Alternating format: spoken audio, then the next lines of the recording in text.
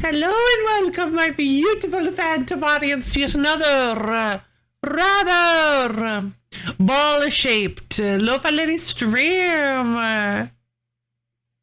Hello. Whoa. Hello, everybody. Boy, Babia, thank you for the almond contribution to the wheel stream.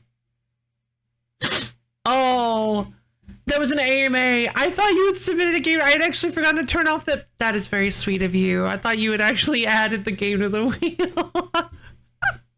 Guess I'm going to add the wheel today. It is an IRL sport with many balls. Metroid Prime Federation Force. Joyous day. Joyous day. Nope. Yeah, no, I didn't figure. Pinball? Golf?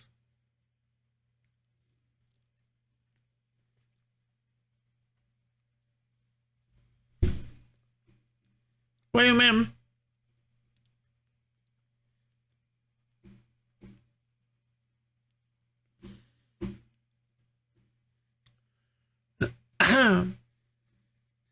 May you add World Snooker Championship 2007 for PS3. Use L2 for precise controls, even in contact selection menu to the circle button to the wheel.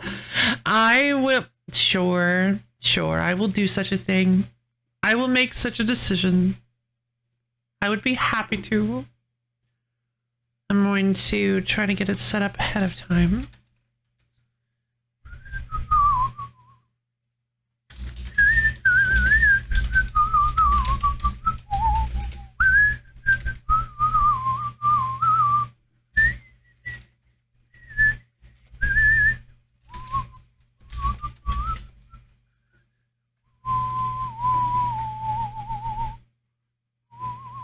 Read a pretty engaging article at Snooker today at the library. Was like, why not try the game? It's very, very painful. The article even said that it is torture unless you were god at it. Delightful. Yeah, I always thought snooker was really weird looking. I'm like, I know how to play pool. And then I look at a snooker table and it's nothing but red balls, I think. It's just like, all the balls are the same color and I'm just like, I don't know how to feel about this.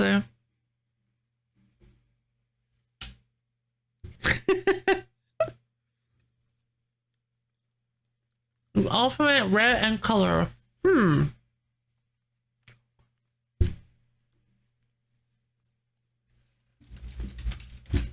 Snooker. Oh, so they're not all that. Oh, I see. There are a few colors in the D zone. And the table is gigantic. Yeah.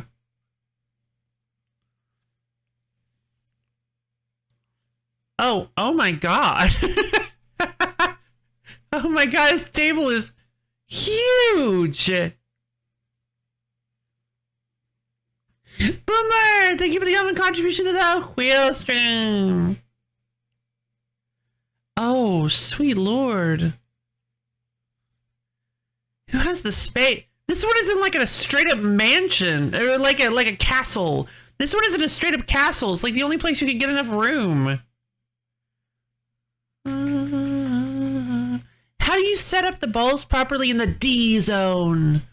Like, how do you know? Do you use like a little measuring stick thing or? Oh wait, I guess when you're setting up for pool, you kind of just approximate the. Well, no, hold on. Isn't there a dot that you use on the? Or maybe not. I don't recall. It's been a long time since I played pool. Posting game. Oh, whoops. Sorry. You did say something about Romancing Saga. Remake good? Wonderful. The Switch, Minstrel Song. Boop. Hey, Solaric Time, what's up? ROM Saga 2 Remake is already designed, assuming you're using special attacks a lot so far. So,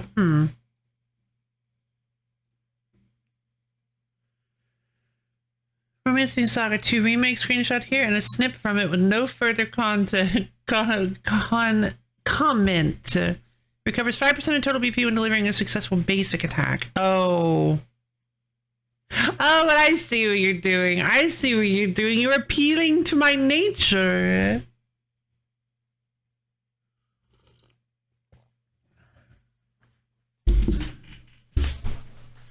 And where can you start that up? Oh, wonderful. Well, I'm glad you stopped by. How are you doing today? I know if they're very far away, people use two sticks. What do you mean? They like tape them together? That sounds silly. That guy looks like a gender bend. What? Oh. What? Not at all.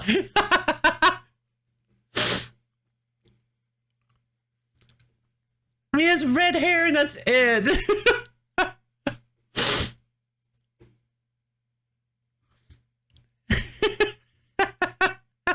It's not even like the right shade of red. It's more pink. It's closer to pink than my hair is. Walrus. This guy's name is Walrus. Yeah. That's awesome. And the color scheme? Yeah, I guess because he's got some teals. Well, that's like straight up your color. That's that blue, that like faded blue, that's straight up your color. Get a red circle on my forehead. No. Well, how do you know I don't already have one? He wouldn't be able to see it through my bangs. The big one? I feel like that would be a little bit culturally insensitive. Yeah, I gotta go. Hope you'll have a you too, Solar Chan. Have a nice day. Girl freelance mages dress like steampunky Victorian ladies and also unlock a different BP regenerability. Okay, well maybe I could be like a girl freelance mage then.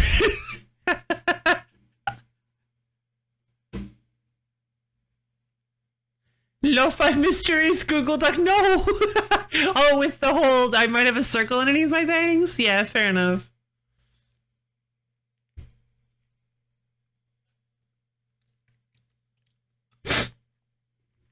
Honestly?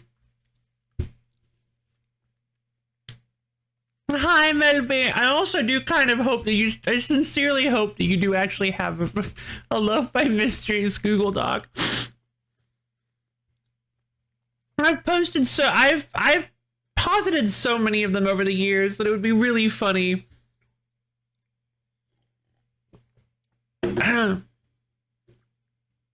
If there really was just a LoFi Mysteries Google Doc. Oh man. But yeah, snooker tables, massive, absolutely massive. Feel very like golf course levels of unneededly massive. But anyway, let us get started on, let us put that aside for now and get us started on the Metroids. Do-dum-dum-do-dum. Ba-ba-ba-ba-ba-ba. Guess we'll find out if you land on it. Yeah. I suppose we will.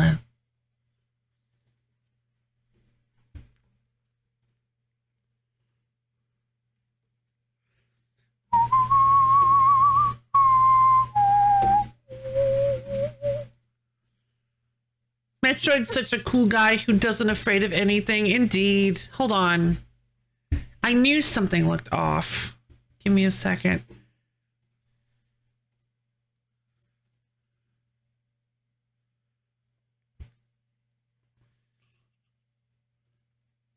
Yeah, sorry about that.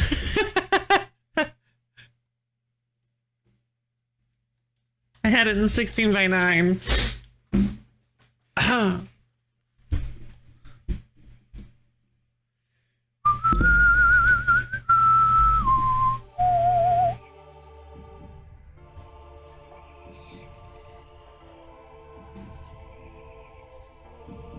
can barely hear it.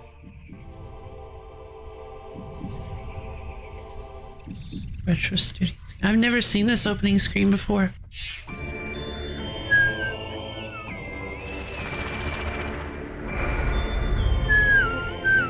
Ooh, it's really cool. See, I've only ever played Metroid Prime 2 on the, Oh no, we can't get any spoilers!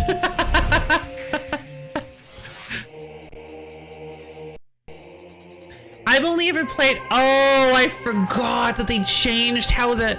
Oh god, I forgot that they changed how everything worked. They added in this weird gyroscopic little pinpoint system instead of just a regular old menu. 2 is my fave prime number. It's a pretty good prime number, but I think 17 is also a pretty good one. Menu rotate, indeed. And 4 is my fave non-prime number. I love that it's the first non-prime number. It's crazy the first 3 spots are all prime. Makes the most super special ordinary number of all. Neato. I definitely forgot how counting works because I was fully prepared for the fancy Prime 4 graphics to appear on stream. On screen. Yeah, it's not. Sorry. Although I will say, is it gonna get any wider, or is this how wide it's just gonna be?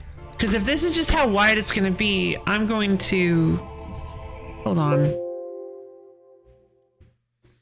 I feel like maybe if I restart it now that's in 4:3... Oh no, I see what's going on.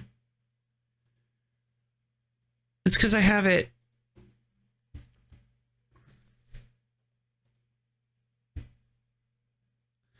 Multiple Metroid emoji, but the subscription. Oh no, I'm so sorry.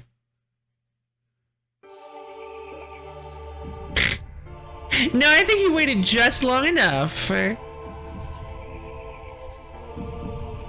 Okay, hold on, because... Okay, I think what we're gonna do then... I don't think these... Listen, I can always fix it if it was a mistake. I don't think these sidebar things are gonna be an issue, so we're going to... What? Why is there like a bit above... Eh?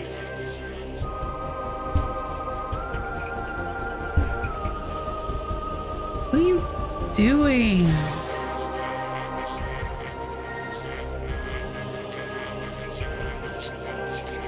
There's like a little bit above on the top that I can't get rid of. Oh, my eyes are a little blurry. Ah, no, there isn't. I'm just not seeing the...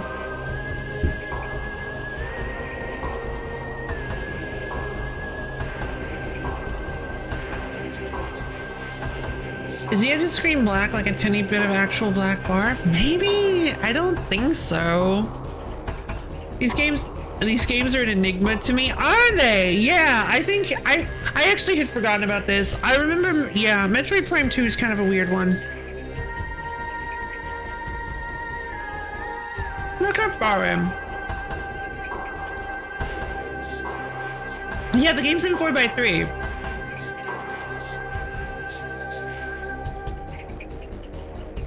At least it should be. Although if you want, I can change it to 16:9 so that we can have the truly most cursed experience. Well, I guess I didn't really make it that bad. Because I've already cut off most of it. Chonky Metroid. This is what it's supposed to look like. This is what gaming should look like. On a delightful CRTV.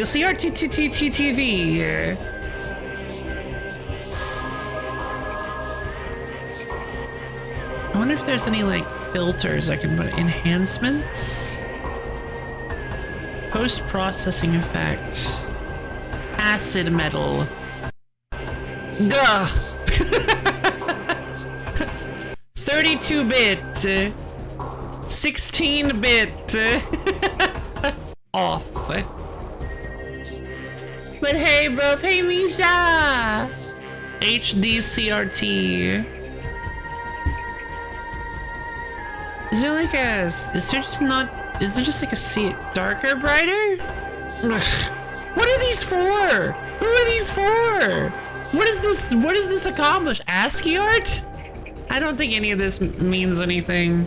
These are just filters. These are just Instagram filters. Emboss. Ooh!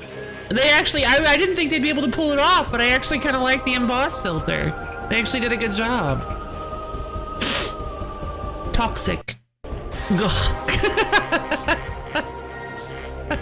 These are pretty good.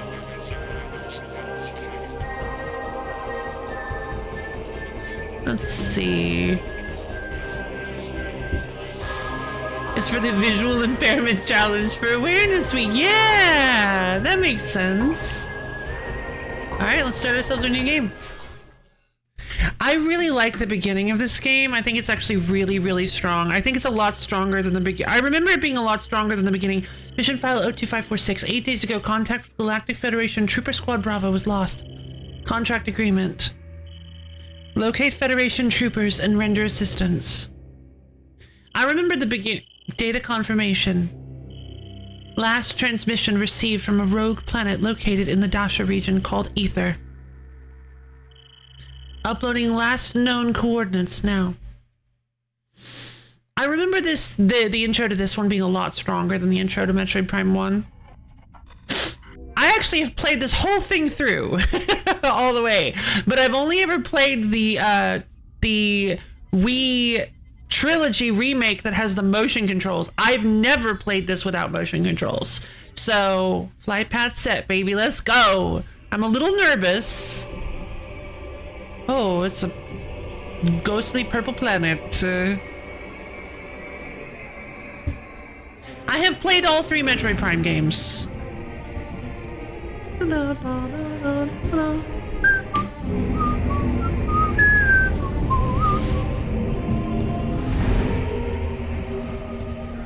Purple lightning.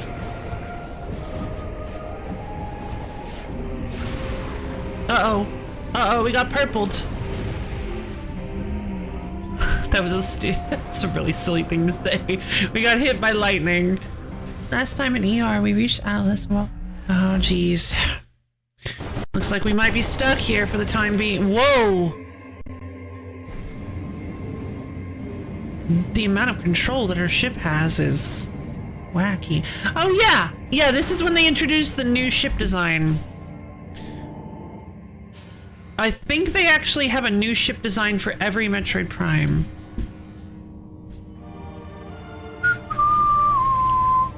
Here we go! It's Samus! Bonk. Alright, Samus, let's do this.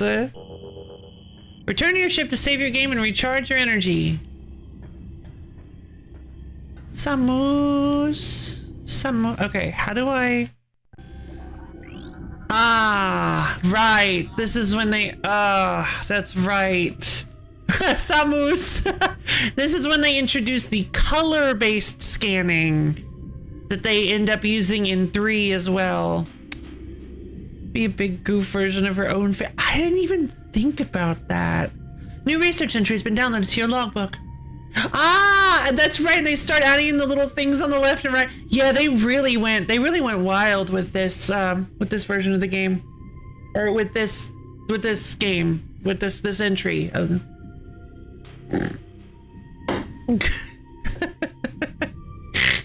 Starship Hunter class gunship. Vessel registered to Samus Aran. Your ship has been damaged. Auto repair function initiated. You can return to your ship to recharge energy, reload weapons, and save progress in the game. I'm psyched for the Metroid game where Samus finally dusts off all the gravity suits. She just leaves at home to make the gravity ultra mech.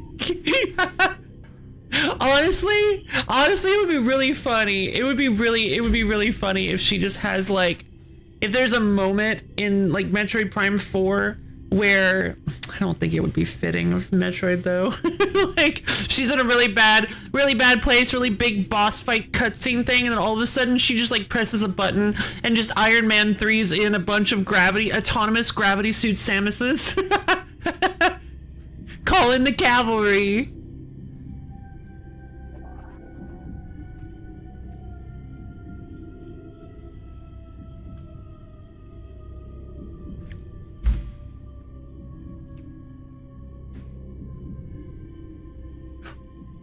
And they just start punching the thing. They don't even use the beam cannon. I'm just imagining a Power Ranger style gravity mech. The other suit's got a couple of Metroids and Ridley piloting them. Samus doesn't have any friends to man them. That's true. And Kraid is in like the legs or something. Press and hold L to lock onto a target.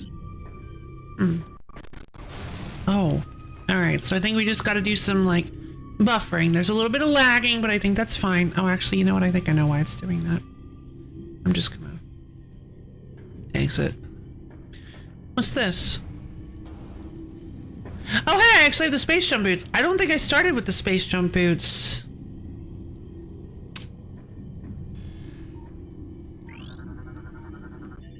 Object scan complete. Statue houses a power grid, motivator unit, and an energy projection array. All systems are offline due to age or structural damage. I do actually, as much as I really like the squares from the first game, I do say that I will say that colors are actually a really, really helpful indicator that lets you at a glance your way into scanning stuff. Object scan complete. Statue's motivator unit is functional but requires power to operate. The power beam can't energize the statue. Seek an alternate energy source. Just a massive, oversized leg to fit Kraid. Ridley's isn't any bigger. He's just squeezing it real tight.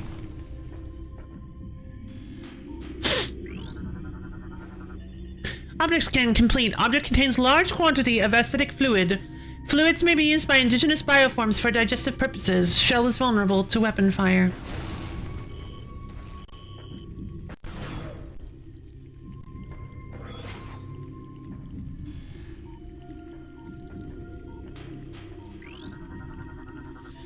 Scan complete. This is a powered door system. Low-level energy shield on door to prevent activation by local creatures. Weapon fire of any type will disrupt the shield and open the door. It is some pretty wiggly grass. I do love me some wiggly grass. I'm not gonna lie. This is some pretty good wiggly grass. And look at how excited they get when you get close. Some good wiggly grass. This is the magma. So it wasn't your... No, that was me. That was me. Here we go. What's over here? Oh! Oh, that's so cool. She automatically looks down for... I did not remember that. Oh, of course I wouldn't, because there's no way I would have done that for the motion controls. Oh, this is going to be an experience, isn't it? Wow, they really upped their game on this one. The first Metroid Prime was already incredible, but this one seems to be, like, really good. Just right off the bat, like lots of really cool little quality of life things. Unable to interface with door control system. Cannot translate alien text. To access door controls, you will need to update your translator files. Right, this. I do not remember how common of a feature this is. Whoosh, down we go. Here we go.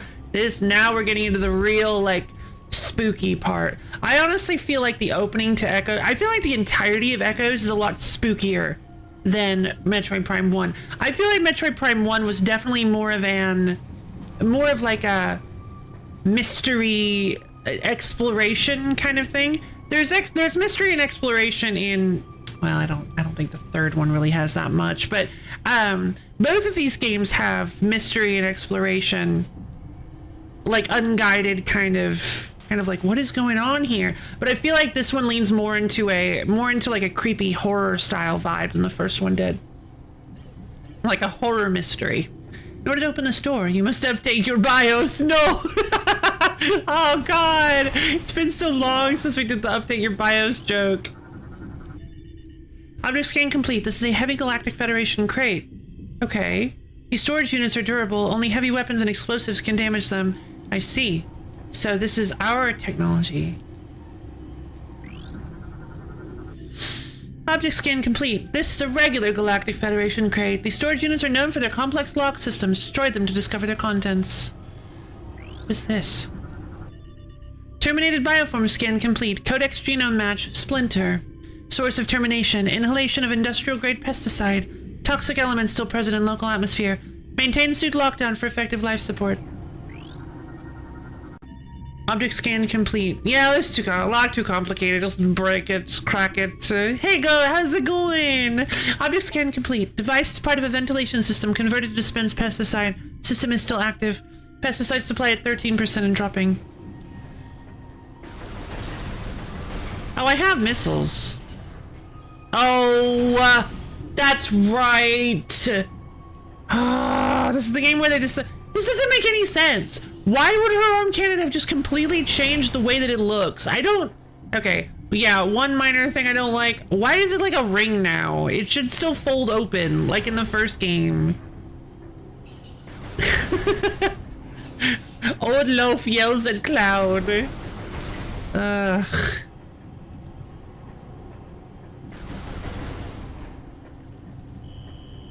I recall liking Echoes a lot. Yeah, it's a really good game. It's a really good game.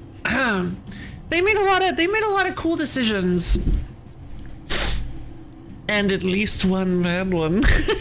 it's honestly just a very me aesthetic. It's a different kind of missile, so the arm cannon looks different while firing it.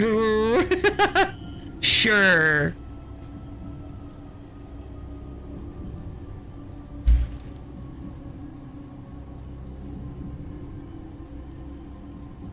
Oh, the relic hunt is a lot in this one. Oh, really?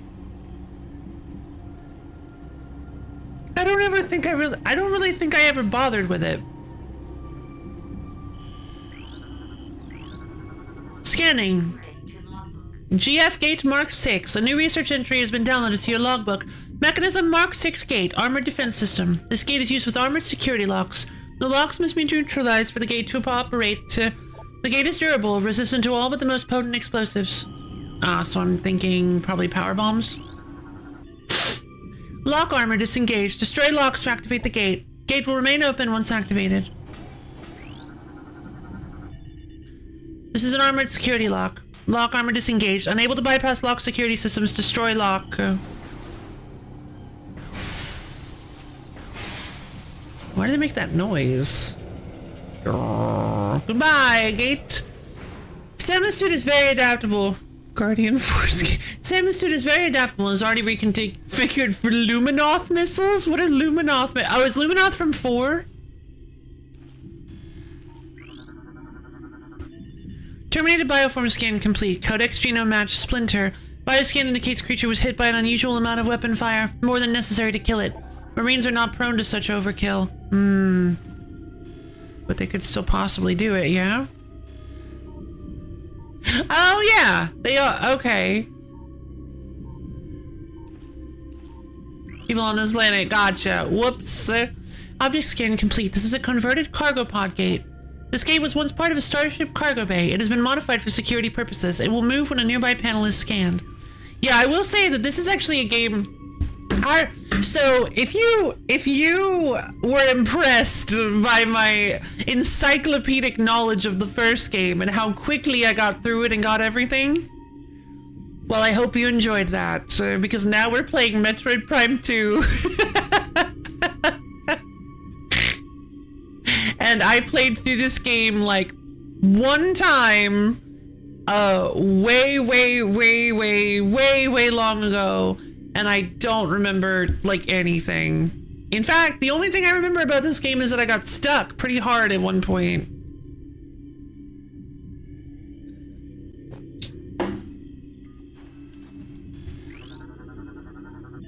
Security panel online. Gate control system restored. Moving gate to open position. Ooh. Well, that seems a little... I guess that's kind of utilitarian. Seems kind of simple, but... Map! Map station. Step in a hologram and update. Oh, it's not a research thing? Thankfully, streamers are famous for never getting stuck on anything, so there's no... especially not this one. Beep, boop, boop. Boop, beep. Beep. Beep. Game over sequence because it was in my memory. Oh, really? You've downloaded the map for this area. Press Z to access the map. When you're finished, press Z again to resume play. I feel like we've talked about it. I just don't remember. Alright. Hive access tunnel.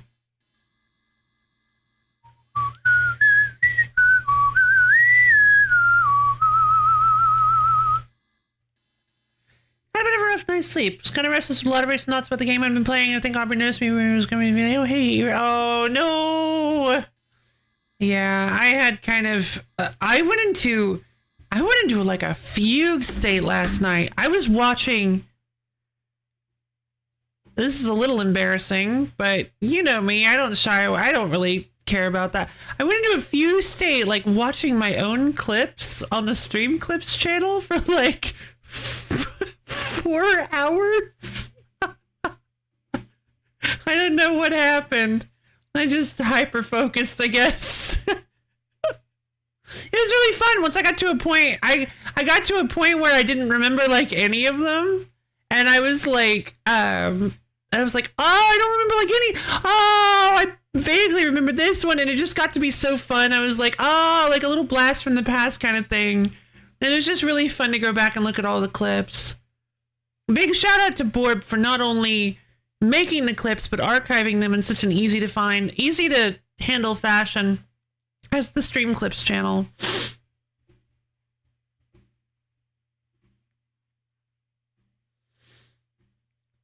Honestly, there are a few videos on my YouTube that I just watch pretty often, so no, yeah, like it can be kind of fun because the mindset I get into when streaming is, and I think this is pretty common. You get into kind of like a stream of consciousness. It's easy to get into like a stream of consciousness flow state when streaming or making videos, and then you kind of just forget everything that happened after the fact. So going back and watching the video, you're just like, oh my god, I said that. Oh, that was so funny. I genuinely laughed. I almost laughed. One of them, I don't remember which one it was, but I laughed so hard I almost got sick. I almost made myself sick. I was like, oh my god. I can't believe it. It feels a little when I'm doing it, I'm like, is this like narcissism? But no, I'm in a vacuum. I'm just genuinely very funny to myself.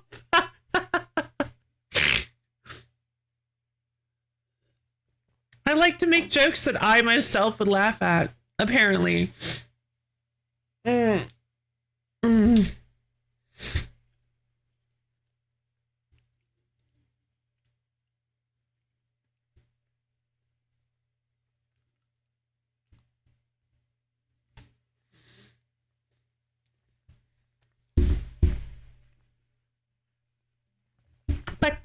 Bite. Thank you. Man.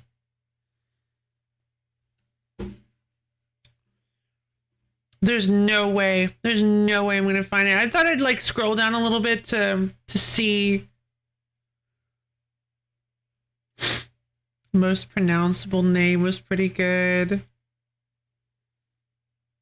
Cold fishing. Oh, I think it was cold fishing jump scare was one of them. And during Sea Fantasy, I ended up pulling up a little guy that was like and this like big eel guy where he's like, it's right in front of the bar, and I'm just like, get out of here. Like, what are you doing here? Oh, it was really funny because I had actually forgotten about that guy.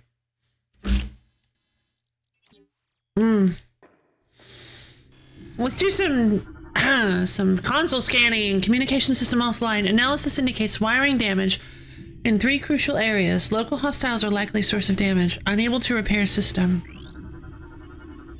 Security gate report. All gates remain intact. Several gates have taken considerable damage from hostile forces. Repeated assaults may lead to a gate breach in chambers A and C. Yeah, that one! Ventilation system convert. How did you do that? Ventilation system conversion complete. Dispensing of pesticide has commenced. Pesticide is proving effective. Hostile forces decreasing in number, though still at critical levels. You don't have to share your secrets. Casualty reports. Sector A. 3 troopers lost. They were unable to open gate A1 when a gas trap was engaged and could not escape to safety. God, that's really sad. Lock malfunction is to blame. That's so survival horror, by the way. Yeah, but how do you... I've tried using text search and it doesn't... Cold fishing jump scare. What? Wait! That hasn't...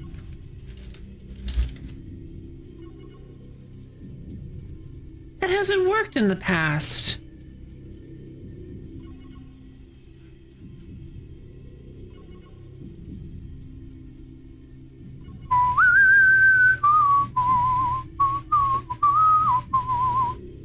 Yeah, it didn't work for a moment to treasure. So do I have to do like the whole thing? Cold fishing. No. Moment to treasure doesn't pull anything up. So is it only like the old ones? Because I know you...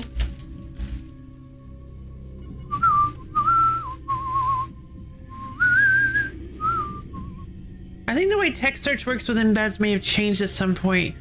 That's so weird, because Loaf wants to fight Bug doesn't come up either.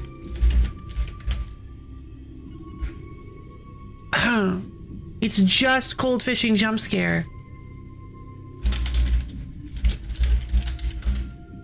Which did you drop works? Weird.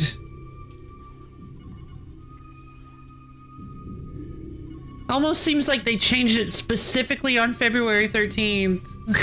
And that's weird.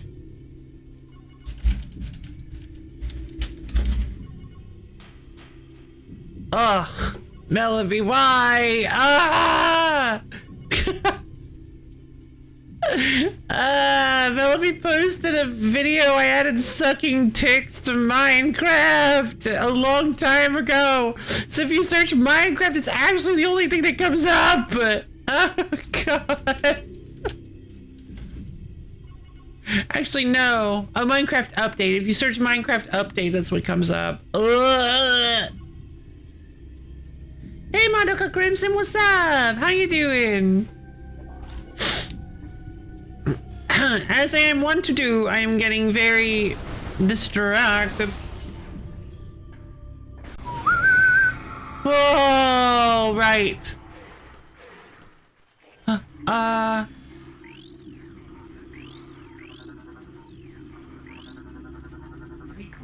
New creature entry.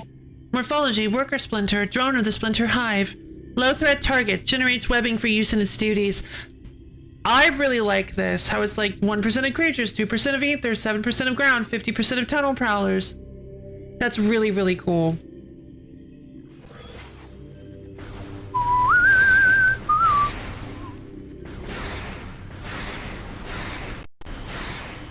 Sometimes you'll need to look around to find targets. Oh god, they've just been strung up. Terminated bioform scan complete. Codex genome match. Standard human. Cause of death difficult to determine. Digestive fluid present within armor. Subject is being broken down into simpler matter for consumption by local predators. Terminated bioform scan complete. Standard human. Source of fatal wounds. Galactic Federation assault weapon. Trooper was in all likelihood killed by friendly fire. Whether it was an accident or not remains to be seen. Oh, God.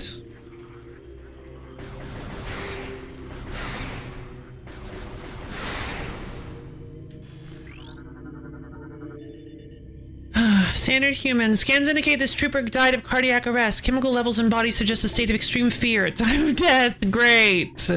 But yeah, this is kind of what I'm talking about, where like you walk in and jump scares you with hanging bodies. I think they leaned much more into this survival horror aspect of this game. Terminated bioform scan complete. Standard human. Scans detect extremely high levels of an unknown toxin in target's body. Numerous micropunctures in armor and body trace elements of toxin around these areas. Splurp. Rest in peace, guys.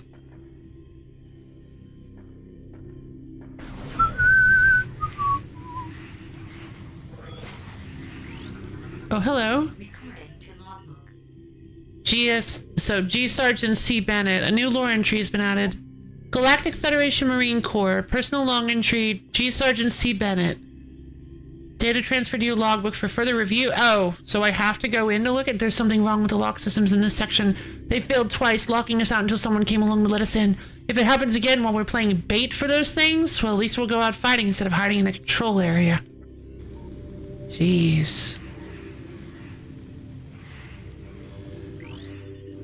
Converted cargo pod. Gate. Okay. Press X to turn into morph ball. What is this? Security panel offline. Unable to access gate controls. Restore power to the system to operate it.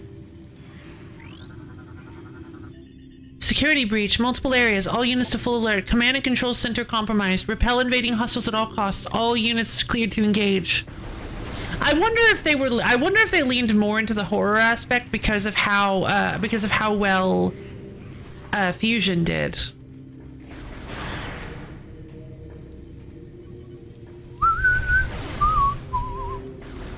Because Fusion was released around the same time as Metroid Prime. That's why they had like a connective aspect where you could get the Fusion suit in Prime if you connected your Fusion to Prime. Oh yeah, I have the charge beam, of course.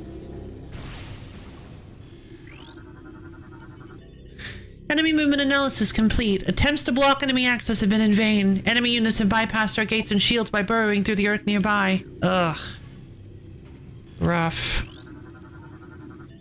Bioscan complete. Galactic Federation Trooper. 0 life signs. Trooper's armor computer heavily damaged. Unable to recover log entries. Something happened here. That's Metroid Prime too. Hey, virals. Imagine getting multiple Metroid games at the same time. The past didn't know how good it had. Yeah, right? No joke.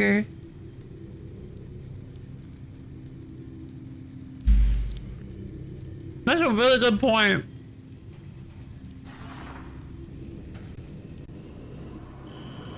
Some objects can be destroyed by bomba. Press A to drop bomba. Nah. Hey! Hey, hey, hey, hey, hey! Quit it. Jeez, there's just nobody alive here. Everybody's dead! Splinter. Targets were terminated by a variety of trooper weapons. Unknown biochemical residue present on several exoskeletons. Further research recommended. Is it phase-on? Probably not. It's biochemical. Plus, we took care of the phase-on in the first game. Terminated bioform scan complete. Codex genome match Splinter. Source of termination, blunt trauma to critical areas. Evidence suggests these bioforms were eliminated in close combat by unarmed troopers. Dang, good job, you guys. Engineering status log, descent reporting. I've installed one of the ship's reserve power cells here. It's holding so far, but too much activity could knock it offline. I hope we don't come to that. 1 game per decade for you, yes. We must ration our Metroid. We only have so much.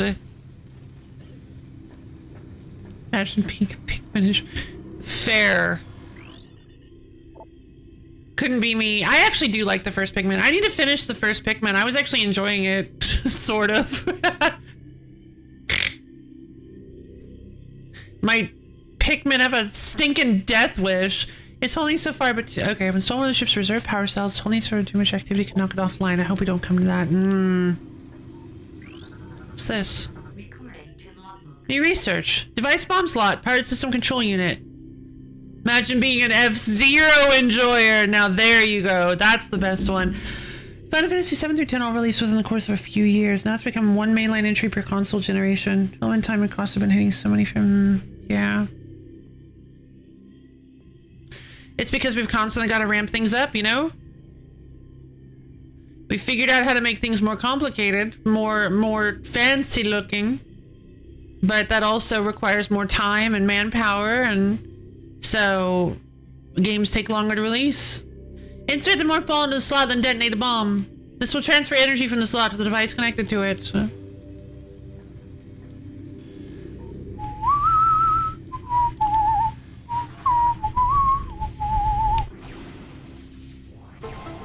Interesting that they actually take this time to also teach you about the bomb jump. Bomb jump. Nope, bomb jump. Power restored to gate system. Uh-oh, here we go. I thought I remembered something like this. Oh no! No, my fallen trooper friends!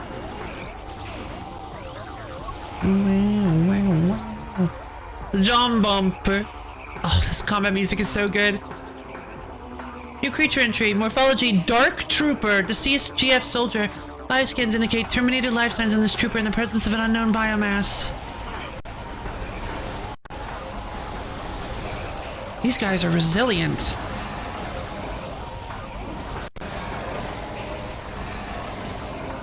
Oh. All right.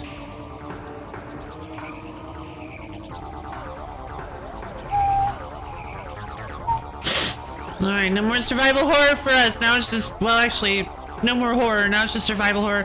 System control unit is offline. Unit is incapable of receiving power, unable to restore control functions. Oh, hey, you actually started with the boost ball. That's cool.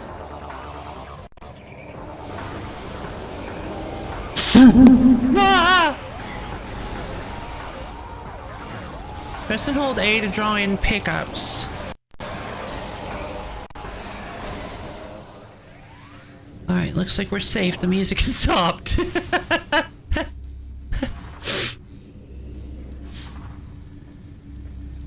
Oh, door lock. Door system access denied. Unable to bypass security codes. Seek an alternate exit. Security panel online. Gate control system restored. Moving gate to open position. Oh! They're already resurrected. Gotta make sure I'm not missing, like, a special Dark Trooper.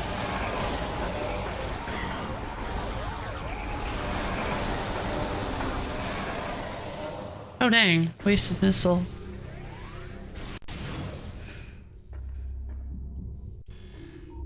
Always pop your scan visor first thing. You never know what could be waiting for you.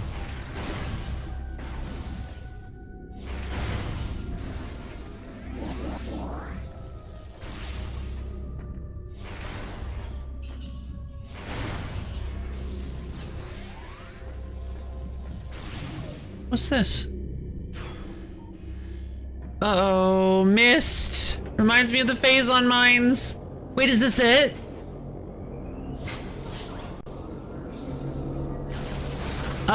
What? What? What is this? Is that me? But that couldn't possibly be me. I'm me. Scan complete. Unknown dimensional anomaly. The anomaly seems to be a dimensional rift. Target destination unknown. Bioscan complete. Unknown bioform. 0 life signs. Cause of death. Cardiac arrest due to electrocution. Subject was ensnared in a network of live wires leading from an active power core. Alright, well, let's follow Dark Me. I'm me. Wow, wow! And what was that on her shoulders? It looked blue, almost as if... No. No, it couldn't be. That would be ridiculous. Uh-oh. What? Phazon?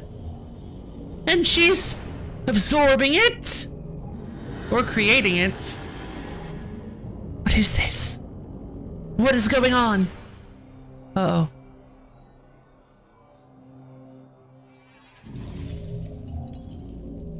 She's blue now, but no! I will leave you to your fate. Oh no, she's on! Oh god, oh god! Just escape through the portal, Samus! Gah, gah. I'm weakened! What is happening? What? Dog pile! Unsuccessful dog pile! I got damaged by normal enemies. Ugh. Hopefully that didn't cause any problems. Why does her armor look all, like, dusty and... Well, I seem to be fine. Thank goodness I'm totally fine. Thank goodness nothing happened to me. Cause a Battlesuit version SA-1446B and 6B alert. You're stolen by unknown creatures. Space jump thrusters offline. Grapple beam launcher offline. Hey, I needed that. Morph power boost unit offline. Power bomb generator offline. 2003 fair. Missile launcher offline. Morph ball bomb module offline. Ugh. Here we go again. All remaining systems online and active. Wait, so I still have the charge beam? Oh, cool. And I still have the Variety suit, I noticed. I didn't get downgraded to the normal power suit. Very interesting. I'm blue, double deceit. Now it's stuck in my head. How dare you? Smoothie dispenser offline. No! Not the smoothie dispenser! Do you understand how hard it was for me to find that? Oh, God. Like catching a pop-up. Ugh. Object analysis complete. Tunnel cap is composed of telluric alloy. Combat damage is deep. Stabilize the cap considerably.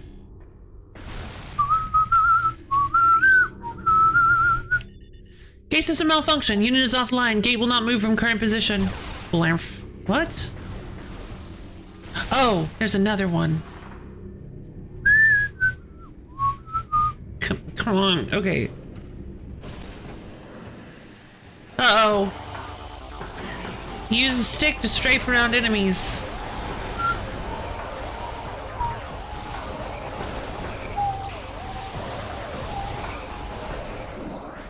That's fine. Metroid plushie off. No! My plushie! By the way, how you doing, Virals? It's great to see you. How have you been? How have things been? No, my Metroid, my comfort Metroid plushie.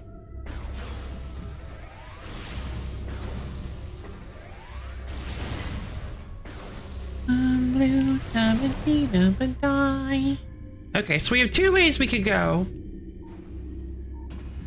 Thankfully, I can see this one leads to a save station. Save station! Step into these stations to save your game and fully restore your energy. Bwah, bwah, bwah, bwah, bwah, bwah. And the game has been saved.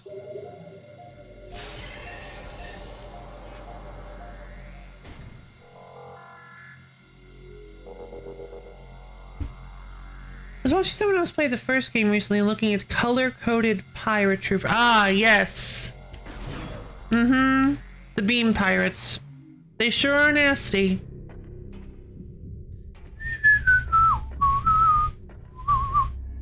This is closed. Ah, gotcha. And I don't think there's any way to open it.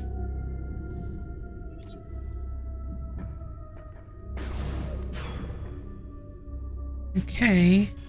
What's all this then? Looks like an elevator. Power relays connected. Elevator unit online. Step into the hologram to activate the elevator.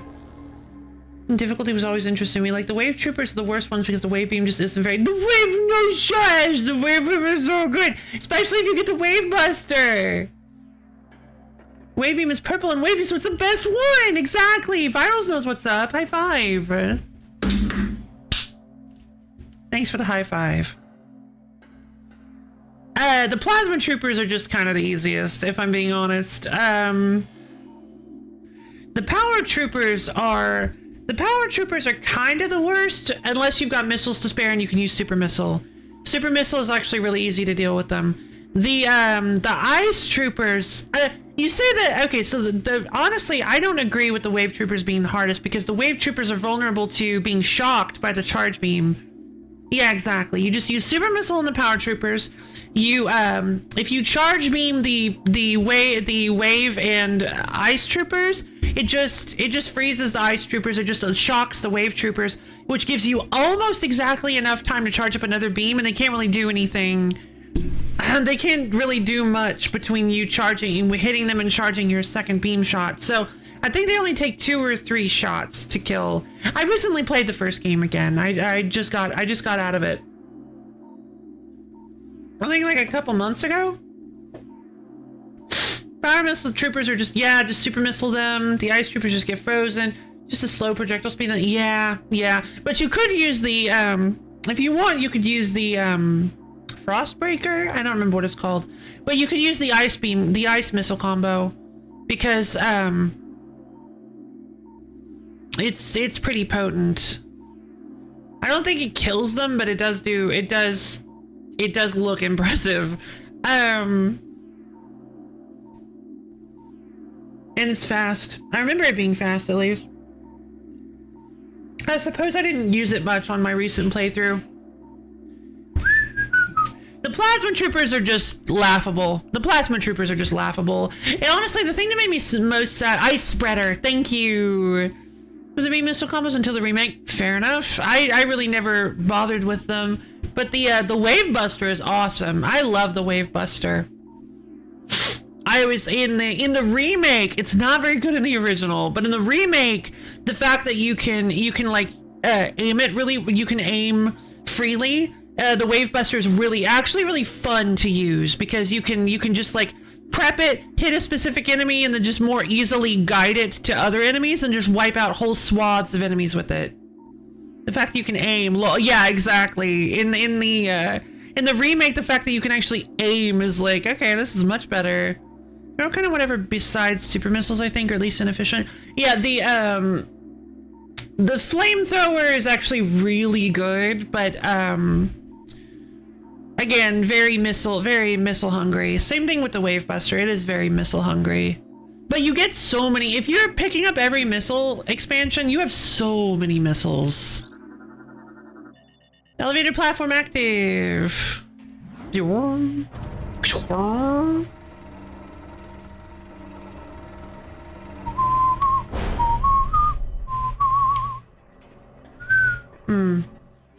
We meet again, translator wall.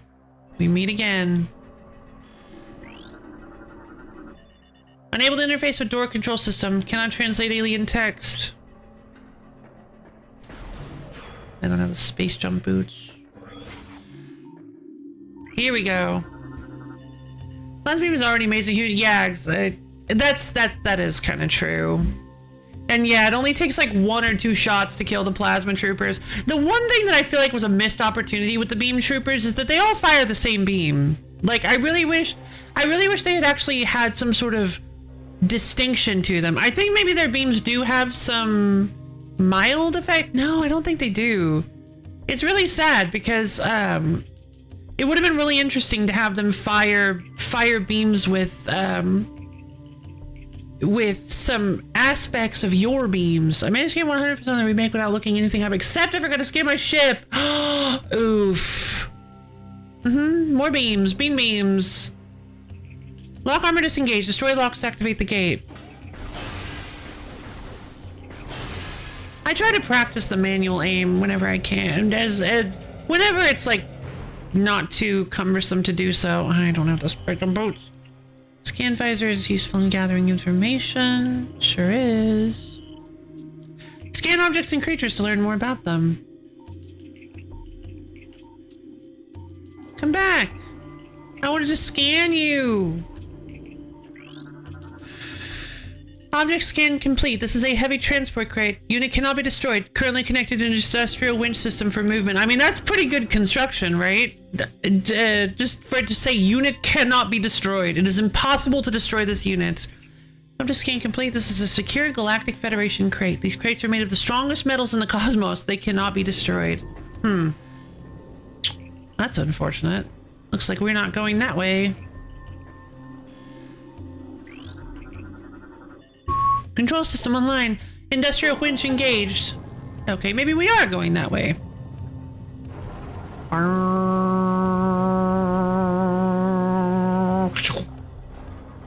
Ching.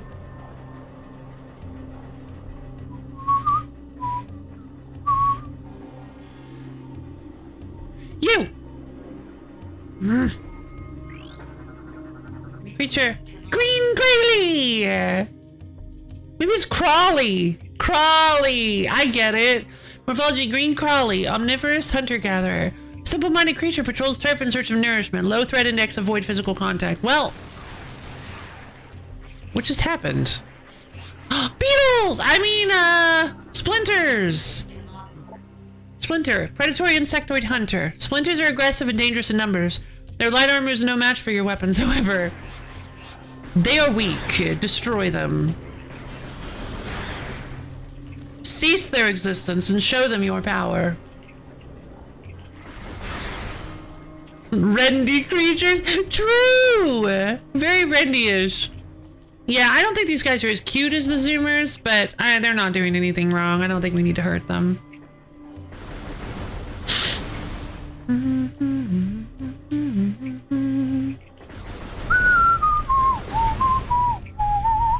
Yeah, I feel like the first one is like an I feel like the first game is kind of what's a good like genre? It's more about okay, so because I feel I'm going to get a little bit haughty. I think the first one is all about like what is going on with this planet. There's like a mystery here. It's kind of cool. Like you're not really sure what's going on. It's just like wait, what is happening? The weather changes? That's kind of rad. Hey Ron, Metroid Prime 2's Echoes is. Oh, that's super cool. I didn't remember that happening. The first one is kind of, there's a mystery and you've got like an empty planet and you're trying to solve it and gather all your stuff back and then you inadvertently save the world. As purple tie, yeah. Wash your clothes. This one is much scarier. This one is much more of a survival horror mystery where like everything is trying to kill you. You are constantly at a major disadvantage. I think the third one is more of an adventure game, which the first one is kind of adventure as well. But like the third one, you've got people talking, directing you. You've got semi-populated environments you're going to. There's a lot more people, and I feel like it's a lot more adventure-y. There are some scary mysteries. There is a little bit of scary, I just remembered. There is some scary mysteries. But I think in general it's a lot more like, whoa, it's adventure. As the Metroid's game, it's pretty good. There was like, here's this whole cast of characters that definitely won't be boss fights later. I didn't know, okay? I actually didn't expect it. I loved my friends. Bridge lock armor disengaged. Destroy locks to lower the bridge. And then there's the fourth one. Ah, we all know that one. Oh, yeah, very, very familiar.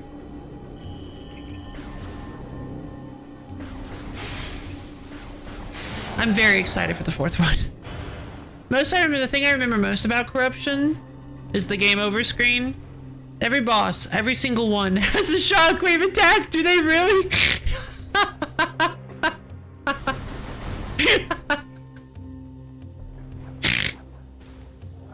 Well, you can guarantee I'm gonna do that thing I do where when I get to the boss, I'm gonna be like, every boss has a shockwave attack, every boss has a shockwave attack. Gotta remember, every boss has a shockwave attack.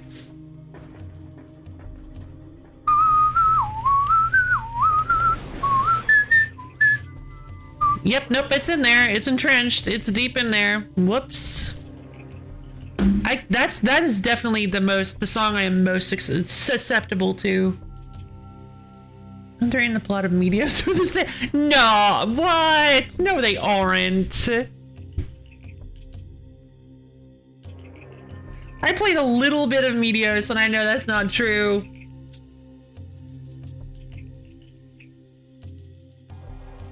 I don't know, a high-tech door into the bone wall.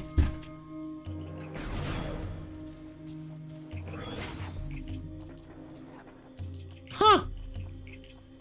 So they did.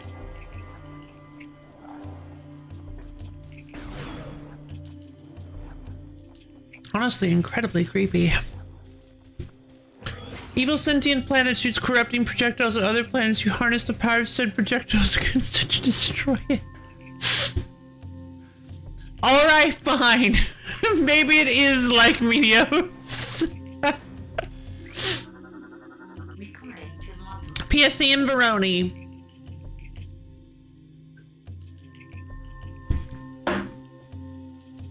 Although I would like if it's also mastery. True.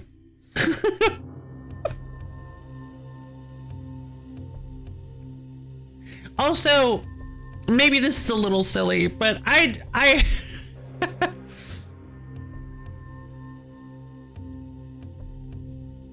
nah, it's fine.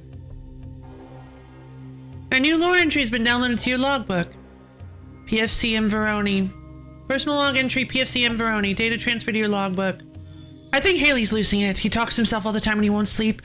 He almost shot me on watch the other night.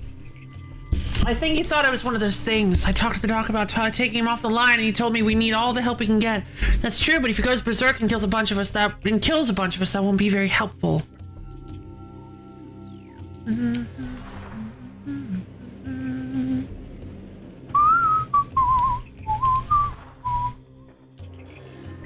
What's this? Object scan complete. Object is composed of nutrient-grade biomatter protected by thick exobarrier and tensile webbing. Possible source of nourishment for local bioforms.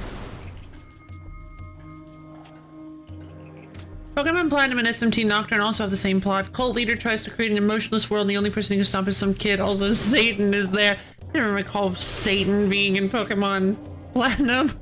Oh, wait, I guess, is that supposed to be Giratina? I had like 400 hours of Medias. I tried playing Medias on stream, but my 100% Temple Browse. Oh, hey! We followed the little case. That's super cute. I like that a lot.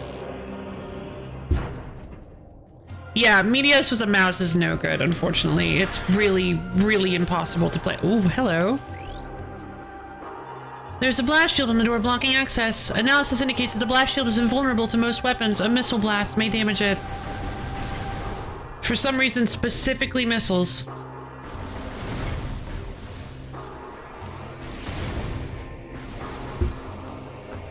Giratina is generally compared to Satan. How strange! I was not aware of this comparison. Uh-oh. Splinters.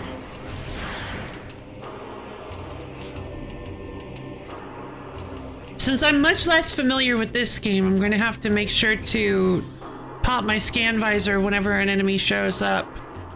It looks even remotely unfamiliar. Even some familiar ones, because Metroid Prime 1 really tricky, really pulled some nasty tricks with the super turrets. I played the Xbox 360 version of Medias one time. Ah, what? Morphology: destroyed splinter cocoon, compromised hibernation structure. This cocoon has been heavily damaged. Only remnants of the cocoon shall remain. Oh, excuse you. Where'd you go? Hey.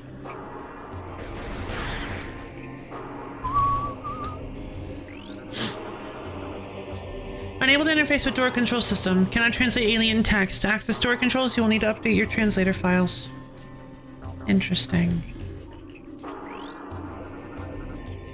Control system online. Industrial winch engaged. Disney version of Medias, later on they let you move blocks sideways. I'm just like, what? No! Oh, it's damaged! That's fine, the cable's frayed. Object scan complete. This is a heavy transport crate. Unit cannot be destroyed. Connection to winch system failing. Cable strength is a critical. Winch system receiving power. Control system active. Unit is in need of maintenance. Several systems are borderline critical. Further operations may lead to system failure. Blammo! Spring! Whoa, I like that. The sideways like in Brain Age, Hotel Dusk, and Planet Puzzle League. Whoa, weird. Uh-oh, here comes the Dark Storm. I wonder if this is gonna have consequences later on. I'm very excited. What is that? Oh, those are different missiles! They're so weird looking! Look at how chunky they are! Oh, they're so stubby! They're Luminoth missiles, I guess. Yeah, right, fair enough. Yeah, missiles only work on specific planets due to atmospheric differences. Samus' arm is adapted to local. Yep, whenever Samus' arm adapts to new missiles, she loses all of her capacity that she built up on the original planet. Her missile capacity is planet specific.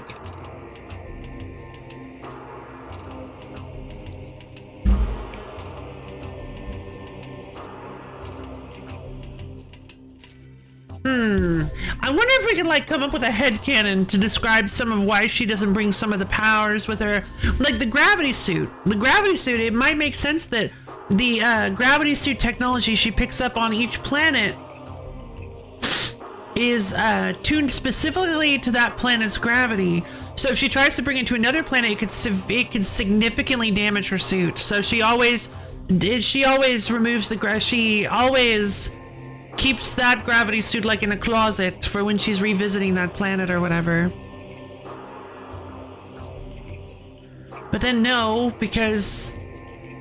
Well, hold on. I don't think she gets the gravity suit in the third game. To be fair, the gravity suit doesn't really do anything with gravity. Yeah, yes it does. It stores data about the local gravity and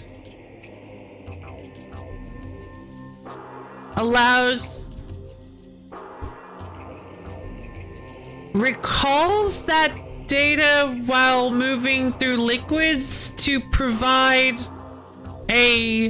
through different viscous fluids and or gases to provide a homogeneous experience of movement. Yeah, I just pulled that out of nowhere. Also, we were talking about the whole the jets thing that might actually be. So I don't think the meant water pressure, but they had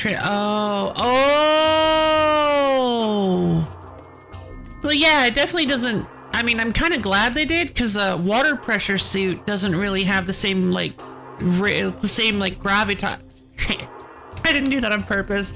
Water pressure suit doesn't have the same gravitas to it that gravity suit does. But maybe it could have been... Oh, it could have been like jet suit. Or... But then that would have made you think you could probably fly. Still a great pun. Thank you. What would be like a good... Let's brainstorm. What would be a good name for the gravity suit other than gravity suit? Like something that reflects more liquid suit? Because we have Varia suit, which is like, it's like a variety of different extreme temperatures. Pressure suit? Pressure suit could be pretty good. I kind of like, yeah. I kind of like pressure suit.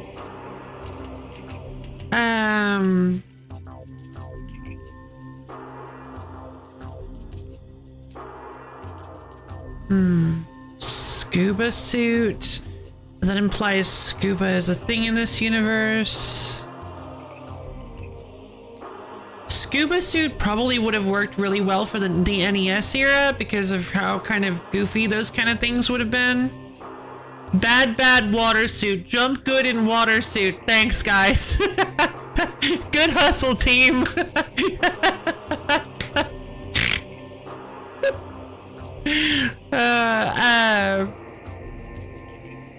The water suit. Or... Oh, the Aquarius suit would be neat. It also makes the water clear somehow, true. Wide hip suit. Since we have the Varia suit, the Aquarius suit actually... Some people pronounce it Varia. So Aquaria would actually be kind of an interesting upgrade. It's an upgrade to the Varia suit, so Aquaria would have worked really well, I think. I like Aquarius suit. Aquarius suit would have been really good.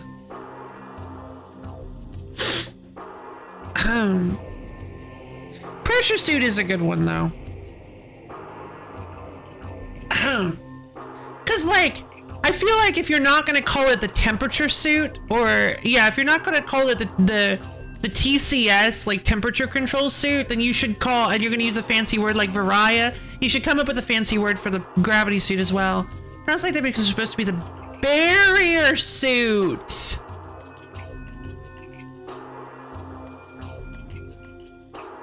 Oh, of course.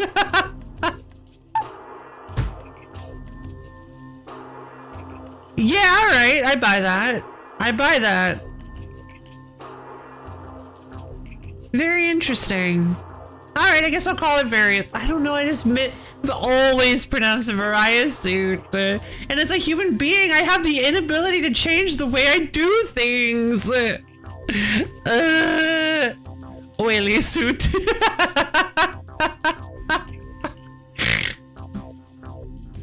Olive oil suit.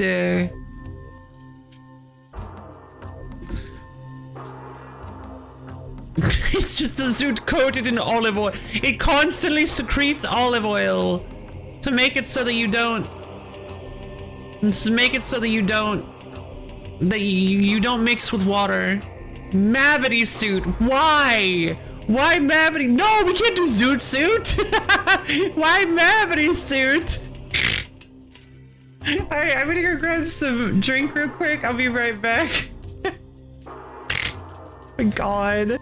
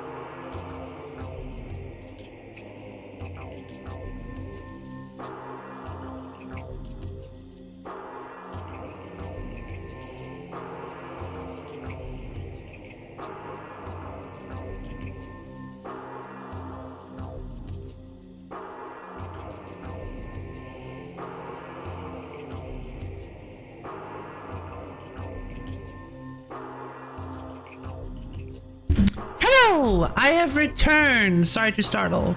How is everyone? Hi. Hello. Hey, come back. It's a Doctor Who reference where history changes so the gravity is named Mavity now? Why? That's such a goofy idea. Hi, love. Hi, come back. Welcome, thank you. So yeah, we got the inventory, we got the morph ball system. God, this is such a weird inventory system. It's kind of cool though, right? Morph ball, morph ball. The morph ball changes your suit into a compact mobile sphere. Press X to enter. Wait, hold on. In the original, in the first one, oh wait, no it wasn't, because there's Samus notes where she talks to herself. Press X to enter morph ball mode. Press X again to leave morph ball mode. Samus's notes. Like the Varia suit, the morph ball is modular. There are several modifications that can be added to improve performance. Wonderful. Armor. Varia suit. The Varia suit is an advanced Kozo exoskeleton modified for use by Samus Aran. Samus's notes. The Varia suit provides life support functions and is well shielded from attack. The modular nature of the Varia suit allows for the addition of weapons, visors, and other gear as needed. Varia suit. Alright. I think I could get used to calling it the Varia suit. The Varia suit shielding loses it because now it just feels weird, right? Now that I know the potential origin of it, various suits. Yeah, now that I know the origin of it, it feels weird to call it the Varia suit. I was like Varia, like variety, but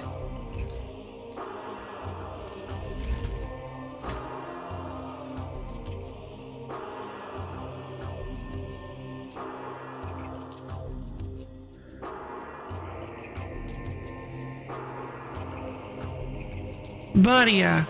Yeah. Badia suits.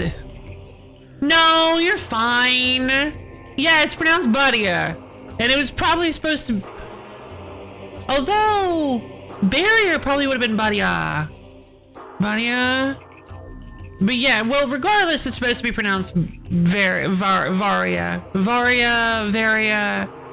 Alternatively referred to as barrier suit and Varia feature is a power suit upgrade. Yeah, alright, I'll call it the darn Varia suit. Cause now I just feel goofy. At first I felt like I was standing my ground, and now I just feel silly. I'm an adult. I know how to accept change. The various suit shielding loses. Whoop. 1, 2, 3. Whoop. My world. This is performance art. Click, click, click, click, click, click. To represent. Ooh, how my world. Click, click, click. Has been turned upside down. I hope you enjoyed my interpretive poetry. Click, click, click, click, click. The various suit shielding loses energy with each hit. Collect energy when possible to keep the shielding charged. Beam weapons. Power beam. The power beam is the default arm cannon. It has the best rate of fire. Press C to select the power beam as your active weapon. Thank you. Thank you. Adults do that? Yeah, I think some do.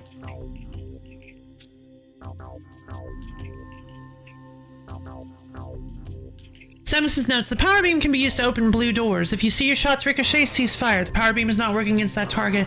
You can use the power beam to quickly clear an area of weak foes.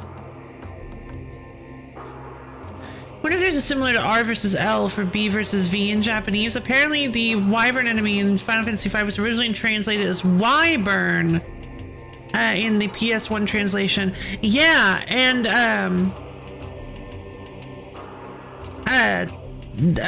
something must have happened in Shining Force Neo as well, because the dragons are called Y-arms.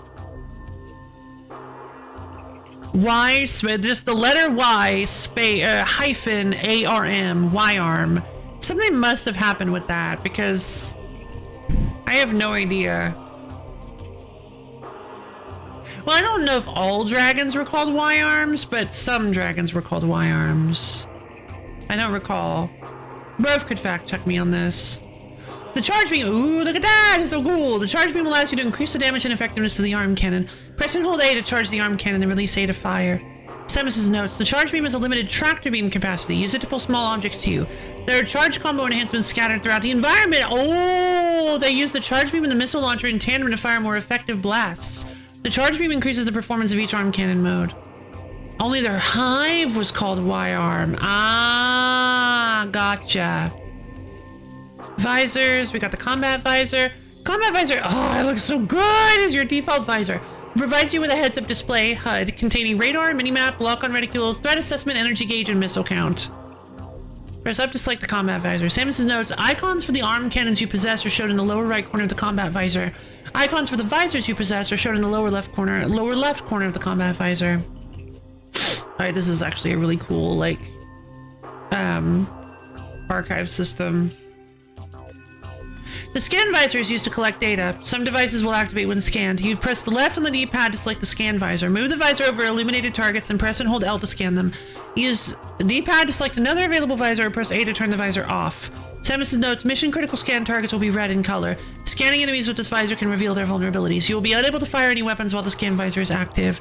Scan data vital to the success of the mission is downloaded and stored in the logbook section of the pause screen. New fantasy creature spotted. Wyvarms, which are wyverns but with 4 limbs and 2 wings. Wait a minute, those are just...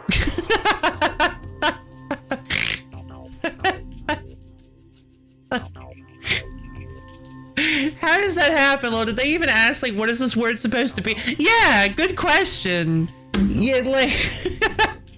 like, what is Y-arm supposed to even represent? I guess because they have, like, wings and they hold them up and they look like a Y while they're standing up? I don't know. Searching why Armed Shining Force just gets posted about that hive, so it probably isn't just a matter of them happening to be called out in the series. Yeah, weird. I would send the pictures of the place I was at today. Hey, Rabbit! The pictures of the place I was at today at the end of the day, only whenever it wouldn't be allowed in the Discord. It was nasty. Let's say I could literally... Oh. God, I am so sorry. You're a major trooper for holding out, though. Good stinking job. Good job, Rabbit. I'm proud of you. Why, dog?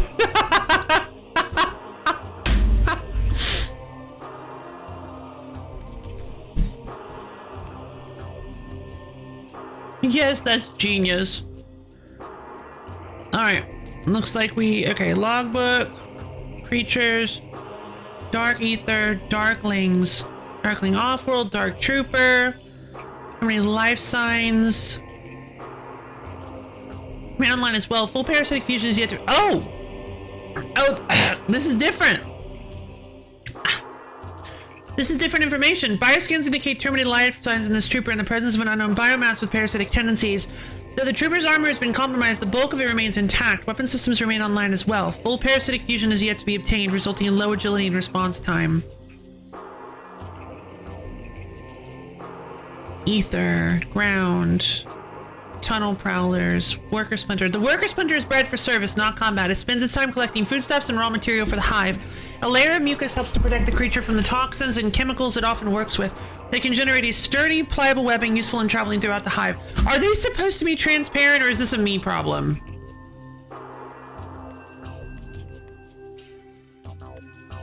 Is this a problem with my 100% totally, completely, fully, absolutely real GameCube, or is this supposed to? Is this what they're supposed to look like? Long hot, yeah, good. Take you a good long hot shower, Rabbit. You've earned it. I think it's just supposed to be like a hologram. Well, they look like this in the actual map as well. This is what they actually look like. Predators, Splinter. Nah, see, okay, yeah, I get, maybe these guys are still at least well, maybe that's just like subsurface scattering or something. When it isn't hunting, a Splinter will secrete a protective cocoon around itself and enter a state of hibernation. Localized seismic disturbances will awaken the Splinter, triggering a state of blood frenzy in the process. While in this state, a Splinter emits honestly, sleeps constantly. Whenever anything gets near, goes into a blood frenzy. Honestly, same. Emits pheromones and trigger frenzy in all nearby Splinters. Disturbing a pack of sleeping Splinters is not advisable. Surface prowlers, green crawly. The cousin of the dimensional shifting crawly. What? Dimensional shifting crawly. The green crawly spends its days roaming in search of food. A genetic defect prevents its back crystal from harnessing energy and opening warp portals. It is doubtful the green crawly misses this ability. Yeah, I don't think it would be able to miss anything. Research, mechanisms, systems, bomb slot. Insert the morph ball into the slot, then detonate a bomb. This will send energy from the slot to the device connected to it. GF security, Mark 6. This gate is used with armored security locks, which must be neutralized to operate the gate. Gate is resistant to all but the most potent explosives. Samus's gunship. Your Hunter class gunship is one of a kind. Its distinct hull lines marking it to friend and foe alike. Custom built for you by the Federated Shipyards at Alias 3. It contains a mobile energy recharge system and microfactories designed to produce ammunition. A sophisticated onboard computer stores mission data collected in the field for future reference. God, it's so cool! Honestly, my favorite feature of 3 is the ship. Is the way they handled the ship. And honestly, my favorite thing in the whole game. I didn't remember to skip my ship. You gotta remember. Mark 7, a new research entry. Mark 7 defense gate, durable Federation barrier. Gate is composed of densium, invulnerable to most weapons, though high yield explosives are effective. What? Why is the Mark 7 more exploitable than the 6 was?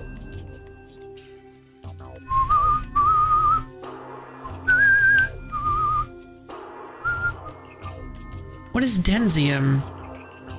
Nothing said that I... Oh, here we go. Gate security protocol initiated. You are cleared to proceed. Some gates will remain locked down to prevent future incursions by hostile forces. Ah. They sealed my... Denzium is used in Game Boys across the galaxy. Ah!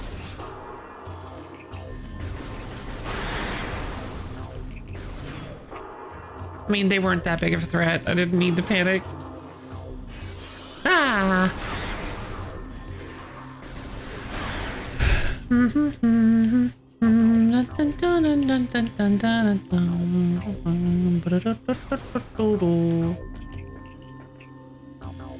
Oh. PFCL Bruta. A new lore entry. Force 2. Galactic Federation Marine Corps. Personal log entry. PFCL Bruta. Date transferred to your logbook for further review. Data. We'll be making our stand here. The engineer tells me there's no way we'll get the ship's engines online, and atmospheric interference is scrambling our distress beacon. If anyone reads this, know that we did our duty and fought well. God. Good job, Bruta. Good job, Private. System activated. Initiated an automated distress signal. Adjusting transmitter for optimum performance. Oh. Dish. Worm. 99%. What scan am I missing? Ah. Awful. That really bites. Yeah, transmission failed due to atmospheric interference. Ah. Yep, just like what Brutus said. Yep, saw that coming. Wait, everybody. Get ready for a fight. What? How can you tell? Strategic waist high cover. Let's see,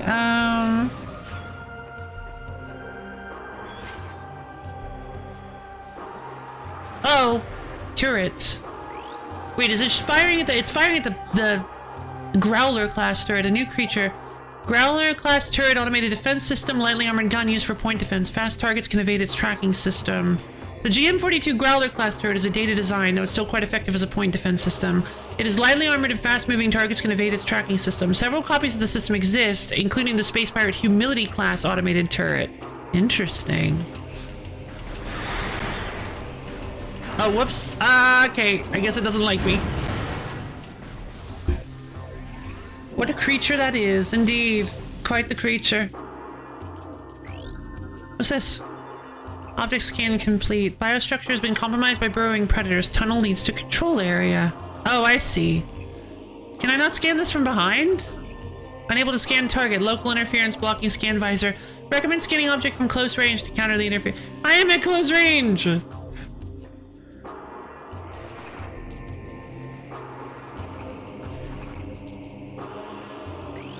Hello. SPC Emang Seth.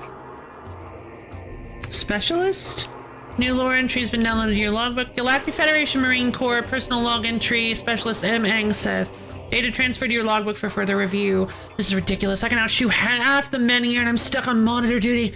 I didn't join up to stare at a hollow screen. This wouldn't happen to Samus Aran. She'd be out here taking care of business, not pushing buttons and sending reports. Oh, thank you.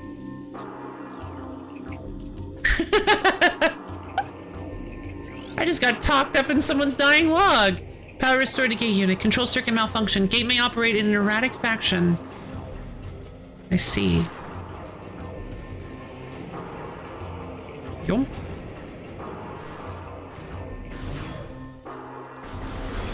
Enemies nearby?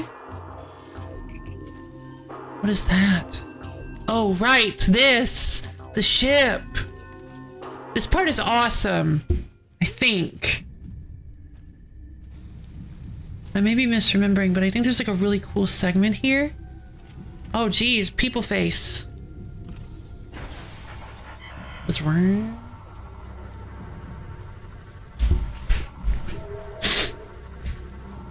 Why does everything have like an interface terminal specifically for Samus's arm cannon? Oh, yeah? Data cycle 0714 final report GFMC Task Force Heracles Exeter. While on patrol in the Dasha system, we engaged an unknown space pirate frigate. The enemy frigate was crippled and it crashed on the planet Ether. Uh-oh, space pirates are here. We followed the pirates, but our ship was damaged by a storm as we entered Ether's atmosphere. Familiar? Cool ship. Oh. Dun dun dun dun. Heavy magnetic activity during the storm disabled our comm systems. Upon landing, we split into 2 units. One to set up an ops base, the other to repair the ship. Each unit was doing fine, no problems. Until they appeared.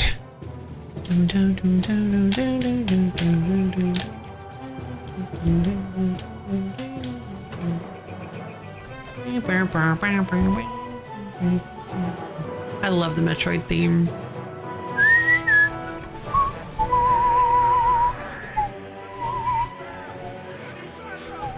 Like, I don't think it's as well known. Oh god, here they come! I don't think it's as well known. It's definitely not as well known as like the Zelda theme or the Mario theme, obviously, like other classic Nintendo themes. But I think that, oh geez, it's like Dark Splinters. But I think no! No! Oh god, it's so scary! Like I said, this is the kind of thing I'm talking about. This game is so like survival horror. They came in numbers.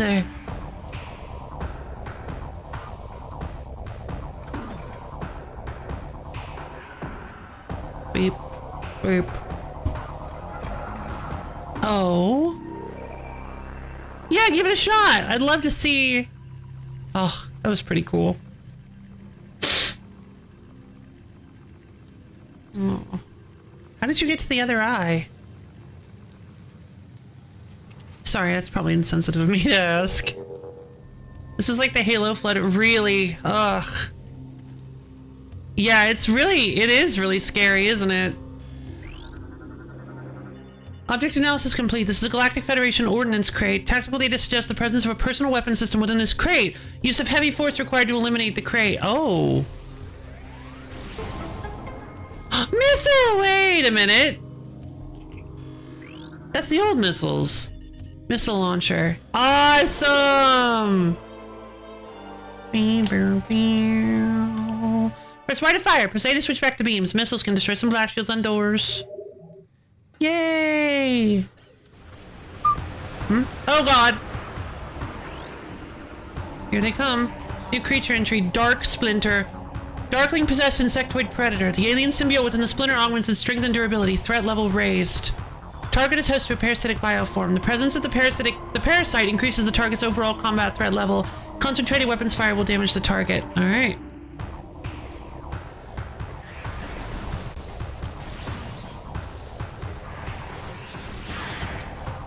Whoops, wrong button. That's fine, I'll remember.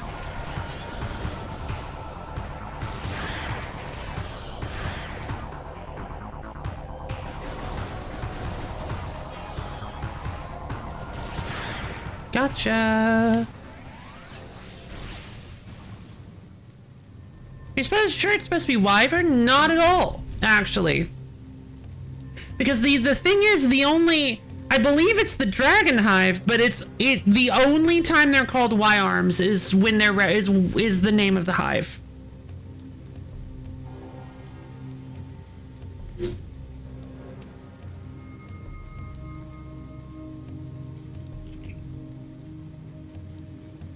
I believe they're not referred to as Y-arms anywhere else, even in the monster entries.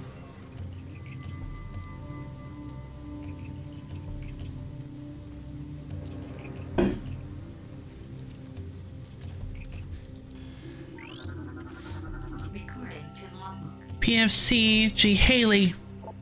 Galactic Federation Marine Corps. Personal long entry. Private First Class G. Haley. Data transfer to your logbook. I hear them. Oh, it's Haley. Right. I think they were saying Haley was the one losing his mind. I hear them everywhere. They're coming. Can't sleep. Ever. They'll eat me. Eat. Creepy. Whoa, is this like Private First Class S. Milligan? Galactic Federation Marine, PFCS Milligan. Data transferred to your logbook. Bruta lost the bat, so he switched watch duty with me. I figured this delay. This section is nice and safe and boring, which suits me just fine. Let those other pugs guard the hot zone. Hold on. Hey! Halt! No! No!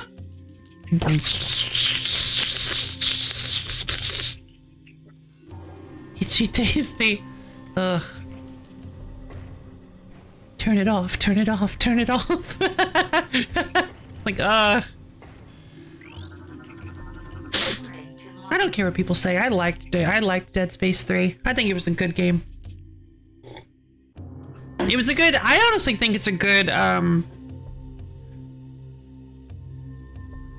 know people complain it's not. I guess maybe it's not as like scary and horrific as the first two. And I think that suits me just fine, because when I played it, it was my first, it was my first horror game ever. I don't play horror games. I didn't play horror games. So it was my first like dedicated, super scary, violent, graphic, awful, scary game. So when I played it, that was my first game. I played it with the lights on. I had a big old bag of gummy worms next to me, sour gummy worms, and I was just like, I can do this. I can do this. I can do this. 1, 2, 3, hop. It is really good. I actually really enjoyed the game. A new lore entry. I played the whole thing. Really? No, I played single player. I didn't have anybody to play with. New lore entry's been downloaded. I tried to play Dead Space 2 once, but the PC version has all these DLC weapons in the shops. I was very yeah, I don't like when they do that. I don't like games that do that, because it's just, for a first time playthrough, it's like, how am I supposed to feel about this? I'm supposed to just intentionally hamstring myself? That doesn't feel good to me. I want to use like the best stuff I have available. It feels strange for me to. You had to be in co-op to go into some. Oh, I got a few extra levels on it. Neat. Yeah, I don't like when games do that, because it's like I do feel like I'm intentionally hamstringing myself by not using the DLC stuff. I'm like, I'm not gonna play this game again. I'm not gonna do like another run and this time use DLC stuff that's like good for a little while, good, like way overpowered for the first part of the game and then falls off very rapidly. Or, in some cases, never falls off. I don't think I have any examples of that though.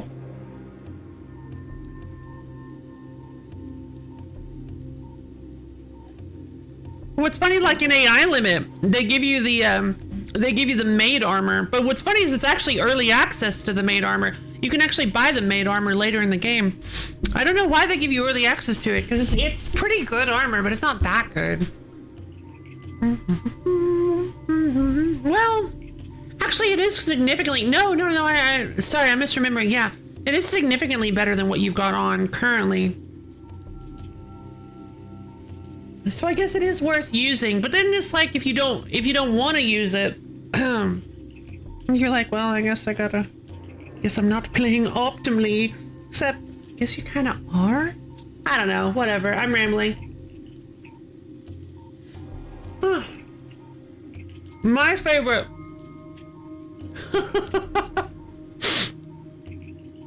My favorite.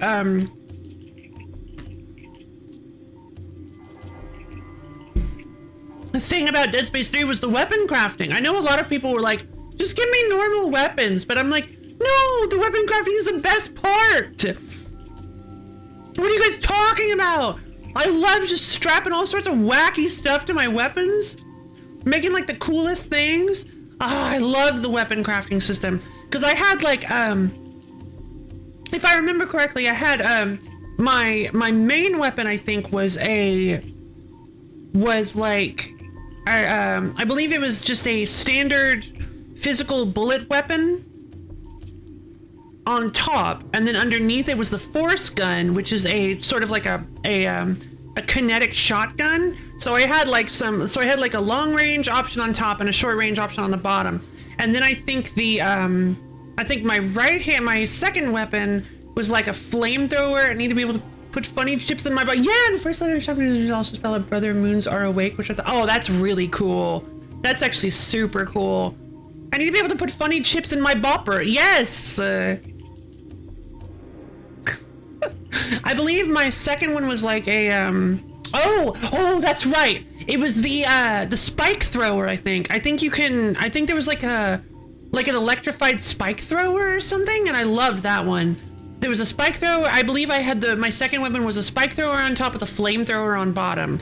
So I tried to make weapons that would work, that had a long range option and a close range option, so that I would be prepared at all times, and give myself a couple of different weapons to use to have fun with. Yeah, they did the Kirby thing. I guess they did. I really, really liked the weapon crafting system. I don't think I ever, or maybe one of them had a line gun on it.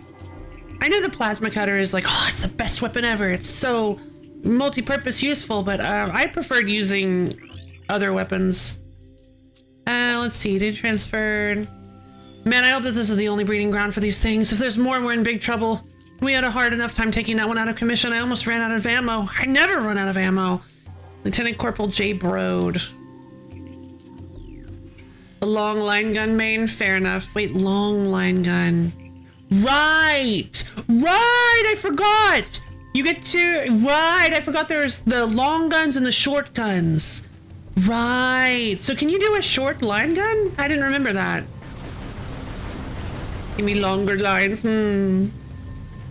Yeah, that's right. That was the other thing I really enjoyed, was that you can get the emitters, basically. You get like the weapon tips, and then depending on which handle you put it in, like either the light weapon, the like, yeah, like a one-handed weapon or a two-handed gun stock thing, short weapon or long weapon, it behaves a bit differently.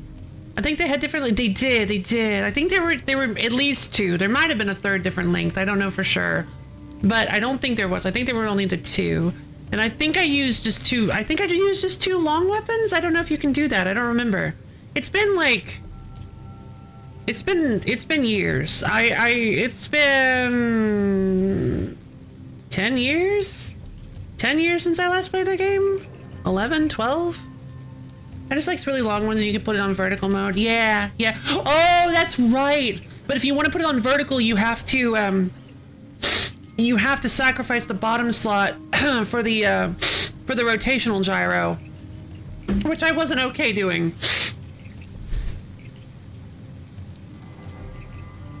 But it was so short it didn't matter. Yeah, fair. I think the vertical mode mattered. It was fun. It was fun doing the little swappy thing to cut off like arms and arm stuff vertically.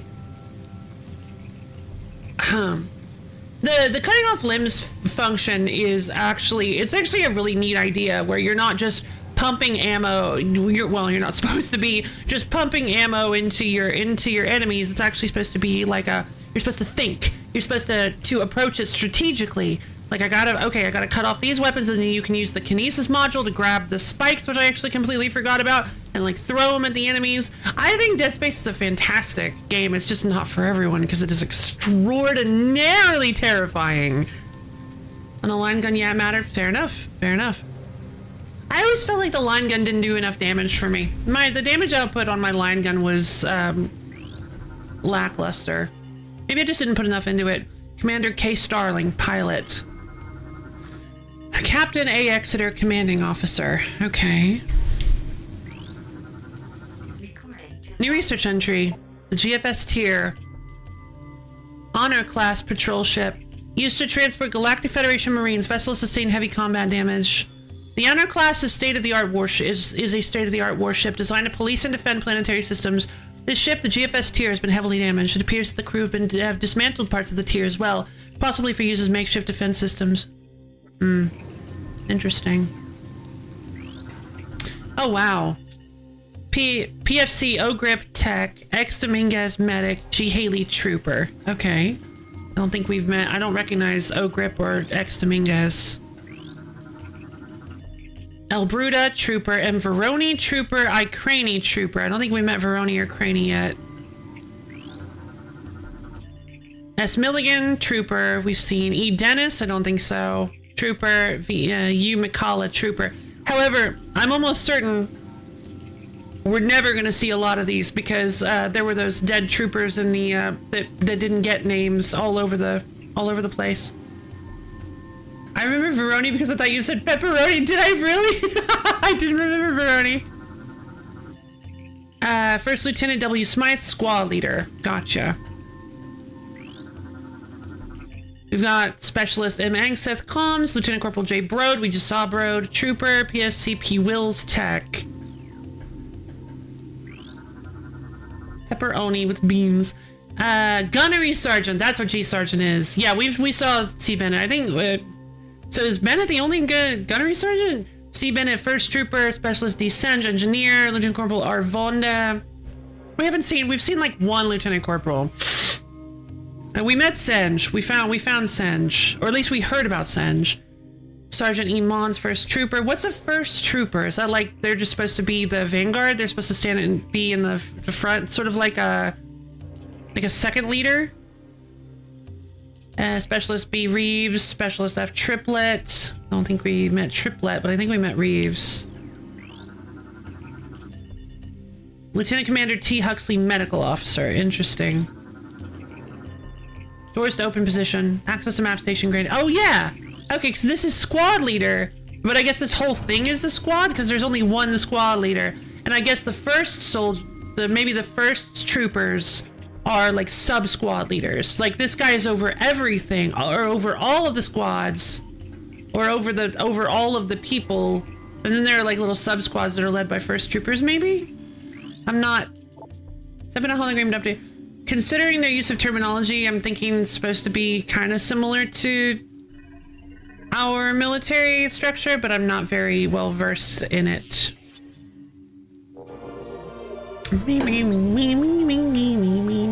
Proceed to access the map. Yay! Alright, there's a yellow door there that I can't access. Lots of stuff to access. Light map. Whoa! It's a big old dome area up here.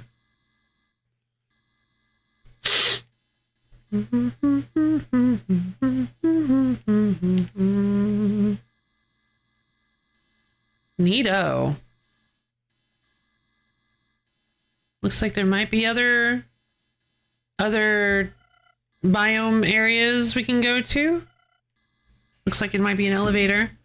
Better be a pinball room. I hope so, because I sure play a mean pinball. Not really. I'm not very good at pinball.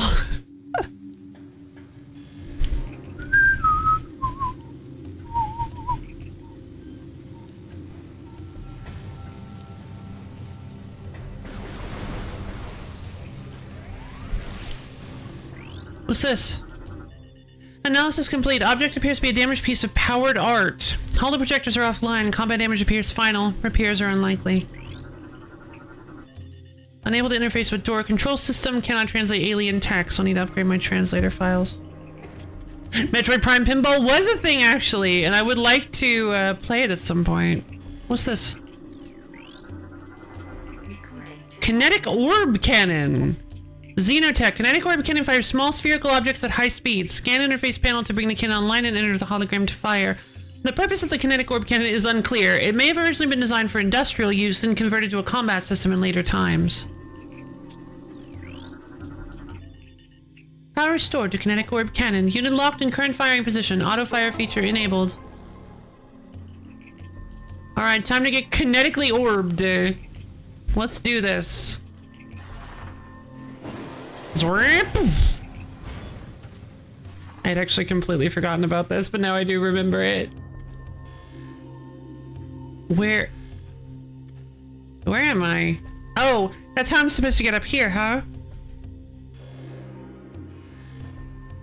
Doink.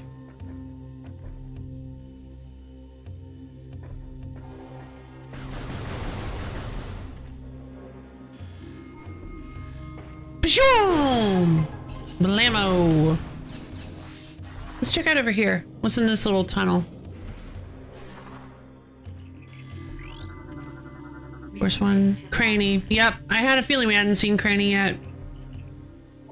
Galactic Federation, Marine Corps, personal log entry, private first class I Cranny. Last night at Chow, Angst starts talking about some bounty hunter and how she blew up a planet full of space pirates. I told her I didn't believe in fairy tales like that and she took it personal. I just find it hard to believe that one person took out an entire space pirate base, that's all. But if she wants to believe in this Samus or Bigfoot or Santa Claus, she can. I need the yellow beam. Oh wait. It's not working! There's a blast shield on the door blocking access. Analysis indicates that the blast shield is invulnerable to most weapons. A power bomb may damage it. As I figured, yellow is always power bombs.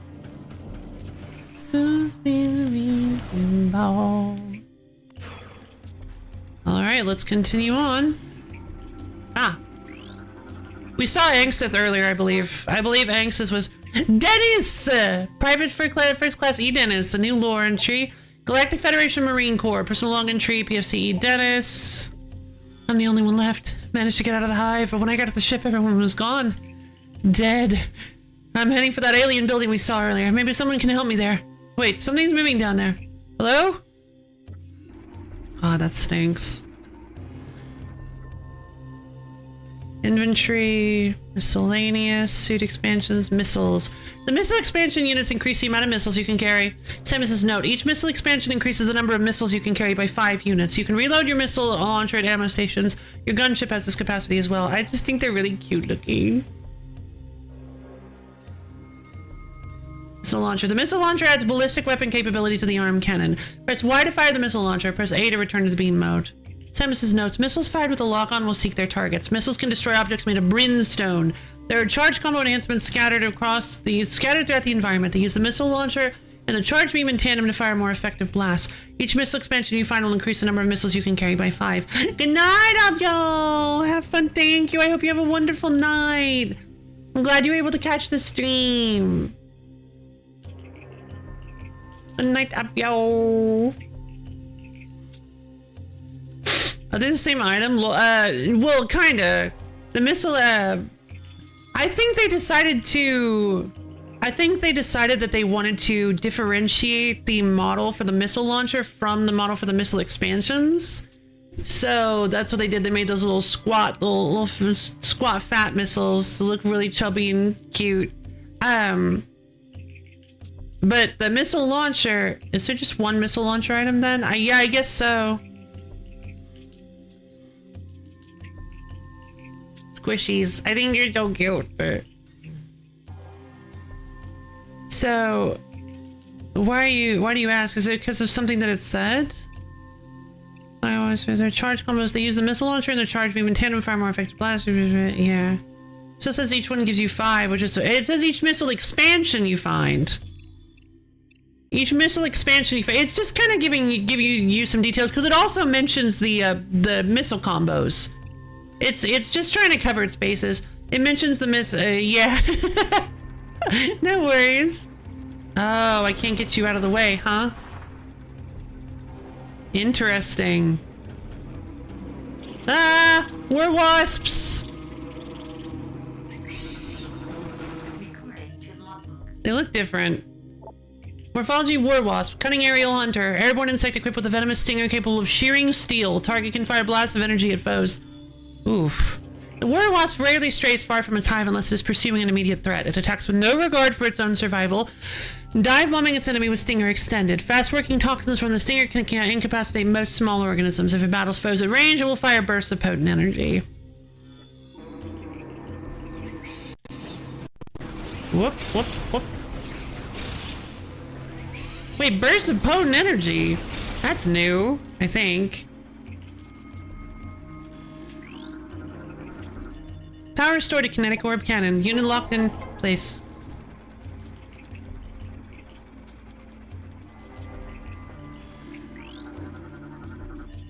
Object analysis complete. This is a storage device. Most of the materials used to make it are indigenous to ether. It's sturdy, but not indestructible. The dark voice calls to you. Samus, Link is on vacation, so I'm bored. Do it. You know you want to. Destroy them. No, I must resist the dark urge. I can't resist. You have to roll. Do it for Helen, true. Right, we gotta make sure all pottery is destroyed. For Helen's sake. Scans indicate presence of a control system. Interface method unknown. Control units not present in the visible spectrum or current time space. Okay.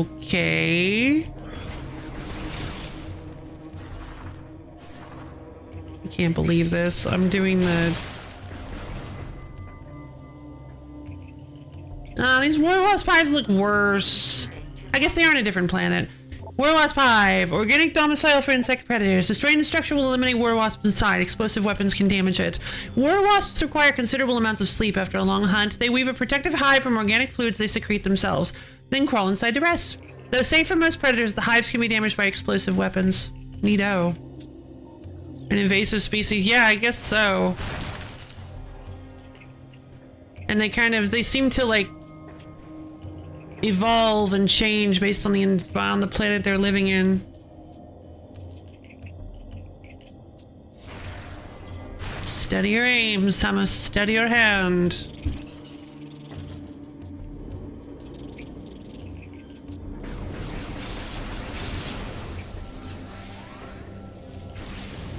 Let's take a look around. Destroyed Warwasp Hive, compromised insect dwelling. This hive has been heavily damaged, only remnants of the cocoon shell remain.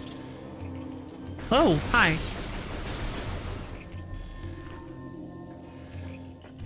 I don't think I can jump that high. I can't. Okay. Oh my god! Leave me alone! I destroyed all your hives! Go away!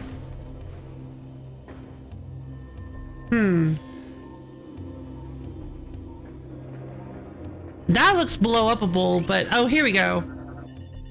Structural analysis complete. Wall section is structurally unsound. Explosive damage may cause it to weaken. Oh. Go away!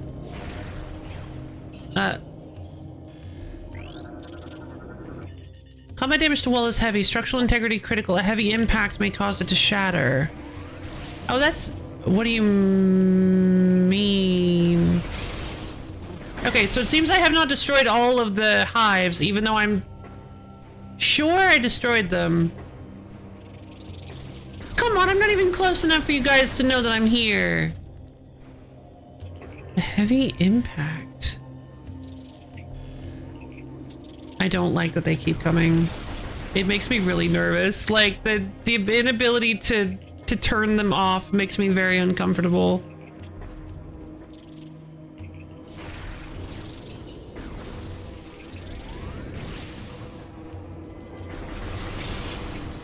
Oh, they're here to provide constant missiles. I get it. But I don't think...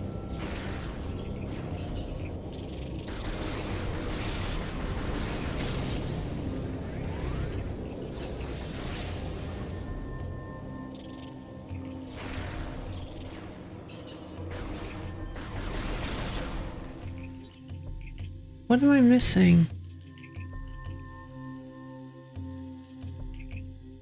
I can't go any other way.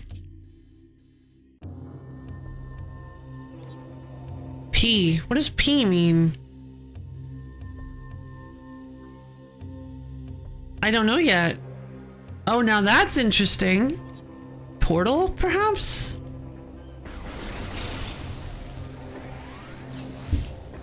Dr. Pepper. Ooh.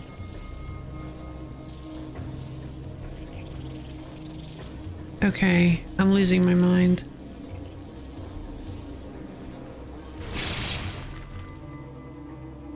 These war wasps are actually driving me insane. Oh my god, thank you. Unit locked in current firing position. Get me out of here! God, I hate it here! Alright.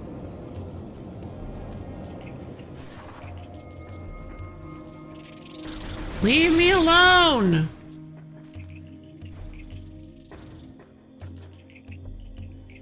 Yeah, there's the portal. War wasps are coming out of the portal. What is this? Bioscan complete. Target has been dead for 8 cycles. Trace amounts of unknown chemical present in target. It has an effect similar to mummification on dead biomatter. Further analysis required to determine chemicals' effect on living biomatter.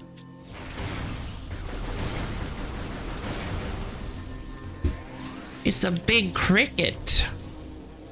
I am so sick of you guys! Get me out of here. Power relays connected. Step into the hologram to activate the elevator. Elevator platform active. Alright, up we go! Whoa! Okay, up we go! It cuts to that scene, but Samus is like flat on her back, like oh my god!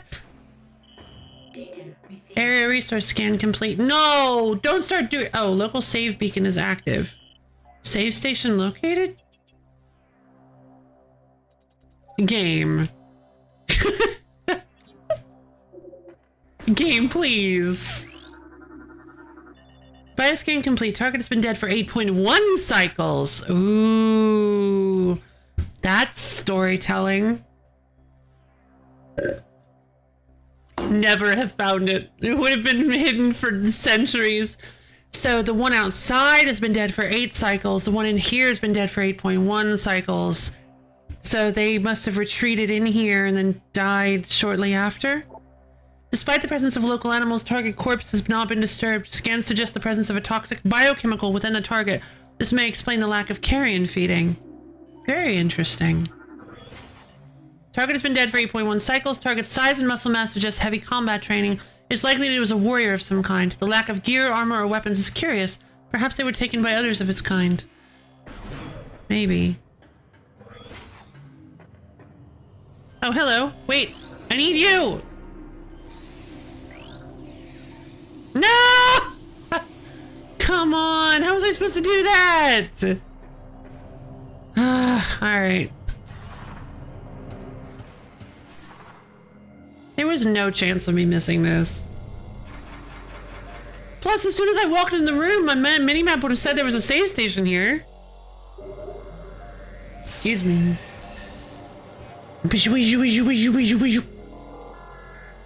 Off we go.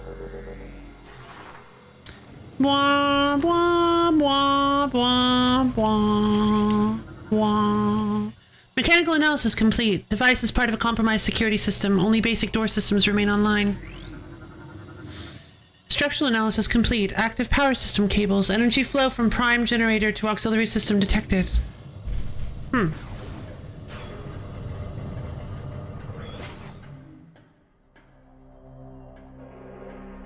This is a boss room.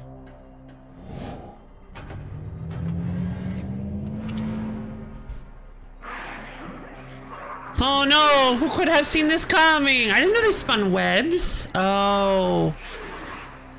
Splinter Hive. Uh-oh. Prime generator. Metroid Prime generator.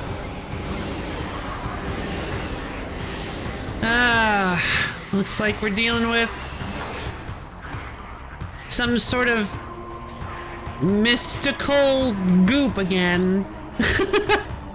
Unable to scan object. Unknown energy field is scrambling the scan wave. Field is localized and holding at a steady level. Further investigation advised.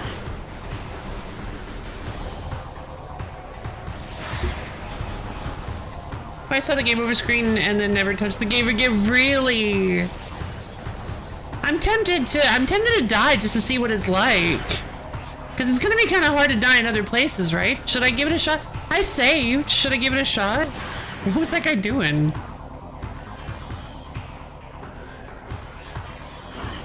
Is this the one where she like... No, it's too scary. Oh, okay. Well, just... I don't know, I want to see it. Come on, you face your fears. There's no way it's that scary. There's no way it's as scary as you remember it.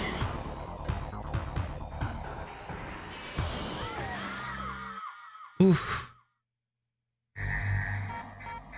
Warning. System alert. Oh my god. Failure.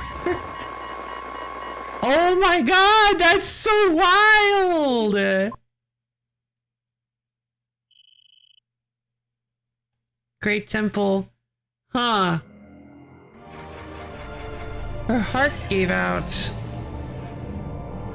No, the first game is it shows her with like a cracked visor.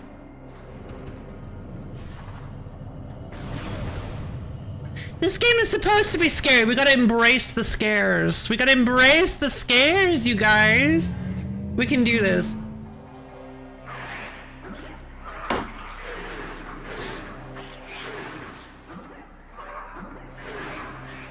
No.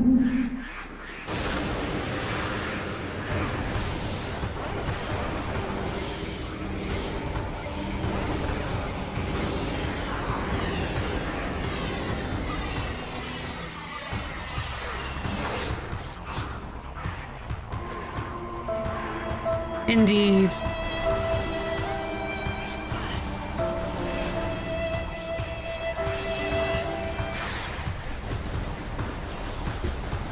She can see how there was a scared kid warm away from everything. Yeah, honestly, I can see that.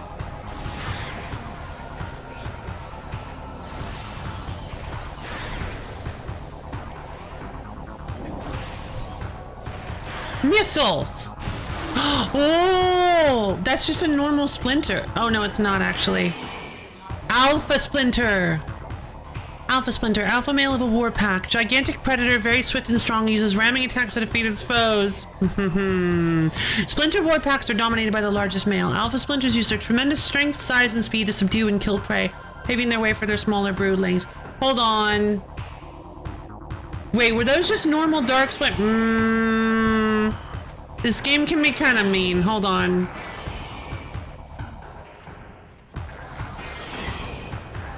How do I... I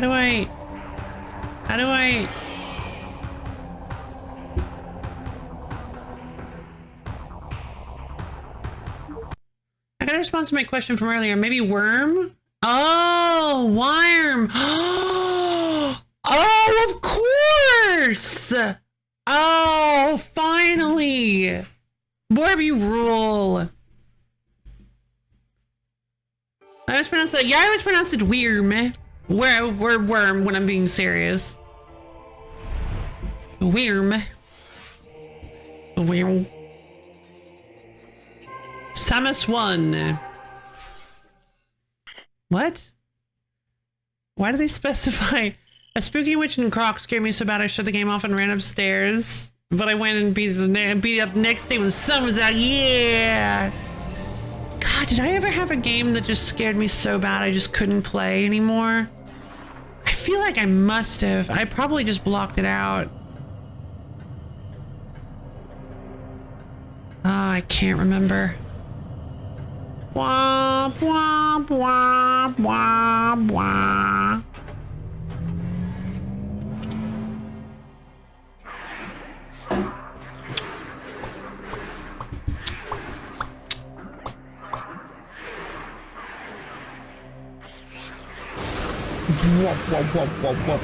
Dark energy, which confuses me. Why isn't the Alpha Splinter darkificated?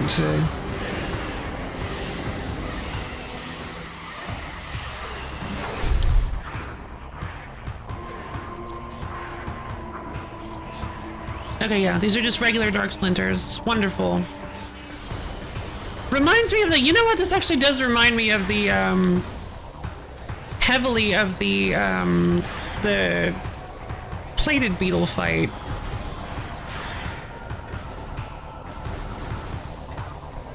He's just like too strong.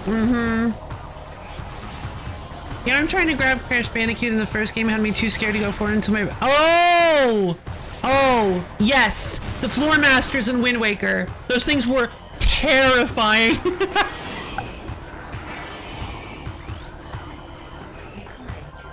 Because they just, you get too close, they go, whoosh, and they just, like, grab your face.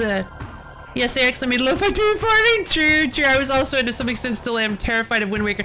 Yes, Wind Waker's cyclones. There's so many scary things in Wind Waker. The cyclones in Wind Waker, they're just so big. Like, they're just so big and powerful. Oh, yeah, Redeads. Yeah, that's fair.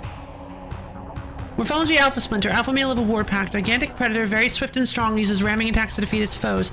Splinter war packs are dominated by the largest male. Alpha Splinters use their tremendous strength, size, and speed to subdue and kill prey, paving the way for their smaller broodlings. Ah! Stop!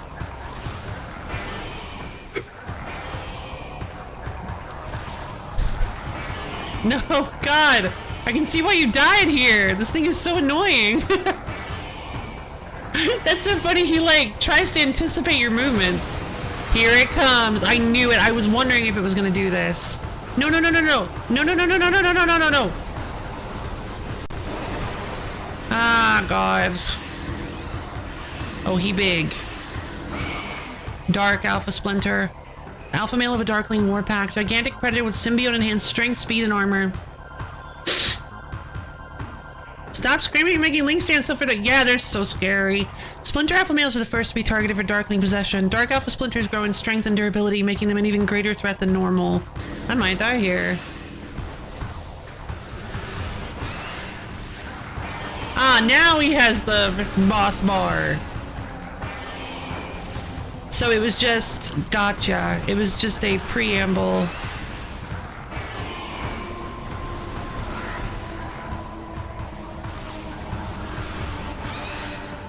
Oh, I'm out of missiles. Ah, he's doing the little slide thing the plated beetle did. God, this is a difficult first boss. Or at least a sturdy one.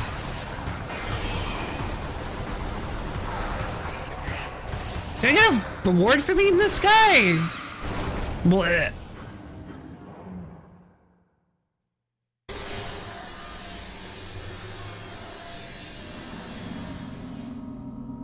Well, there's something. What is this? The light beam? Unknown technology. It left. Nope, it didn't! I've been lighted! What did I get?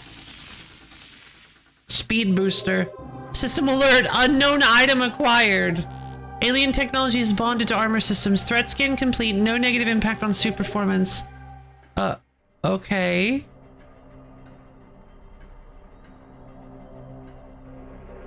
Huh. Interesting. I'm assuming it lets me translate things. Object scan complete. Units identified as hybernetic stasis chambers.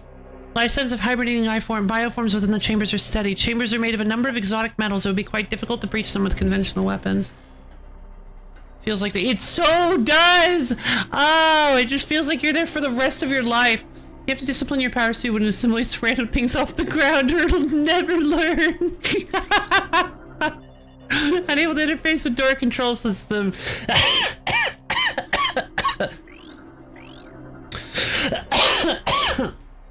Cannot translate alien text. Update your translator files.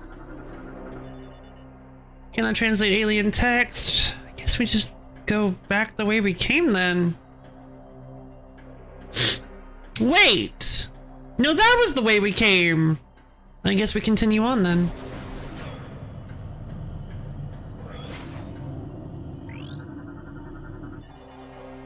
Power relay is connected. Elevator unit online. Step into the hologram to activate the other. I feel like the scan visor has a much...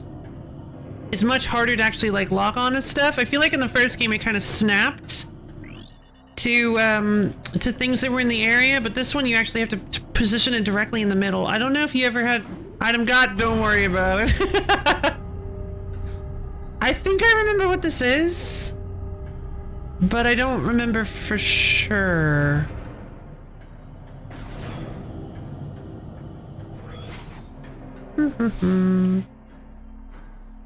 Big machine.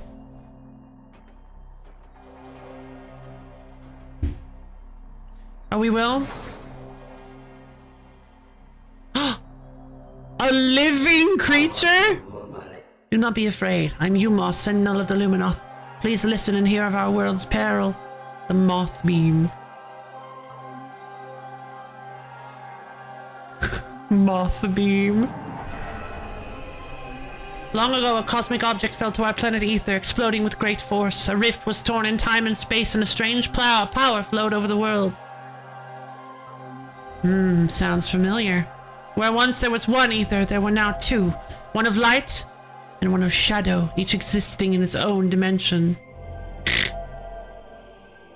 Make moth come.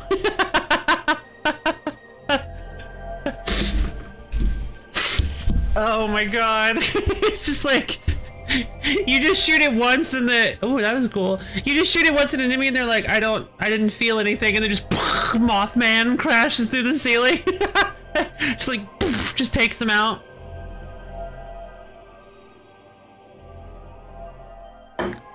You do it again, and this time it's Mothra. Where once there was one ether, there were now two. Yeah, each existing in its own dimension. It was the end of peace on ether, for a new race was born that day on the Dark World. One filled with hate and terrible power. They are the Ing. The Ing are creatures of shadow and darkness, knowing nothing of peace or mercy. For decades we stood against them, and yet we now lie on the verge of defeat. When Dark Ether was born, our planetary energy was divided. Half for our world and half for theirs. What is planetary energy? Should one world gain control of this energy, the other will perish.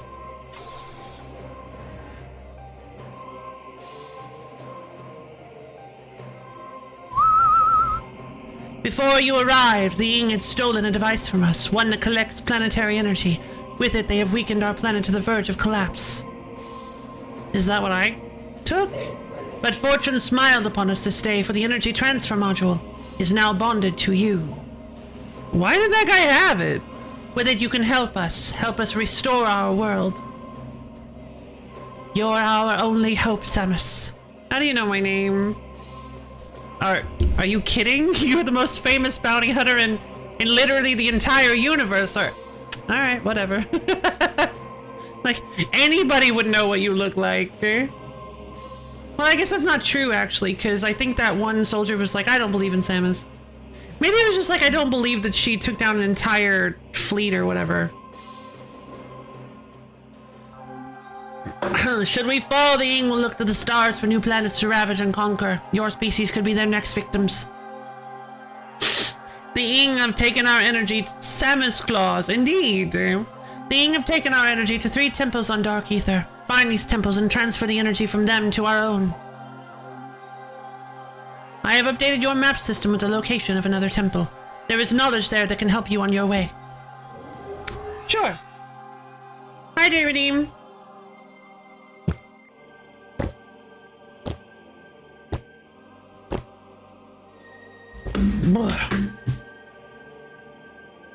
Dialogue? The franchise has been ruined. Oh, hey, this is just like Dead Space 3. Alright, everybody up off your seat. Let's go ahead and stretch our fingers up into the ceiling and dig our toes down to the floor. Twist and turn ourselves all around. Get nice and limbered up. Twist and turn. Shimmy and shake. Stretch and wimble and womble. And as soon as you're ready, go ahead and slowly bend down and touch your toes. Really feel those calves and hamstrings opening up. Wonderful, no thank you. Blech.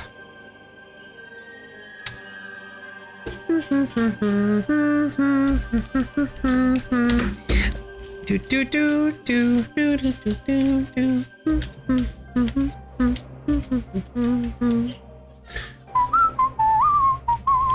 1 second.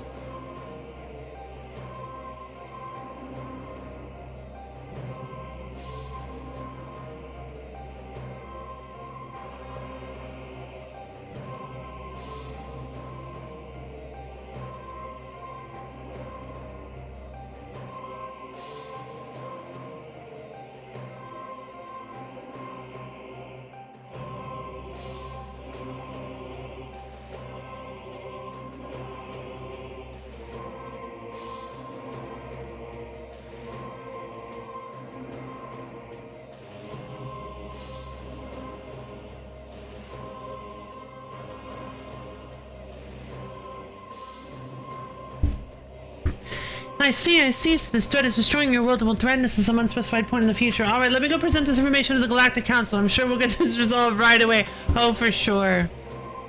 Sorry, gotta go by the books, you see. I've also updated your translator module. You can now access devices and doors coded with violet holograms. Many lands are now open to you. Prepare well for your journey. The Ing now know you possess the energy transfer module. They will try to recover it at all costs. Return to me once you have restored the energy to a temple. I will aid you as I can. Whoa, whoa, whoa.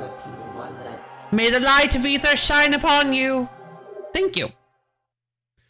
Energy fully replenished. But no missiles, huh? No missiles? Not at all? Okay, thanks. Oh, they are moth people! The temple in Agon's dark shadow holds what you seek.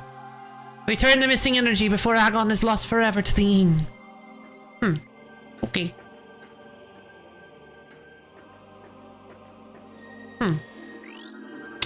Scanning the new lore entry. Oh! Luminoth lore translated. Origins. Data transferred to your logbook. It is told that the Luminoth were not born of ether, but of the... Ooh, I like this. You can do like dots. It is told that the Luminoth were not born of ether, but of the stars. In the early days, we roamed the greatness of the void, bathing in the glorious light of 1,000 stars. We met a vast number of enlightened minds. The Nekren, the Ela, and the Kozo among them. Each of them we found had claimed a homeworld and formed a deep bond with it. In time, we decided to do the same. There's the stars. Interesting.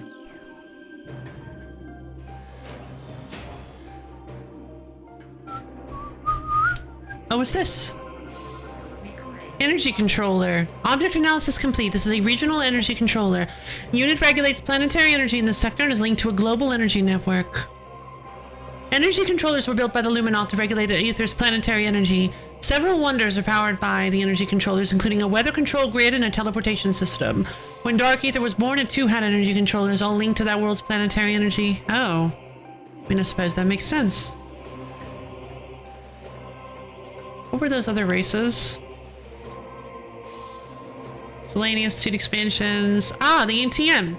The energy transfer module allows you to siphon power from energy controllers. Semus's note, the energy transfer module has a power core fueled by light energy. The presence of this energy protects the user from Ing possession. Oh! Once you've siphoned all power from an energy controller on Dark Aether, you must return it to an energy controller on Aether.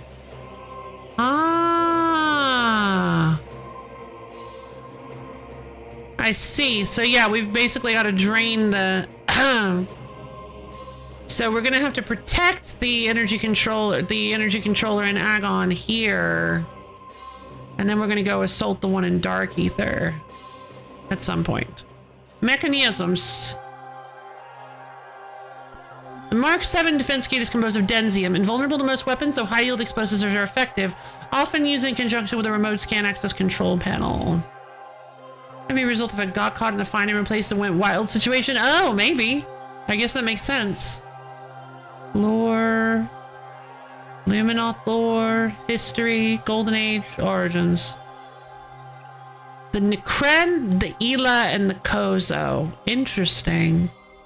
We met a vast number of enlightened minds. Wow, so these guys are like, what, Kozo level? I don't know if they're Kozo level, because the Kozo are like straight up ascended beings.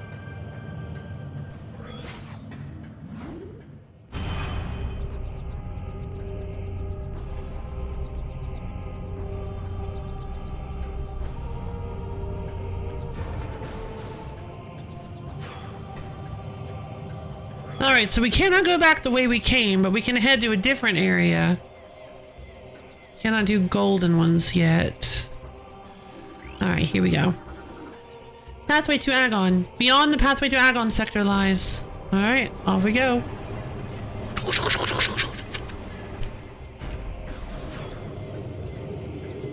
What is that? Bomb shoes! Nope, light flyers. Mechanism light flyer, light generating flyer. Target mechanoid is quite durable. It can fire bursts of energy in combat. The light flyer is an aggressive flying drone. Once loyal to the Luminoth, it will now fire a burst of energy at any living thing within range. It generates light at all times, making it somewhat easy to target. The Burple Zone. Ow, what?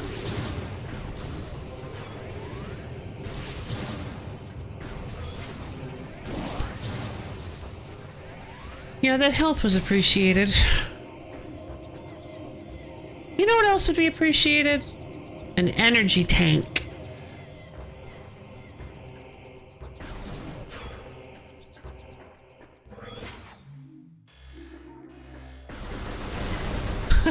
There's just like an energy tank in one of these containers. Worst decision ever, because now I have to scour every little surface for energy tanks if they decide to do that. Power relay is connected. Elevator unit online. Step into the hologram to activate the elevator.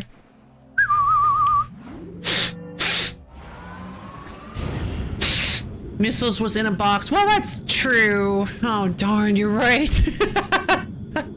But it was like a fancy looking box. Oof.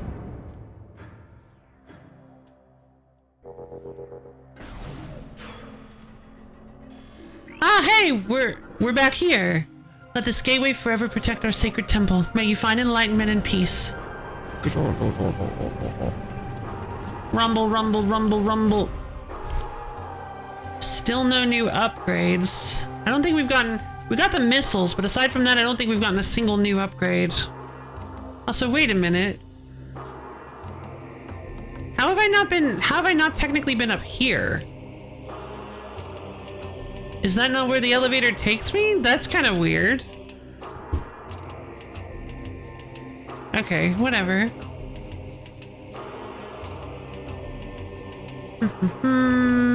Ah. There's a door over here, a missile door over here I missed. I missed it. Bugs. Ah, this nonsense again. Oh, I get it. You're supposed to kill them as fast as possible so they don't turn into dark ink or dark splinters. I like that.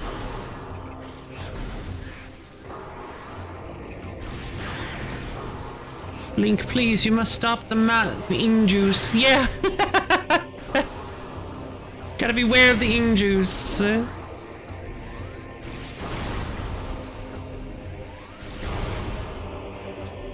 Wait, what's this? Oh, container.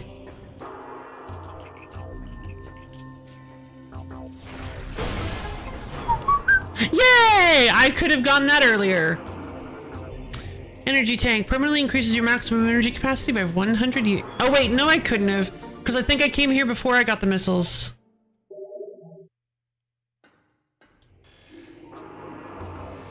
Right? Where's the ship? Communication area? Yeah, GFMC compound. Yeah, I actually came this way before I got the missiles. Gotcha, gotcha. So where is Agon? Where's the Temple of Agon? Interesting. Maybe it's this door. What are the Twilight Princess Darkness cultures? They're basically... Oh yeah, they are. They're called the Twilly. Or maybe they're not called the Twilly anymore. You can call them the Twilight. I think you can put it... They're spelled T-W-I-L-I. I kind of alternate between Twilly and Twilight just because I can't really decide. They both sound fine. Oh, I can't go this way. Why can't I go back this way?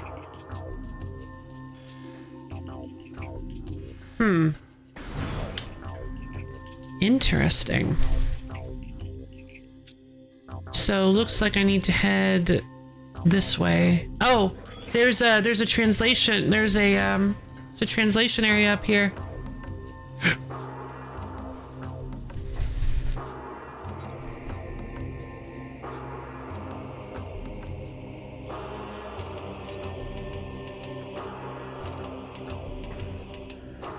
No, it's a portal.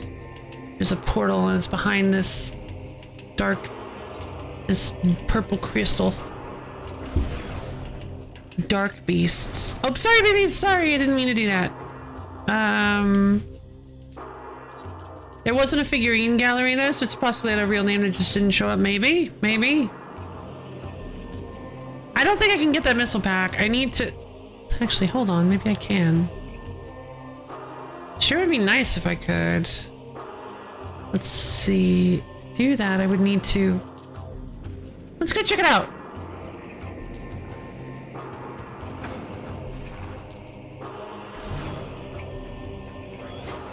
Bing. No! Oh, God. I swear. Where are you?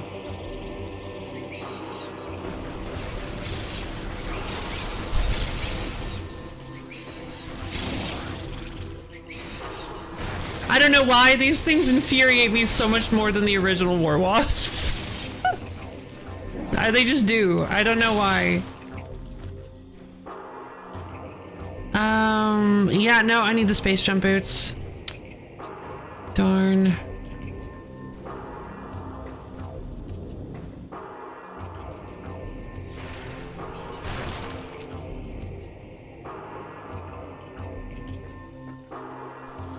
Okay.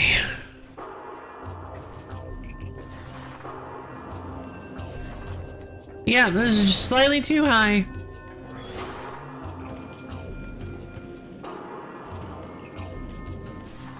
I don't know if there's some kind of super jump thing. There's a lot of like strands and webbing and stuff all over this place. Here we go. Translator door. You purple? Nice. Violet. Beyond this door, the path to the Agon Waste lies. Once fertile plains, now sands scorched and ruined by war. May life thrive there again one day. Oh, certainly. But it's one missile expansion. Oh. Luminoth. Jifme's Testament.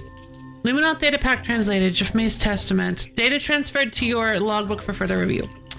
Final entry, Warrior Jifme. Their army swells, beasts and rogue machines join the ranks of the Horde, all eager to bring death to the Luminoth. The Ing sent these new additions to the industrial site to do battle with me, while they watched from safety.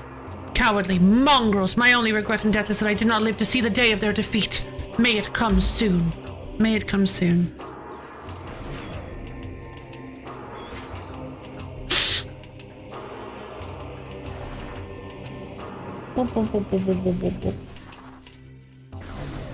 Rolling, rolling, rolling, rolling.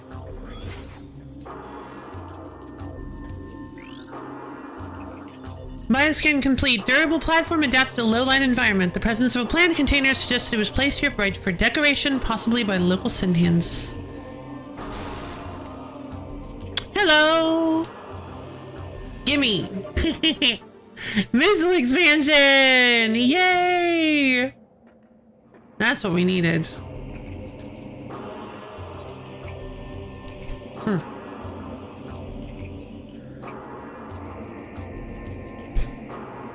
Oh! Our heritage. Luminoth lore translated, our heritage. Our search for a home took us through the cosmos. For many a great cycle we roamed, yet a place to call our own eluded us. In time, we began to despair, feeling the search was in vain. We considered remaining among the stars until a scout returned with news of a world unlike any other. When we beheld Aether for the first time, so great was her beauty that we forsook the stars forever to live upon her surface. From that day forth, the Luminoth were of Aether, our blessed paradise. Wow. It kind of reminds me, I don't think I'm ever gonna forget this. There's a game, I keep getting the name wrong, I think it's called Outrunners? Or Outriders? So it's a really wild game. The premise is really neat. It's not Outrunners. Outriders? I don't remember. It is Outriders. It's Outriders. So it's a game that like, if you guys have ever heard of it, basically the idea is that you have like super cool mutant psychic powers. So you land on this planet and there's I think you're part of a Outrunners as a you land on this planet and it is absolutely gorgeous. You guys are basically this forward company kind of like scout to see if this planet is habitable.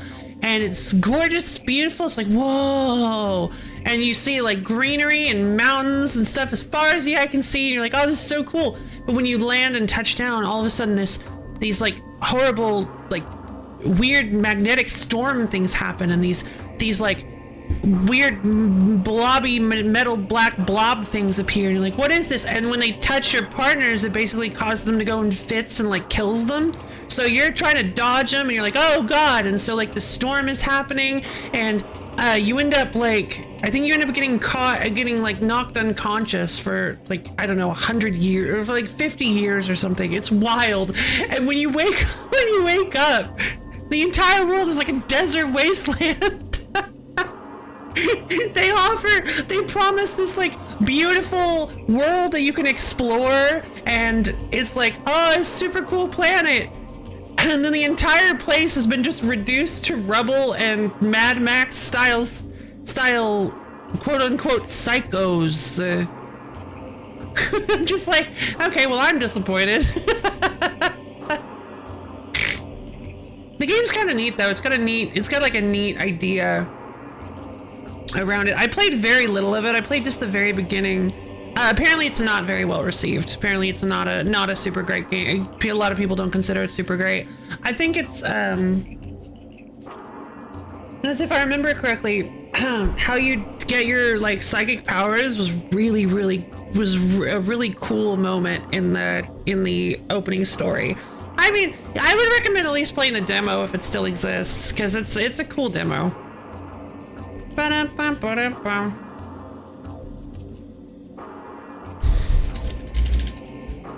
Outriders. Yeah, it's only, yeah, the full price has actually been dropped down to $20. I guess it's not doing too well. The demo still exists.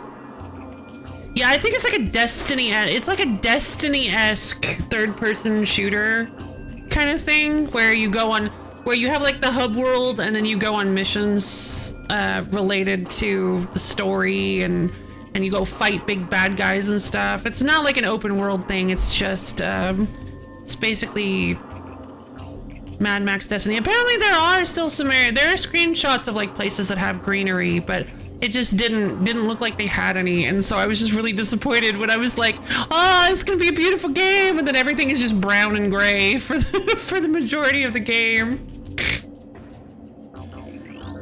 Alright. What is this, 2005? Access to Agon Waste granted. Step into the hologram. Yep, let's go. Alright, I think I'm ready this time. I can take it.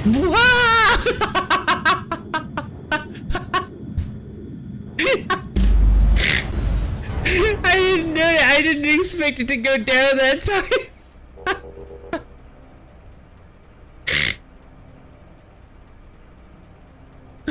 Oh my god. It's a live service game published by Square Enix, so I imagine it was branded failure because it didn't sell a controller. Ah, gotcha.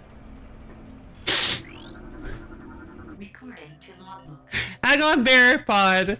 A morphology, living storage units of the Luminoth. Hardy desert platform used to store useful items. Tough epidemics can be destroyed with weapons. The Agon Bearer Pod is a hardy desert platform used by the Luminoth to store useful items and supplies. Its tough epidemics can be destroyed with weapons. It gathers trace amounts of moisture from the air and stores it in a number of chambers throughout its body. It can hold and process this moisture for weeks if necessary. What? How do they get the things inside of the Bearer Pod? I feel bad blowing this poor baby up. But I'm killing all sorts of other stuff, so I'll leave the other ones alone. Seems kind of rude. Whoa, hey, what are you? Lumites. Photosynthetic flying insectoid. Relatively harmless in shadows, powerful and invisible in the light. The Lumite thrives on light and can render itself invisible to most predators while within it. When out of the light, the creature is relatively harmless, relying on a crudely spat chunk of biomatter to defend itself. Once in the light, it can channel large amounts of solar energy into a deadly blast? Well, better take care of these things quickly then.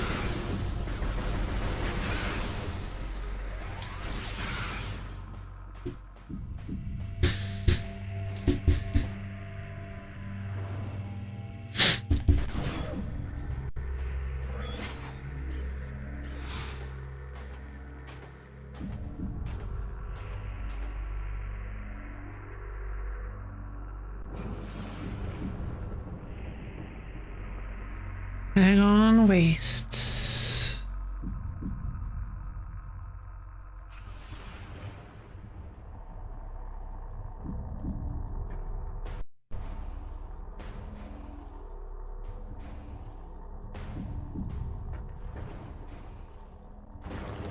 Oh, worm! Worm, baby!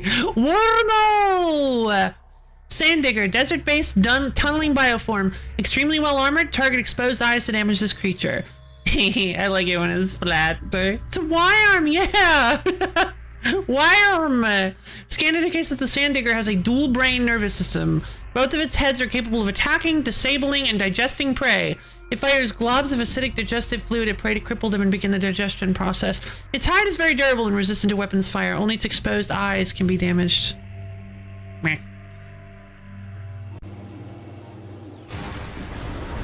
That's why they're glowing.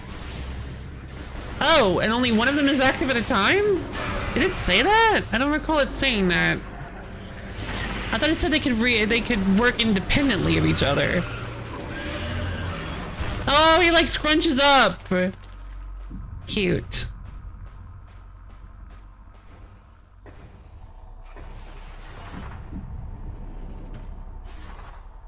Probably another one over there. Let's see what's behind this door first.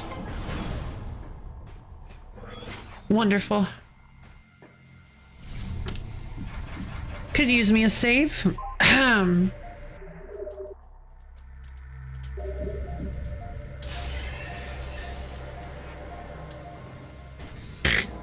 Quadrillion copies in the first hour. Ouch.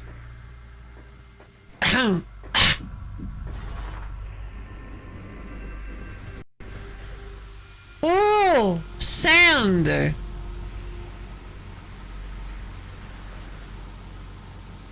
This seems like it would be significantly easier with the boost ball.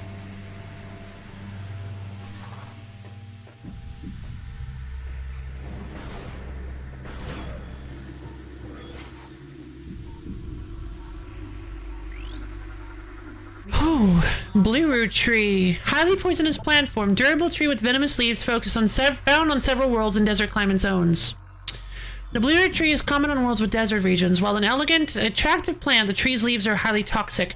Few species can ingest the leaves and live. Many of them, such as the space pirates, consider the deadly blue root leaf a delicacy. Oh. Interesting.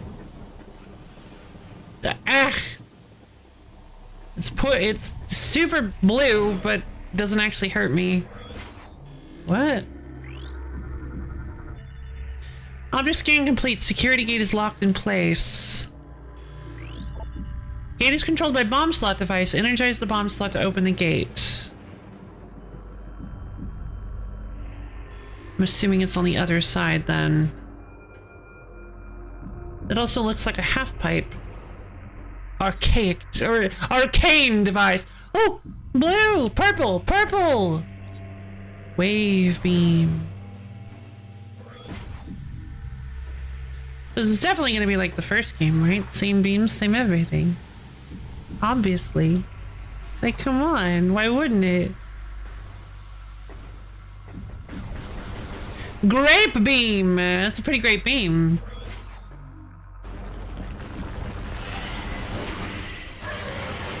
Whoa!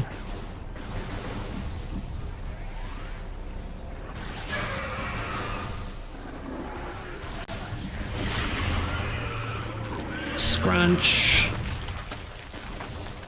Can't open that up yet, so let's head this way instead.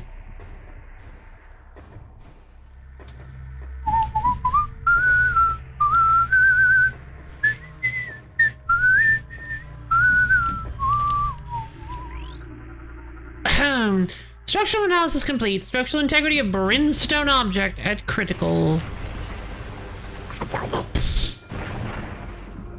Oh, hello. You guys again. Sandbat! Small airborne predator pack. Contact with targets can cause minor damage. Targets travel in flying swarms. Sandbats are small flyers. They travel in packs for safety, although they are predatory in nature.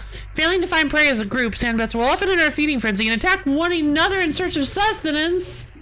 That's so sad.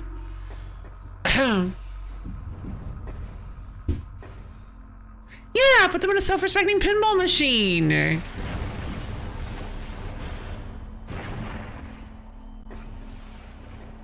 Now make sure to keep them fed.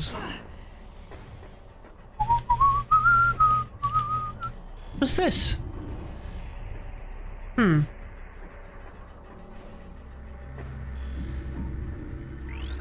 Ooh. Structural analysis complete. Statue composed of ordinary alloys and stone. Purpose unknown. Possibly places a warning to travelers. Kind of looks like it's a giant stone worm. I don't think that's a statue. Object scan complete. Solar lens modified for use as part of a Luminal sonic security system. Lens is connected to a sonic control system. Sonic detection gear needed to interface with the system. Neutralizing the control emitter may affect the lens. Oh, sonic. Oh, so maybe it's like a sound visor. I don't remember what visors are in this game.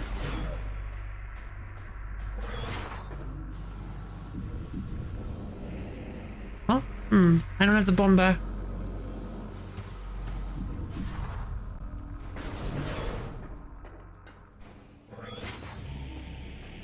Since it said they...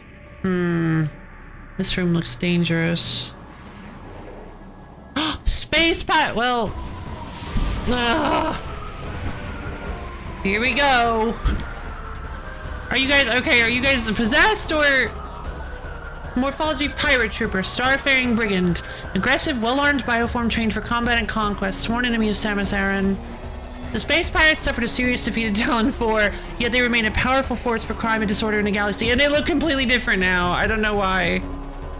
Their technology continues to advance. Even the lowly troopers receive numerous upgrades to his arsenal. A photonic power scythe and quantum assault cannon are now standard issue weapons for all troopers. Jeez.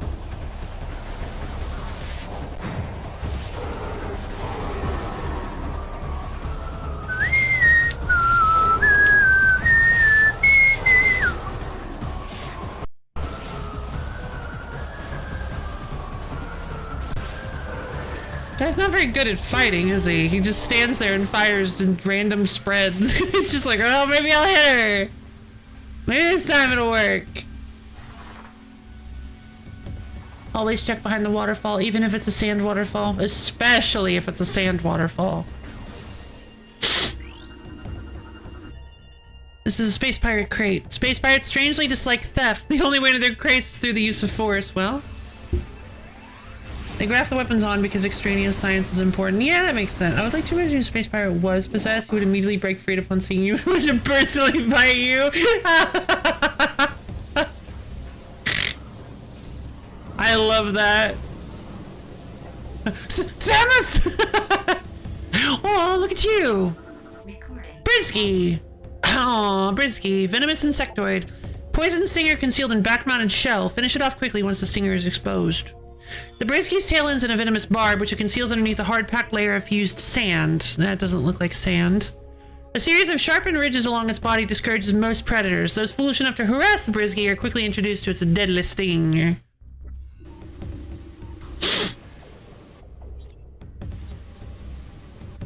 I want to check out the... energy tank. The energy tanks increase the power level available to your suit's defense screens. Samus's notes, each energy tank increases your suit's energy by 100 units. The more energy your suit has, the longer you can stay alive. Shouldn't it be more I have? Grab. That's what it was. You know what? That thought did, like, just jump over my brain. You can fully recharge your energy tanks at save stations. Your gunship has this capacity as well. Logbook. Creatura. Off-world. Pirates. Trooper. Right, I did look at this. Okay, photonic power scythe and quantum assault cannon. So... oh, okay. It's like, no, stop it. It's like, quit it.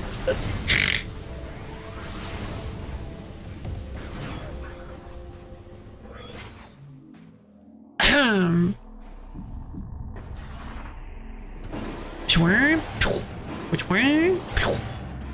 Cool. Ooh, that's pretty neat. There's a corpse here.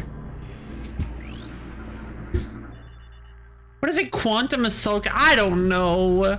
Sometimes it assaults you, sometimes it doesn't. And you can only tell if you're looking at it. Bioscan complete. Luminos subject terminated 1.9 decacycles ago.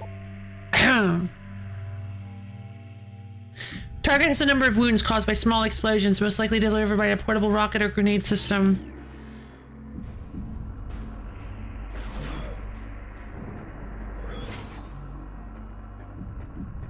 Oh, here it is. Like the one thing I remember. This was from, I believe this was from the kiosk demo. I believe this area was part of the kiosk demo. Or something like this. What's that? Object scan complete. Target is in a state of dimensional flux. Unable to complete the scan bomb slot target. 50% of its component atoms are in another dimension or on the surface of dark ether. That's terrifying. Industrial solar lens. Part of a system used to open a portal to dark ether. Let's check out what's up here. System analysis complete. Console used to energize and open a portal to dark ether. Currently offline. Restore power to the system to enable portal creation.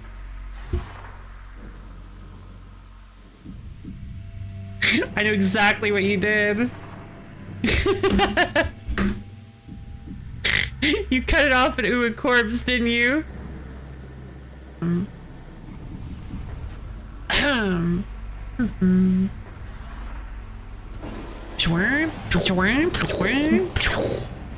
Cool.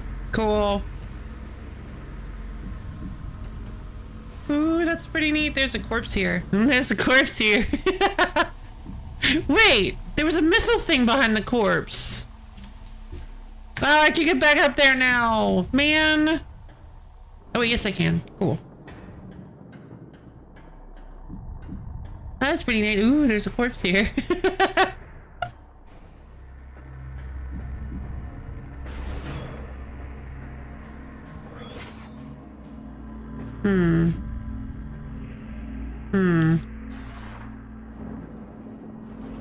Haha! Thanks, Forb. The power of clipping.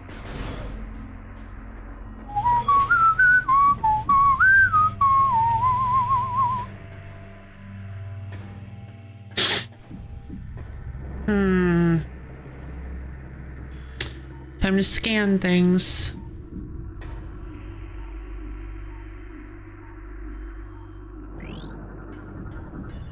Structural analysis complete. Object is composed of telluric alloy. Structural integrity is decayed considerably. So we need morph ball bombs for this. So I think I might have gone in the wrong direction. Oh! If only I could get in there. I need morph ball bombs. But I can't. Oh. So I have to come back here once I get access. I don't like the whole, like, translator thing. Because then I have to go back. I have to remember this place and come back here once I get the proper translations.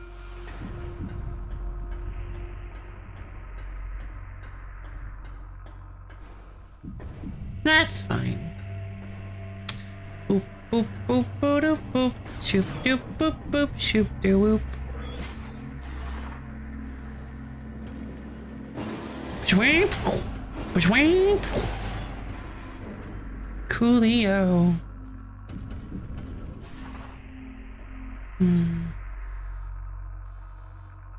Alright, let's take a look around the rest of this area and see if we can find our way into some... Oh my god, my nemesis!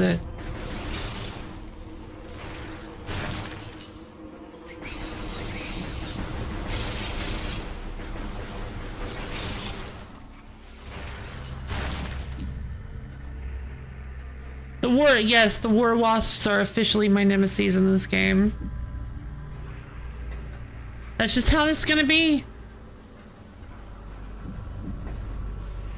Sorry, I don't control how nemesis are created.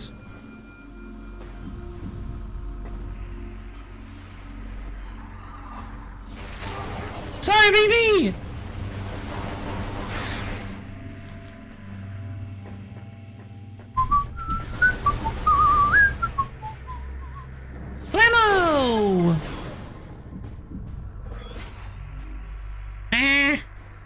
so blue. Wait! No! Okay, hold on. Shrink bats! Why do they look like this? Morphology shrink bat. Territorial flying rodents. Rapid flying explosive enemies. Target and eliminate enemy at range if possible. They're like... Why are they ring-shaped? Shrink bats have high internal temperatures, leading them to seek cool climates to dwell in. The shrink bats, the ice shrink bats were the missable ones in the first game. I don't know if there are any missable scans in this game.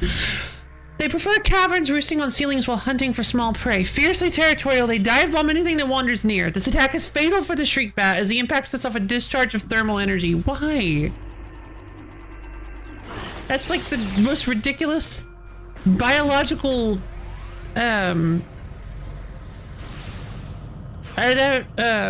development I've ever heard. It makes absolutely no sense. No creature would ever be able to... So, bomb arena? Ooh. Wumba! Oh, it's big worm. It's big wormba. Alpha sand digger. Large tunneling bioform, extremely well armored, target exposed eyes to damage this creature. This appears to be a sand digger pack leader, larger and stronger than the normal members of its kind. Target both of its heads to damage it.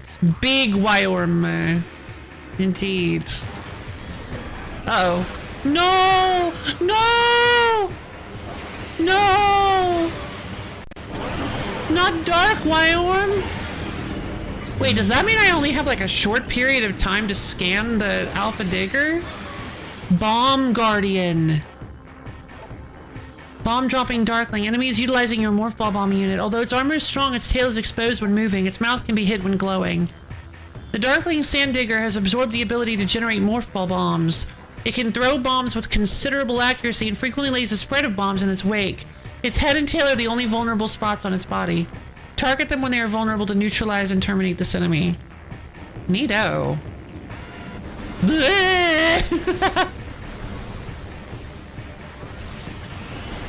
It's actually using my Morph Ball Bombs. That's so cool.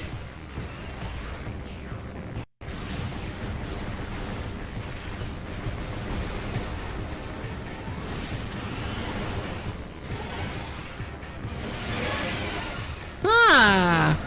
So the claw head is the one that is the most vulnerable.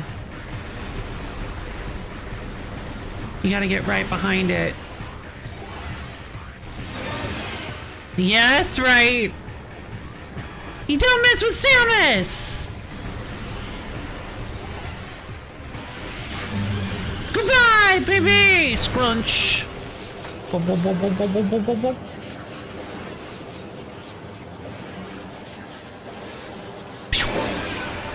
Yay! My Bombar back!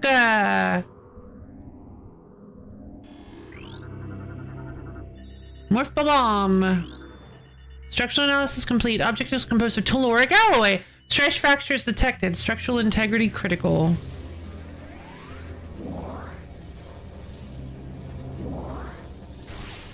Come here. Ah, they decided to go against the whole shells clonking against you thing.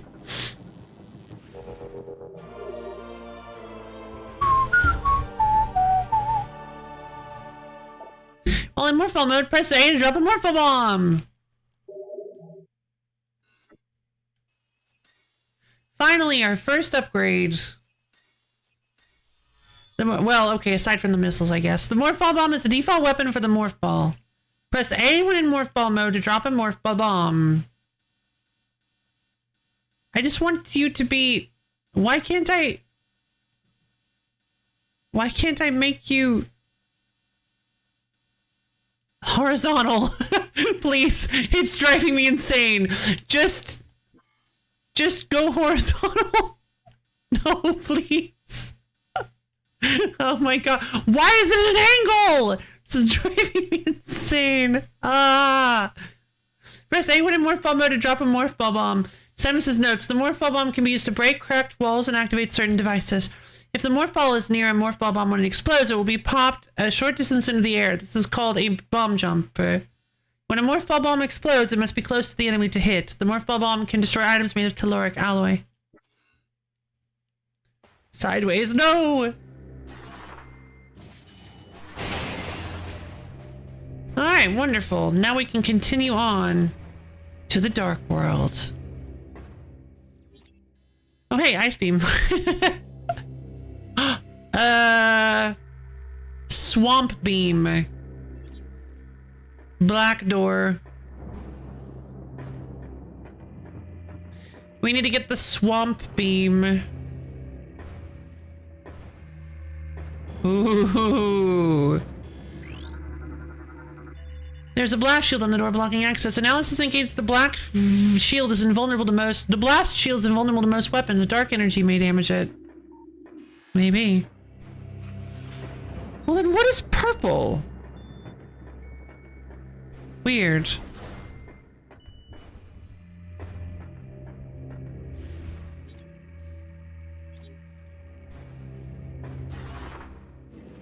I guess we'll see.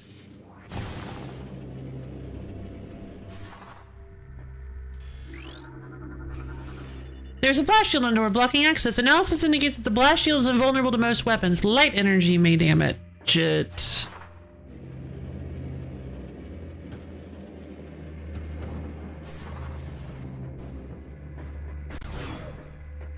What is this? Can I not go back? Oh, this was the Agon Temple! Ah, this was the guy. Okay. So we could go grab that missile expansion. Or was it an energy tank? I think it was an energy tank. Let's do this first.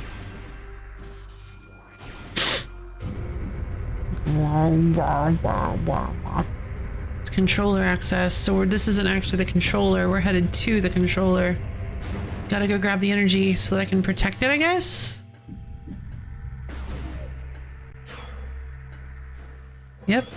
Here we go.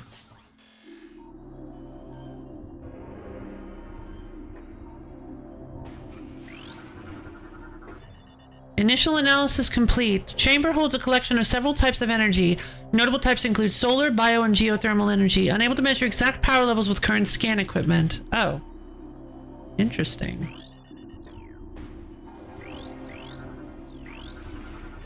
Object analysis complete. This is an access point for the local energy system. The energy transfer module has been designed to interface with it. Once it has, all of the energy within the module will be channeled into the local system. Oh. How do I... Oh. What is... Luminoth holoprojector online. Automated message initiated. Oh, hello.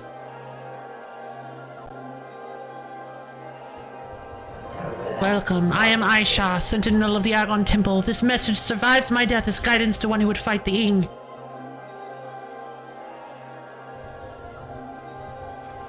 A portal to dark ether lies nearby. With it you can travel to this land's shadow. You must locate a dark temple, a twisted mockery of this sacred place. Inside you will find the energy controller you seek. So this is just one large game of capture the flag. The temple door is held fast by 3 locks. The keys for the locks are hidden throughout that dark land. Oh, I like how they started out desynced and then they slowly synced up. Oh, that was so good. Your search will be difficult. Even the very air of dark ether is dangerous and can cripple the strongest of warriors. In our past struggles with the Ing, we placed a series of light crystals throughout their world. They remain today. Yeah. These crystals create safe areas that will protect you from the harmful atmosphere of the dark world. And now we're getting into the, like, really interesting aspect of the game.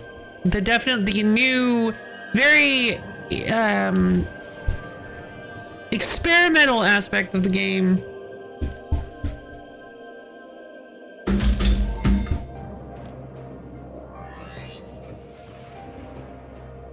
Oh!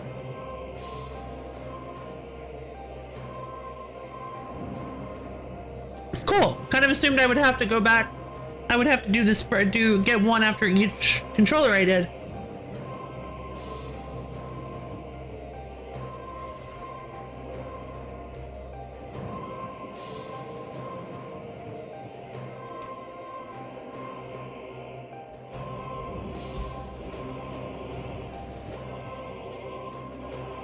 Okay.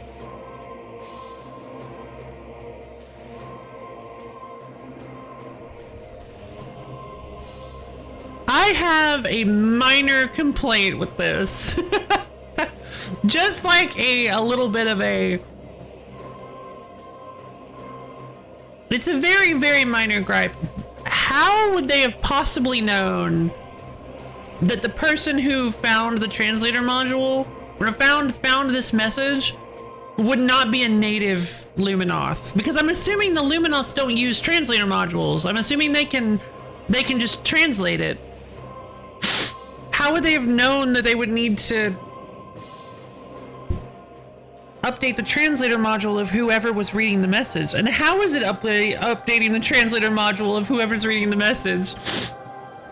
It's just like a little thing that I'm like, I don't understand this. I've updated your translator module. You can access devices and doors coded with amber holograms. More lands are open to explore. Yay!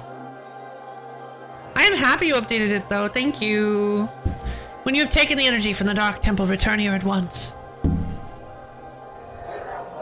May the light of ether serve you well, thank you. Energy fully replenished.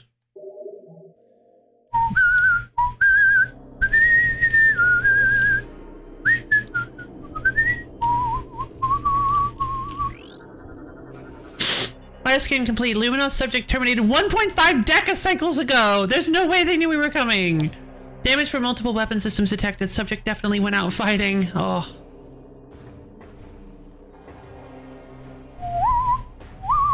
Oh well, let's get going.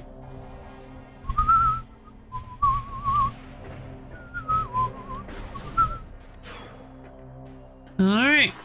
Off we go.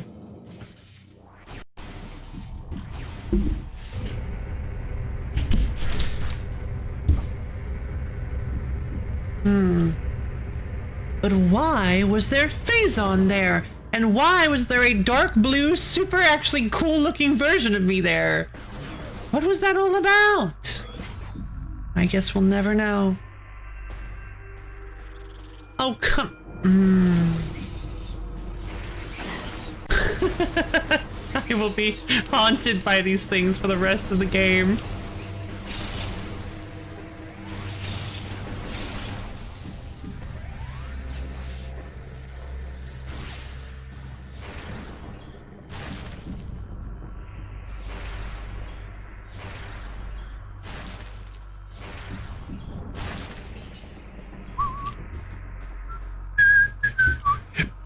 So what I didn't mention, I know you said that in response to capture the flag, but what exactly is Two Fort?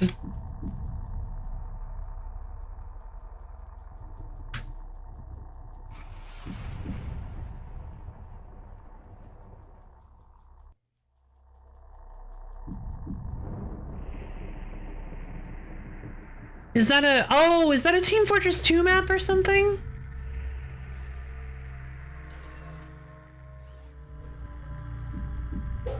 One of the CTF maps in Team Fortress 2 and the one that gets played like 99.9% of the time. Ah, gotcha.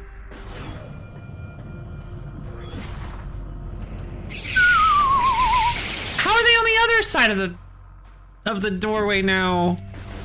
Doesn't make any sense. Uh-oh. Lumen bugs, Luminites.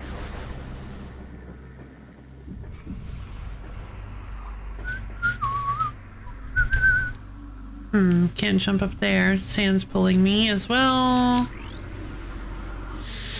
Security clearance approved. Door systems online. Through vigilance and strength, we create peace.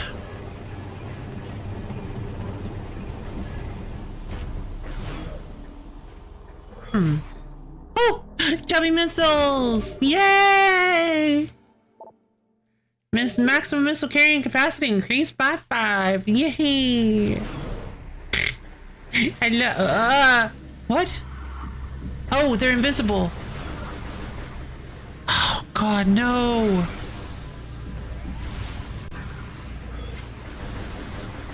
I need the X-ray visor. I need to get out of here.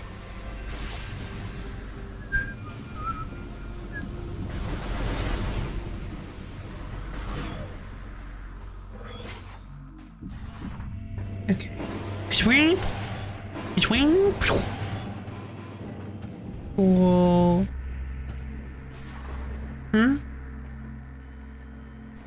Lightning. The changing weather patterns was a really interesting... Uh-oh.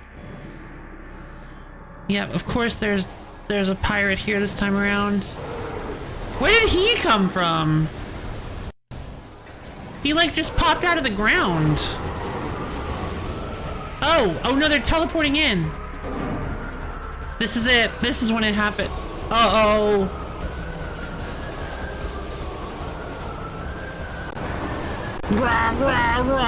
Well, you guys shouldn't have... I don't know how you guys got here, but you somehow should have... You should have already known about the Dark Pirate Trooper. Darkling possessed space pirate. Enhanced strength and stamina gained from addition of symbiote. Dislikes bright light.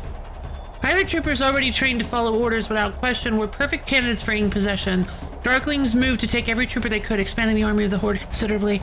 Space pirate technology struck a chord with the Ying, who now hunt actively for gadgetry of any kind, especially weapon systems. Oh! Alright, we'll do the cure combo in just a second.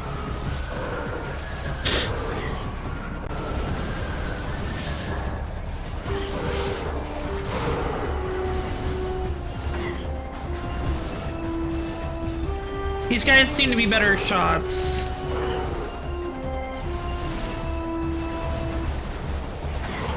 Oh, geez, they're actually quite durable, too. Oh, right. I actually can't go in there yet because I need to... I have to find some way to bring this back from the other dimension. Interesting. Alright. And now we can go scan that thing I was worried about not being able to scan the first time around. Yay! Alright, let's do a hydrate redeem.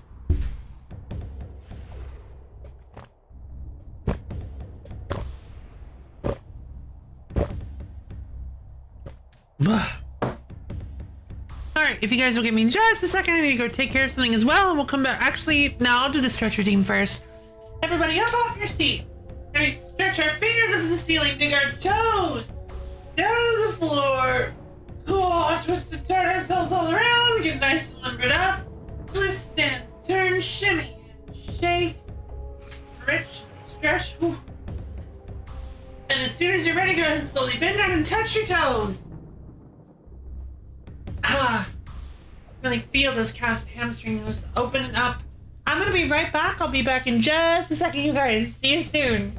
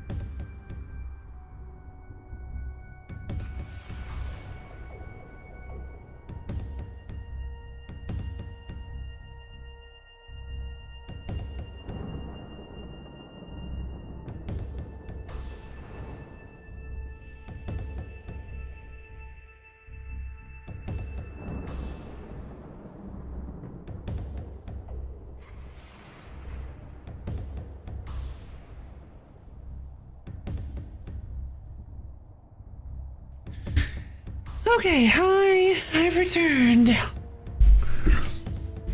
Hi.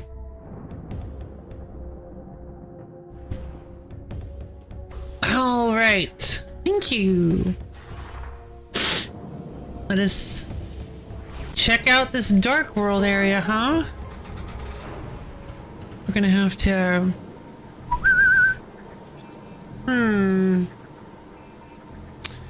Kind of strange because they lock you in here and it snaps you into the...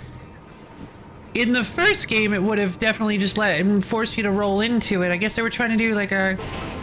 Whoops. Oh, hey, no, it worked.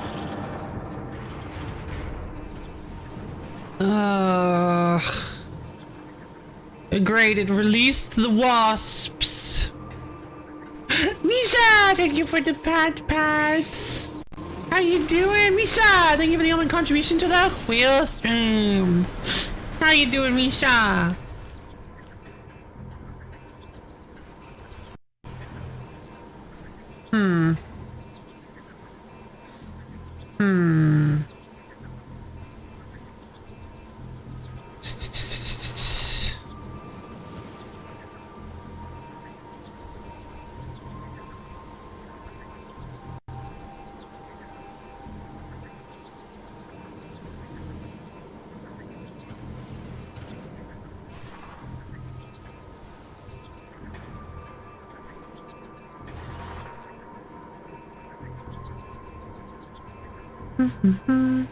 Was hanging with friends for a bit, made it to the gate leading to Carrion Manor. Oh, I think I know. Is that Volcano Manor? I'm not sure. Neato.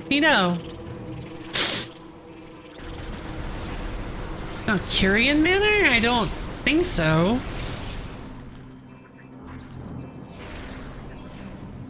What is that?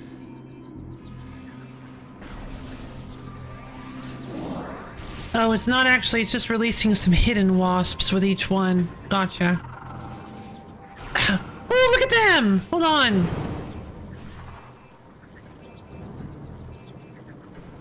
I need to scan them.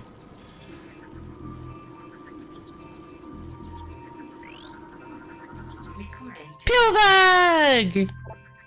Cave dwelling herbivore, vulnerable to concussion blast. Use them to stun and damage this enemy. Look at how cute they are. Oh my god. Pillbugs prefer to dwell in dark caverns so they can exist in lit areas. Navigating with a series of sensitive antennae, they roam through caves in search of moss and fungus. Pillbugs can move rapidly and will ram unwary targets to clear their path as they search for food. A pillbug can be jarred loose from a surface with a concussive blast. Doing so reveals its vulnerable belly. Baby bugs, yes, there's gotta be, there better be a way past them without having to hurt them.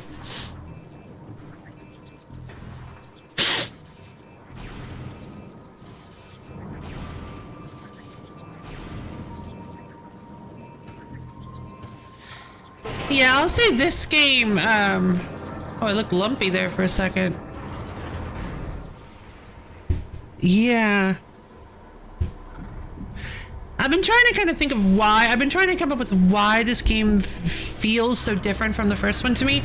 I think one is that, like, you're on a very, from the very beginning, or from nearly the very beginning, you're on a very obvious quest. But in the first game, you're kind of, ooh, liquid energy. In the first one, you're kind of...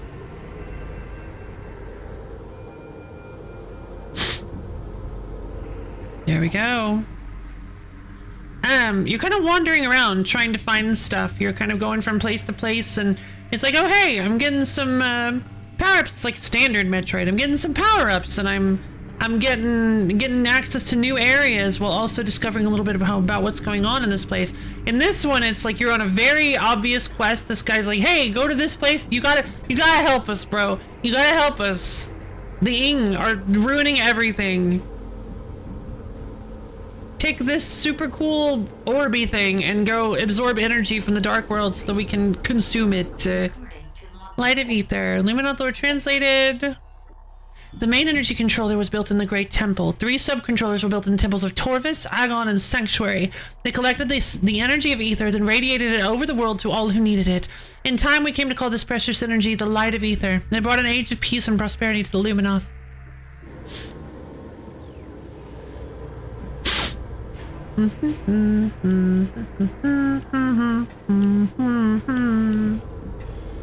Alright, here we go. System analysis complete. Console used to energize and open a portal to Dark Ether, currently online. Portal generation system initiated. I don't think this was the part from the kiosk. It was like a wide open area, I think. Or maybe I'm misremembering.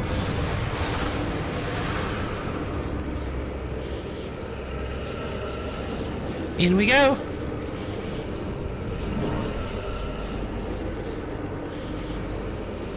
Scary. Oh, it's closed. Does that mean we can't come back? Oh no, not this again.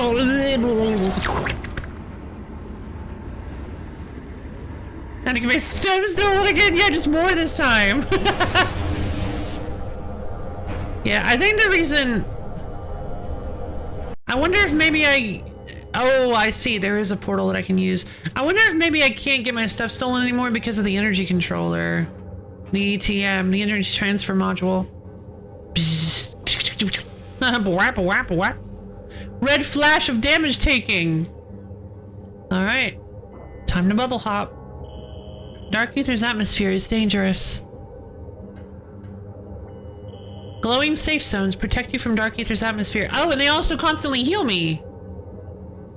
That's really nice. Oh god. Oh, some safe zones must be shot to function. Shoot the sparkling energy nearby to energize the safe zone. What is that? Blade pod. Blade pod, living storage units of the Ying Horde. These Ying morph their bodies around useful items to protect them. They rely on larger Ying for protection. These Ying morph their bodies around useful items to protect them. They rely on larger Ying for protection as they have no way of fending off enemies. Damage from all weapons will harm them, but light-based weapons are superior. The controversial part. Is this the part that people don't really like about this game? I know that I wasn't a huge fan when I first played. Energized safe zones don't last forever. Oh god. I thought you would tell me that immediately. To reactivate a safe zone, shoot the sparkly energy again. That was really funny that they would tell me that as I'm headed towards it. Very clever game. Oh. Huh. Since this is in both dimensions, does doing this trigger it in the other dimension as well? Yeah, the damage area puts a lot of people off. Yeah, I honestly transdimensional activity detected. Yeah, would you look at that? And the slow regen encouraging waiting. I mean, yeah, I guess, but a device has been activated back on Ether. I don't think I ever bothered with just waiting for the slow regen. But yeah, I get that. I get that a lot. I totally understand how that would be frustrating. I like the concept though. I did mention this earlier as experimental. I think it's really neat I think it's a really neat concept that you're afraid of that you have to basically be wary of the entire environment you're in. What was that?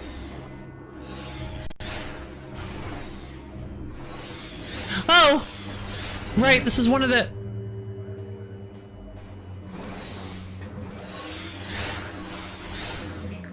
Inglet! The regen feels like an inelegant and necessary thing. What would yeah, right? I wonder. I wonder if they could have, they could have made it possible to interact with the crystal itself. Like maybe not have regeneration on the temporary zones. Maybe have the light crystals. You could like interact. Samus would like put her hand on one and it would just like whoop, it would like quickly heal you. But then like if you did that, you could just camp in crystal zones and I feel like the thing about the slow regeneration is it prevents you from, if it's really fast regeneration, it basically makes you invincible against the enemies. Regen up to a minimum level? Maybe. But even then it makes you, I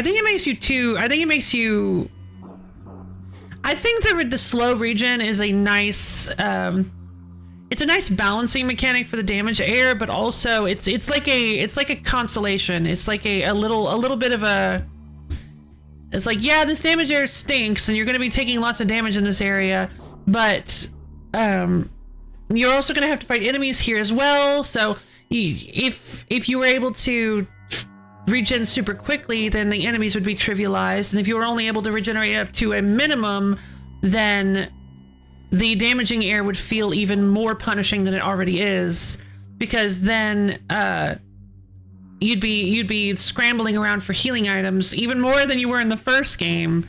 New creature has been downloaded to your logbook. Inglet, worker drone of the Ing Horde. While crawling, morphing bioform strongly dislikes bright light.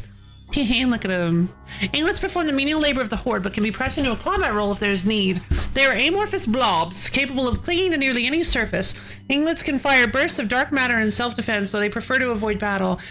They seldom travel alone and can be dangerous in large numbers. As with all Ings, they dislike bright light and will avoid it if possible. Interesting. Oh, but they walked into it.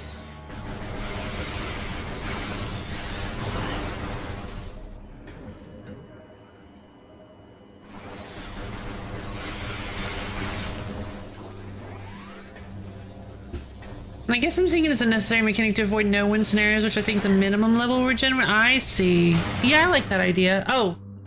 Wait, I still have my radar. I haven't been looking at it. Oh.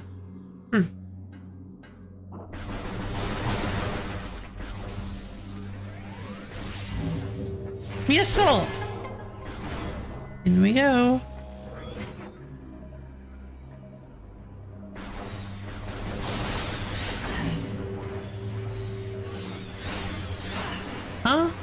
Huh?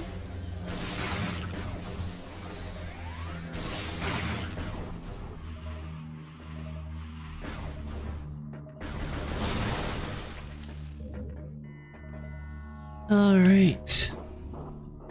Yeah, I just feel like you're jumping from area to area so often, and when you fight little enemies, you're gonna have to be sitting in the areas to fight them anyway. I feel like the slow regen is fast enough. Like, you don't want to be in the situation, I have 50 life, and it'll take me at least 80 to make it to the save point. Yeah, exactly. That is a very good point. The scenario wouldn't be uncommon in classic Doom maps. Yeah. What's that noise? Whoa! Look at these guys! Night barbs! Flying airborne hunters native to dark ether. Targets are small but travel in large numbers for safety. Avoid contact. Ooh! These guys are super... I love this design. Night barbs are small airborne darklings. Smaller and weaker than a hunter Ing, a night barb will travel with a large pack to increase its odds of survival. This is wise, since their primary predators are hunter Ing. Oh, okay. Save station.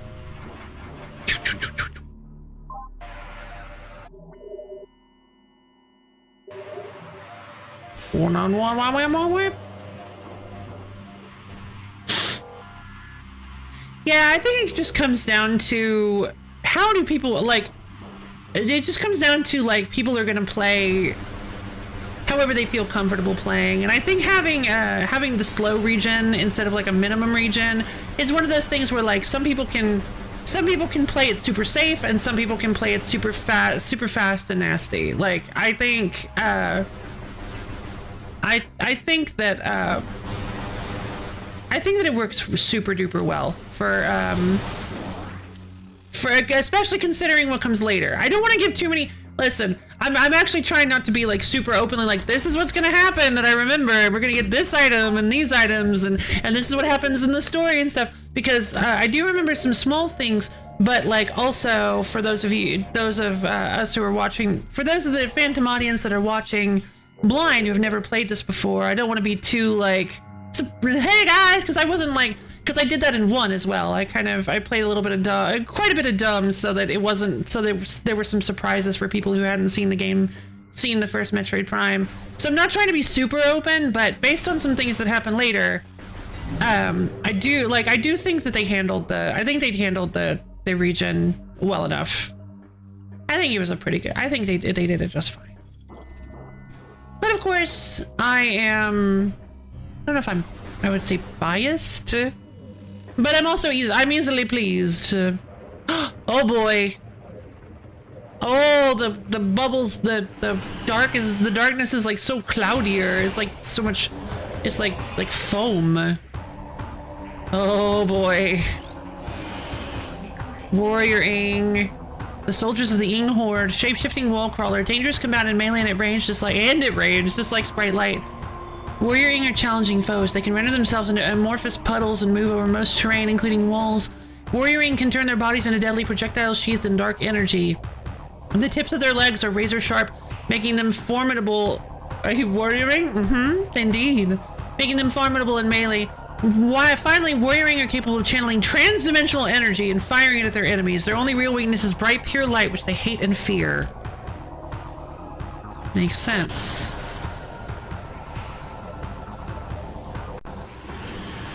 They're so big! Trans-dimensional energy!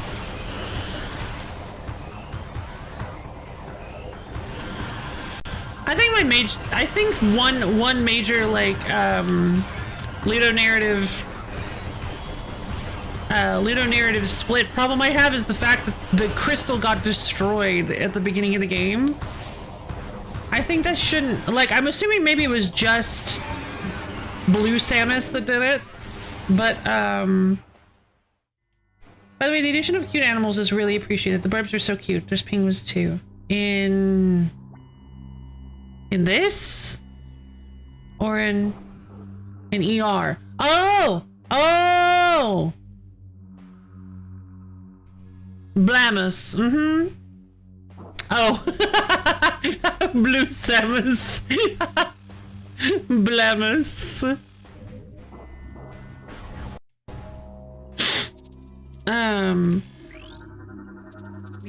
Lightbringer. She ended up, she blew up the crystal and it's like, oh no. I hope that doesn't happen again. Morphology Lightbringer, light generating forager. Creature generates safe zone while living, immune to most forms of attack. Lightbringers were created by the Luminoth for use in their war with the Ying. The crystalline creatures generate a field of life-giving energy at all times, and they can be energized like a safe zone crystal. They are immune to most weapon fire. Only a burst of matter antimatter can destroy them. Let the baby crabs. Let's see if I manage to eat them because fair enough. Poor baby crabs.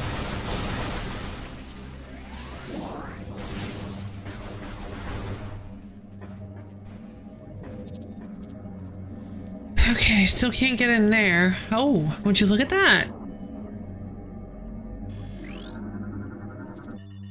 This rift portal is inactive. The portal field can be energized with light energy. Walk into an energized portal to transport to ether. They real life size, but baby compared to the huge crab. Ah, yes, those guys. I probably should have scouted out my route before I did that. Let's head this way.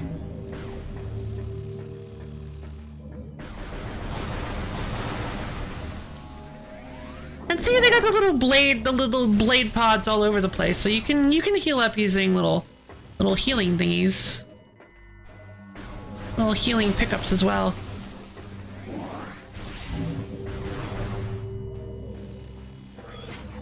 I think I'm gonna play kind of fast and loose with my health in the Dark World. I don't think I'm gonna sit and like just let myself regenerate up to full every single time. I feel like that's not quite as fun. Oh.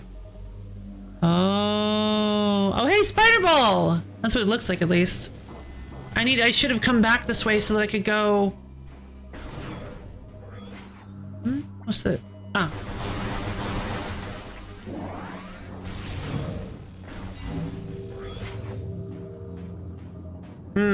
Looks like an arena. Yep. Oh, that guy looks bigger. Oh, that guy. Oh, this guy. Shockwave attack! Shockwave attack! Jump Guardian! Oh, yeah! We're gonna get the jump! Jump Guardian, space jump powered warrior Ying. Powerful metamorph with enhanced jump abilities, able to generate energy shockwaves and force fields. This warrior Ying has absorbed the power of the space jump boots. It can leap incredible distances and heights and uses this ability to great effect in battle. Target can generate powerful shockwaves of dark energy and will sheath itself in a potent force field to protect itself. It cannot maintain the shield indefinitely. Concentrate weapon fire on it when the shield is down. I see. Why is it able to make force fields?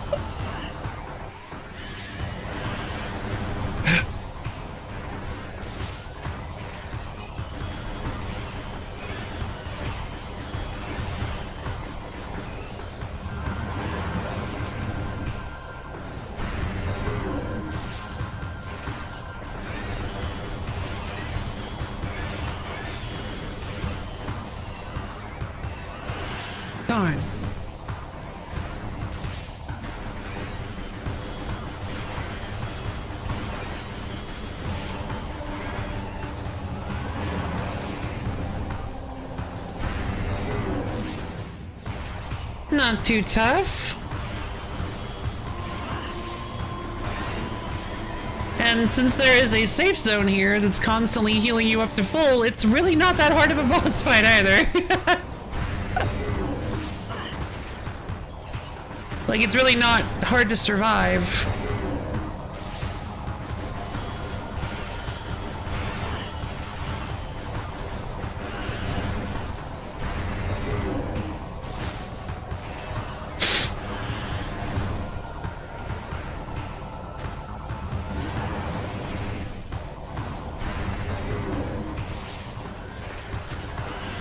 Jeez, stop. Oh my god.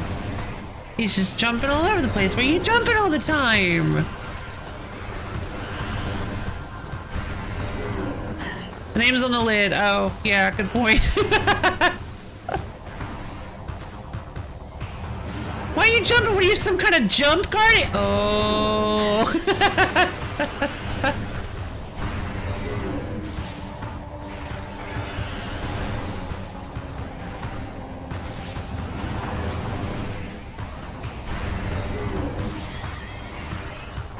Gotcha!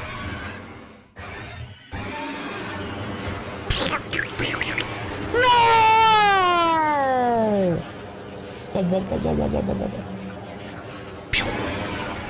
Boots!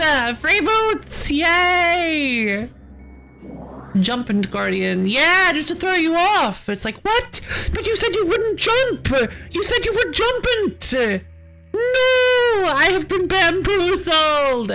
Space jump boots. Wow,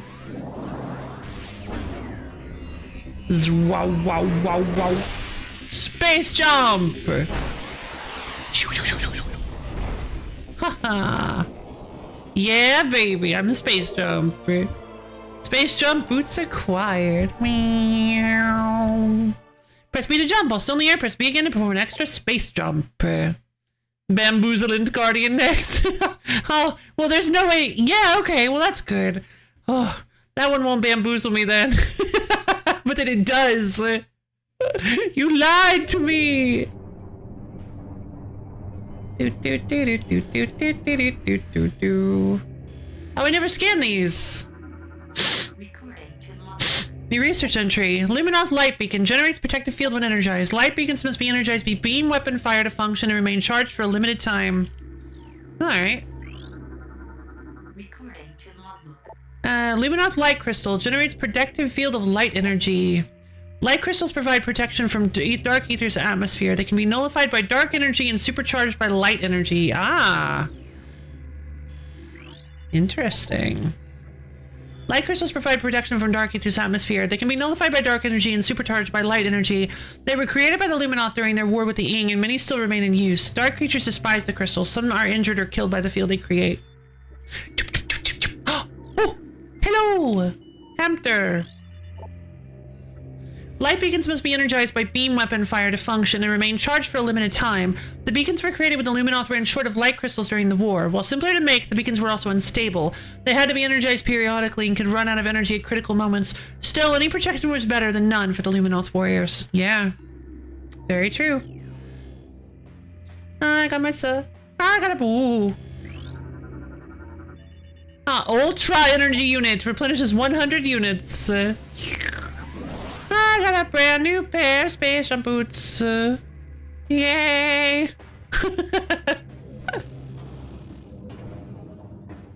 Where am I going? This should take me... Yeah, so... Yeah, because the areas are mirrored. They have counterparts. The world is always the same, so...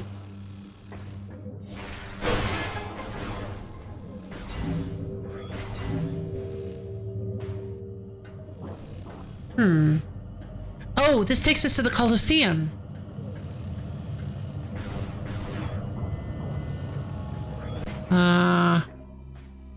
We can't go down there yet. Whoa. What is that? It's like a Security system initiated. All locks are active. 3 keys are required to access the temple. They're scattered throughout the dark Agon. Oh, right. Right, this is the temple we need to access. That looks like a giant worm. I bet you that's a giant worm, a wire worm. You can now jump in space. Wait, that's what jumping already does. It is. You are very right.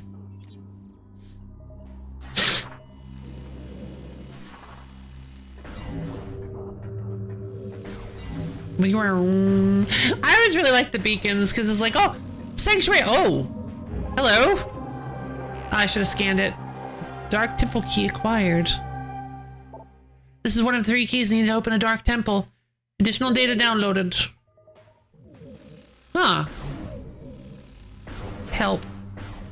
Help. Movement system, space jump boots. The space jump boots increase your leaping capability through the use of boot-mounted thrusters. Press B to jump, then press B again during the jump to use the space jump boots. Samus's notes, timing is important when using the space jump boots. Experiment to discover ways to increase the height and length of your jumps. Dark temple keys. Dark Agon, temple key 1. This dark temple key is one of 3 needed to open the dark temple of Agon. Samus's notes, you must collect all 3 keys to gain access to Agon's dark temple. Yep.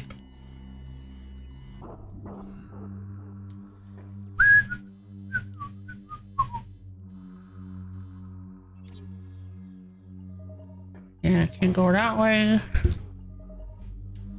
Try investigating this a little. Nope.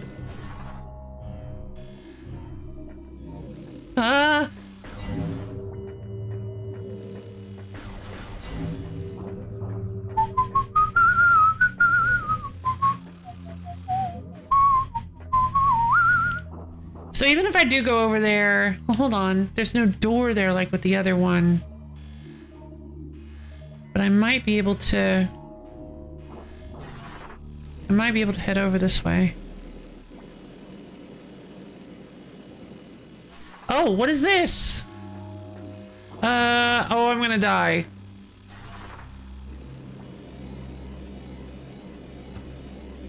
God!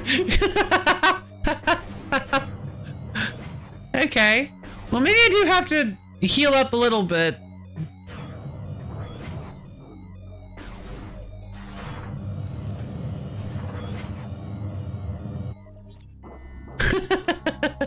Maybe I shouldn't be completely fast and loose. Time jump? Good question. Where is the time jump?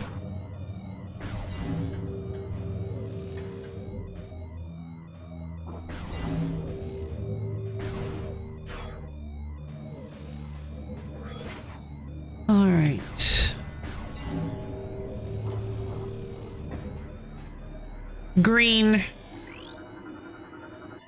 There's a blast shield on the store blocking access to super missiles. Analysis indicates the blast shield is invulnerable to most weapons. A super missile blast may damage it. Interesting. I don't believe they had any super missile doors. And I actually completely forgot what the super missile even was in Prime for a second. Okay. I think I need to head back to the portal. No, I need... Okay. I need to continue searching. I need to continue searching here for the rest of the 3 keys. Oh, hey, look, they have the little keys on my map. That's great. That's cute. Okay. Wait, am I healing while I'm on my map? No.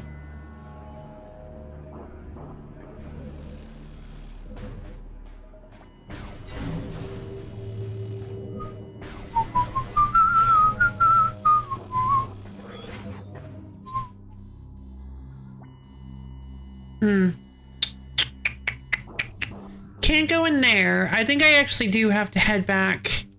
Yeah, I think I do actually have to head back this way.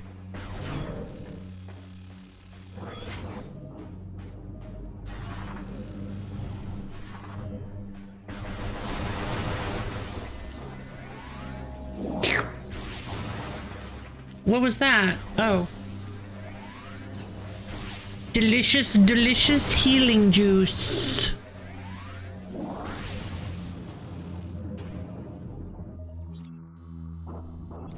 Okay.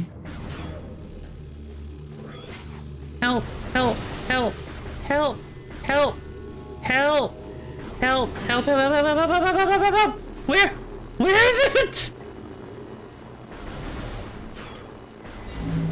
Oh god, that was rude.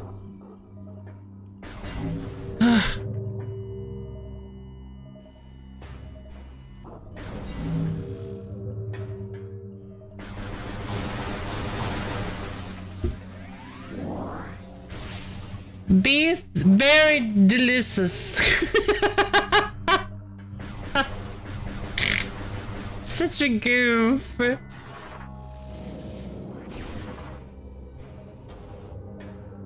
Delicious healing juice.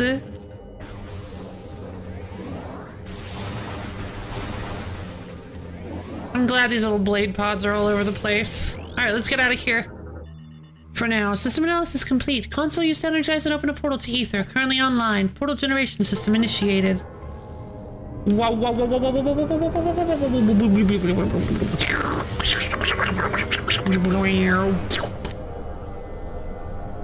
Sound effects.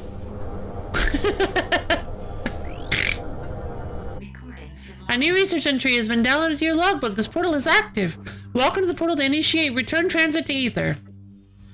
Light portals allow living beings to travel to Ether without being disrupted and scattered throughout the interdimensional void.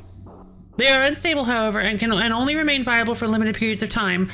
Some can be reactivated while others vanish forever once they are used. I see. Zerf. Wow.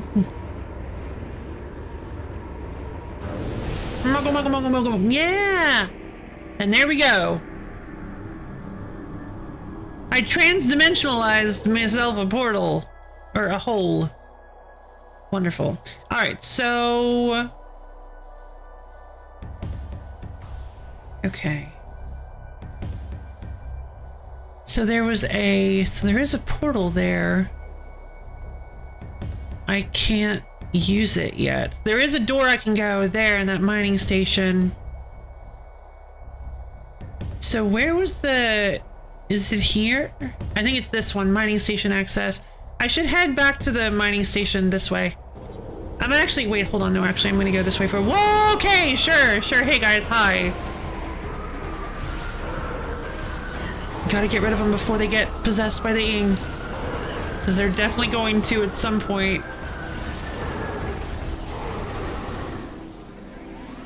If I'm not fast enough.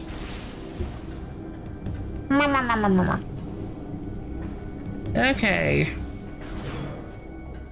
There... Oh, I need the boost ball for this. But I can get myself a super cool missile expansion too.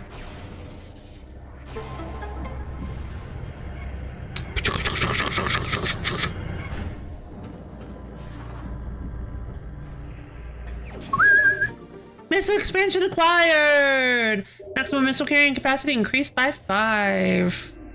Aw, the boost ramps were scannable in the first one.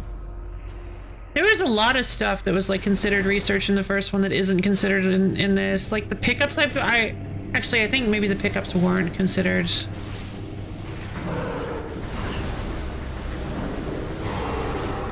That's right, up close and personal, Dark Souls!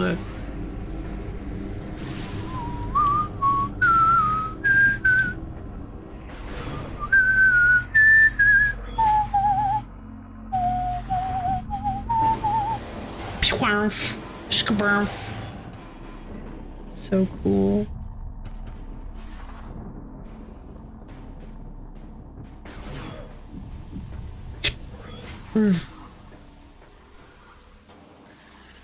Oh geez. Yep, still a bunch of little invisible Luminites.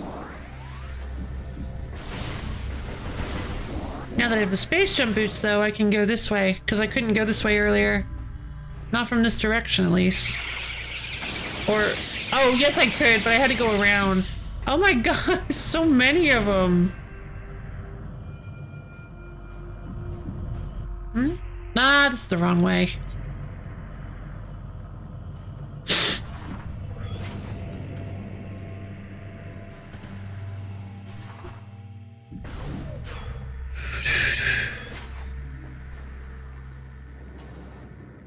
Can't really do anything about those darn Luminites. But I should be able to get to do this. Cannon! Oh, yay! Energy tank! Wonderful!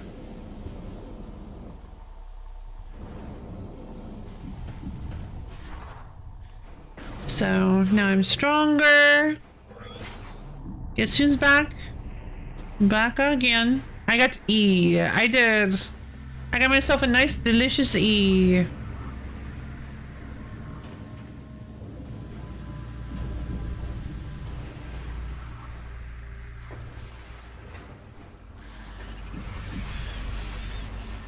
It's a little bit short.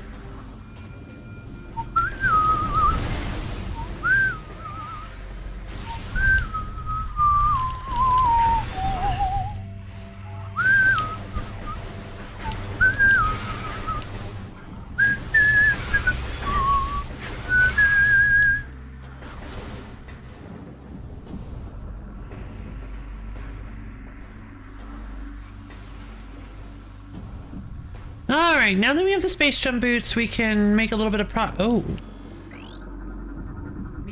Cataclysm. Luminoth Lord translated Cataclysm. The starborn terror burned through the heavens and struck Ether with an untold might. We all expected the world to shatter, but Ether held. There was great devastation, however. The green plains of Agon were scorched forever, and the forest of Torvis was engulfed and racked by the sea. The skies burned for days, casting darkness over the land. Fish. Token creature. Fish. When this creature dies. 0/0. That's just like an AI generated card. I love it. Automated function initiated. Sand gates will move to the open position. I had a feeling those could open.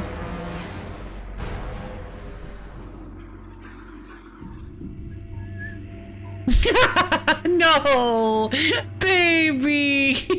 Oh, fish.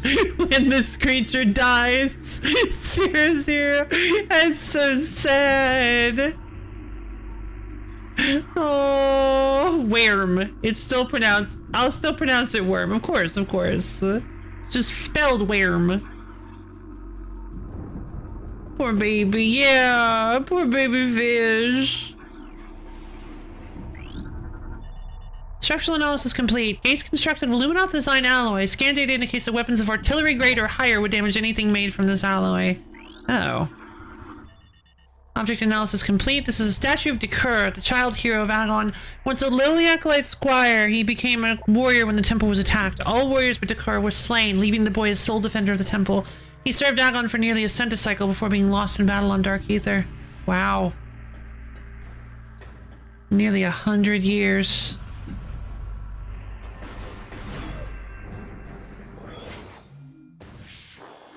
I hear you. Bunch of stinking space pirates. Oh. Are they trading Pokemon cards?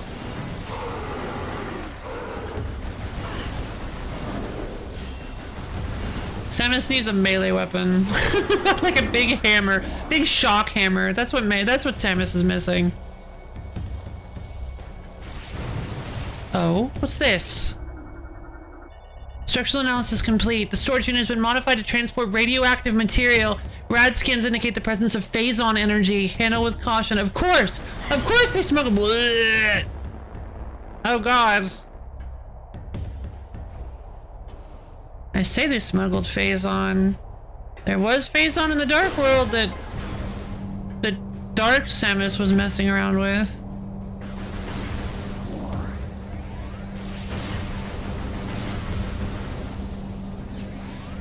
Now, I wasn't on the planet for very long, and I definitely wasn't here when the planet impacted, so why would Dark Samus be a thing?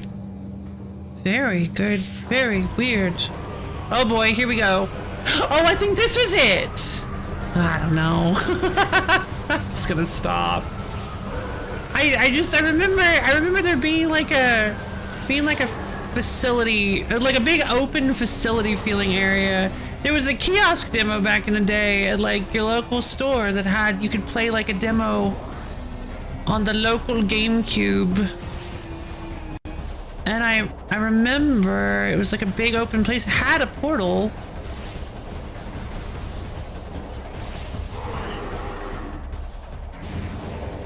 Uh-oh. Shadow Troopers? No, just regular pirate troopers. Big Metroid! Big guy, big Metroid, big Metroid. Special Metroid? Nope, just regular Metroid.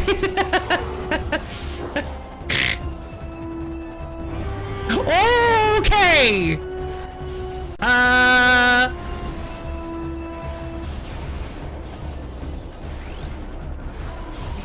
Vigilance class turret. Manned defense system. Heavy weapon fires powerful energy blasts. Use rapid movement and cover to avoid damage. The Vigilance class turret is found in many space pirate bases. Built to support the Humility class turret, it is as accurate as the gunner operating it. Many young space pirates begin their careers as sentries. A tour as a Vigilance gunner is considered a mark of distinction.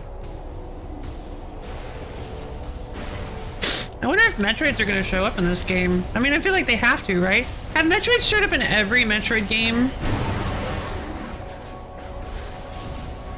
I feel like there must be one Metroid game that doesn't have Metroids in it. I wonder if there are any primes. Hush you. There are probably some primes. I mean, there are 2 windmills here, so we already found one. Yeah, there we go. To answer your question, yes.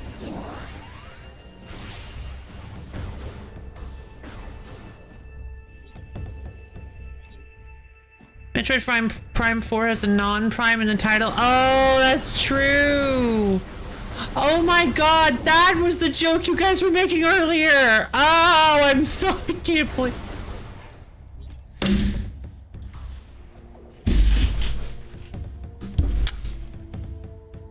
I didn't get it. MP 4 has Beyond, therefore it's going to be a masterpiece. Agreed. Agreed.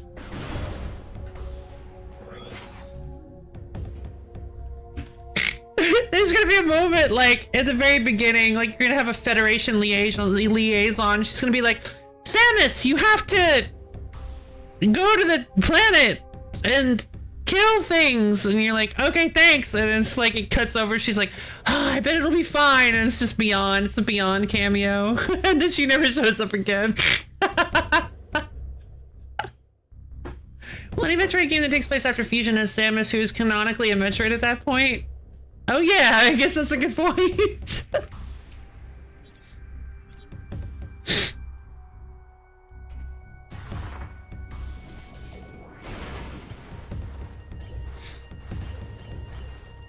think Other M might have any.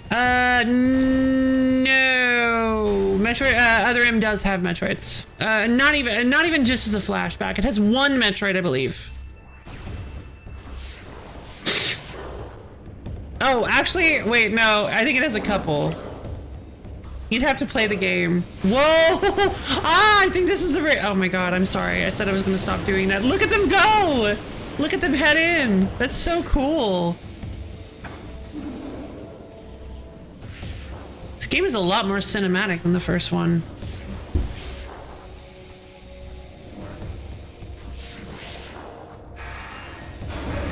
Uh-oh. It has mentions of the baby. It does. So many mentions of the baby. It has flashbacks that contain the baby. It has mentions of the baby.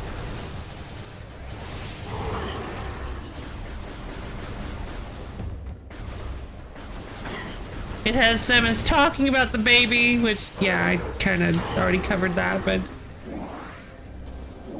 I love this. I love this. It looks like the portal just went and just like carved out this burning crater in the wall. I guess no, I think every Metroid game has a Metroid. Yeah, I guess so. I mean, it would be weird if it didn't. This rift portal is inactive. The portal field can be energized with dark energy. Walk into an energized portal to transport to dark ether.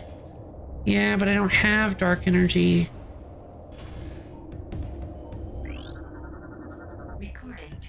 New research. Ether. Obscure world on the Dasha system. Planet is unstable due to transdimensional flux. Warfare has devastated a good portion of the world's population.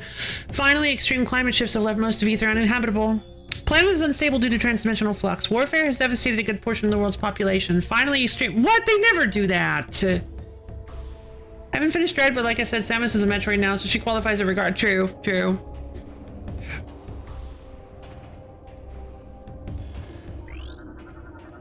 Dark Ether. Ah, I see. Dark Ether. Transdimensional duplicate of planet Ether. Can't determine origin of Ether's dark twin. Contains high levels of phazon ore.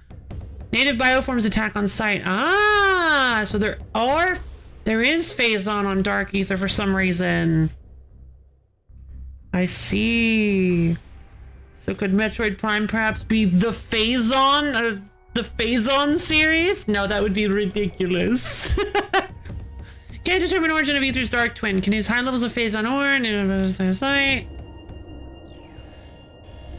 What's this? Oh, pirate lore! Yes!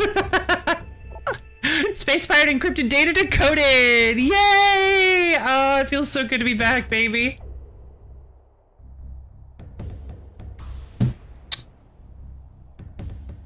Local conflict. Data transfer to your logbook for further review.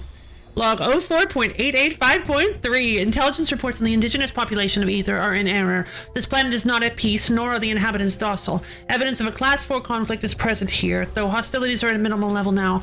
Our territory has suffered several raids by a strange type of shadowy creature. These raids have caused considerable damage, and we've requested more combat troops in response. You guys just need to stop poking your nose where you shouldn't be doing that. Whoa. It's a lot of lore. Space pirate encrypted data decoded. Phazon operations. Log 04.468.1. Science teams detected the presence of phazon in the Dasha system 4 cycles ago. High Command authorized the deployment of our team shortly thereafter. Our orders are to establish a base on planet Ether and evaluate local phazon resources. Because this world lies on the periphery of Galactic Federation territory, we are following stealth protocols at the highest level. A cadre of elite commanders has been dispatched to provide security for our force as well. This operation is now underway. All right. Your funeral. Or whatever you guys do to honor the dead. The space pirate encrypted data decoded. Great discoveries. Log 05.008.6. A spatial anomaly has been found within our base. We believe this rift in space-time leads to a parallel dimension of some type, but have been unable to interact with it thus far. Space funerals. Sure. Your space funeral. A strange artifact was found near the anomaly as well. It may be a weapon or generator of some kind. Perhaps it is the key to accessing the anomaly. High Command is eager for reports on the relic. A new weapon for our arsenal is always welcome. Cycle 5. No. Space pirate encrypted data decoded. Rift portal.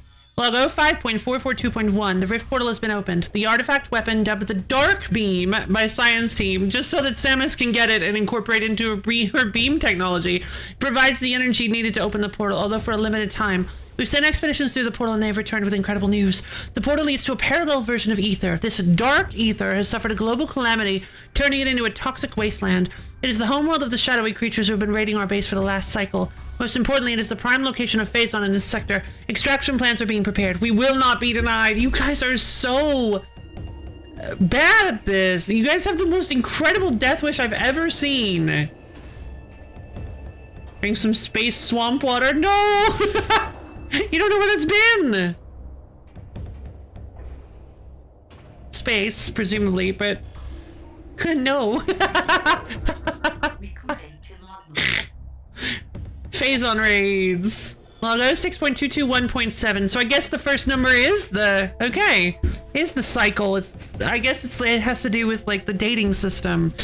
Phase-on extraction raids are underway on Dark Ether. The toxicity of the atmosphere has taken a toll on our workforce, as have the hostile natives of that world. Science team is preparing survival gear to protect our work teams, and we have increased our security presence in extraction areas.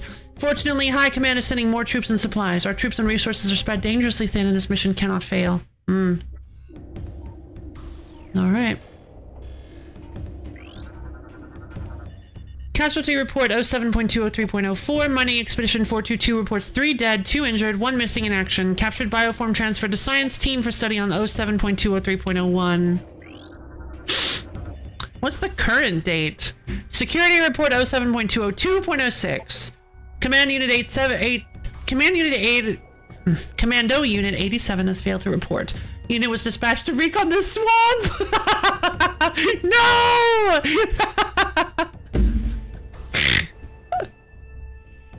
They drank the swamp water. A potential site for a new base. Unit 98 sent to investigate. Oh my god, I can't believe there's a swamp here. Metroid Energy Report 07.202.09. Until we recover more phase-on, we rely on Metroids for power. Alright, I guess they're here. Command has authorized mass breeding of Metroids for this purpose. I mean, probably, yep. You are Prophet now. Security report 07.201.04. The Marine vessel has been under attack by indigenous predators for several days. Casualties are high. The Marine force is near elimination. Security analysis complete. Unable to bypass space pirate security. Portal control access denied. Find an alternate method of accessing portal control. Dark Ether Transit 424 complete. Radiation levels within tolerances. Dark cannon operating at full power. No signs of instability detected. Cooldown cycle underway. Are there any Metroids in Metroid Prime 3? Oh! That is a really good question.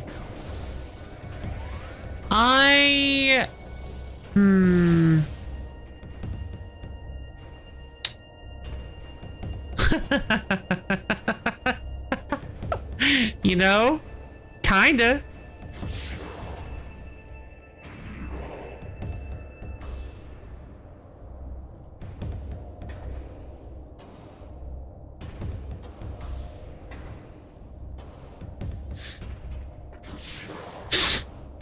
Perhaps. I don't want to explain it because I think because it's a little bit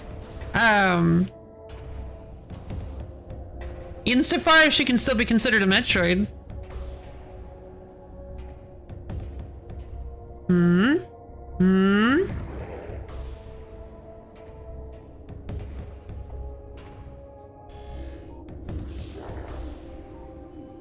Insofar as we can say we've already seen a Metroid. That's fair enough, yeah. Thank you. Metroid handling protocols 07.202.02. Metroids are not pets. Metroids are not for target practice. Finally, unauthorized feeding of Metroids is still strictly prohibited. What did you guys learn on Talon 4? Nothing? Nothing at all. Medical report 07.199.09. Technician 12 relieved after showing symptoms of phase-on fever, and where he claimed the phase-on as his own and held us at gunpoint until security arrived. Dang. Sentry report 07.202.04. I grow weary of standing watch on a wasteland. The accursed Marines are weak and vulnerable. Why did we not attack? They owe us a fate debt for the attack on our supply ship. Instead of settling accounts, we sit around in a sandpit like a group of timid old spinsters. It is time for action. Okay. That was a lot of lore. Mechanical analysis complete. This elevator will not function until activated. Scan this control console to bring it online. Power relays connected. Elevator unit online. Step into the hologram to activate the elevator. Will do.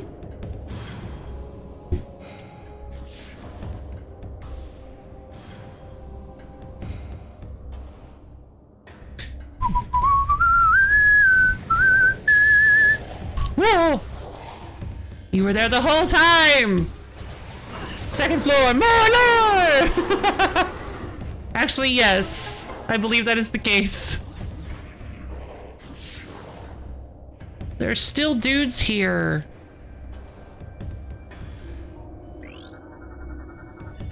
Security alert, all systems and units. Datanet has been compromised. The hunter has hacked our datanet. All of our secrets are now hers. She cannot be allowed to escape. Terminate her on sight. I mean, isn't that always how you deal with me? Security alert, all units to battle stations. The Dark Hunter has breached the Metroid production facility. Protect Phazon supply at all costs. Death to the Dark Hunter. Glory to the space pirates. Oh. Interesting.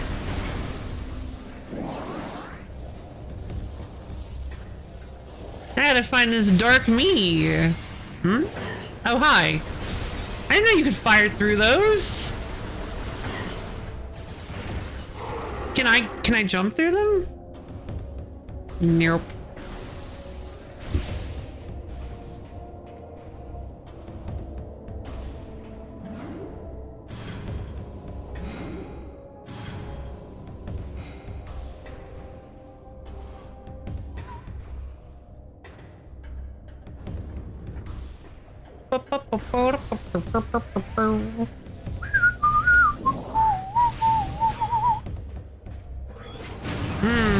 What?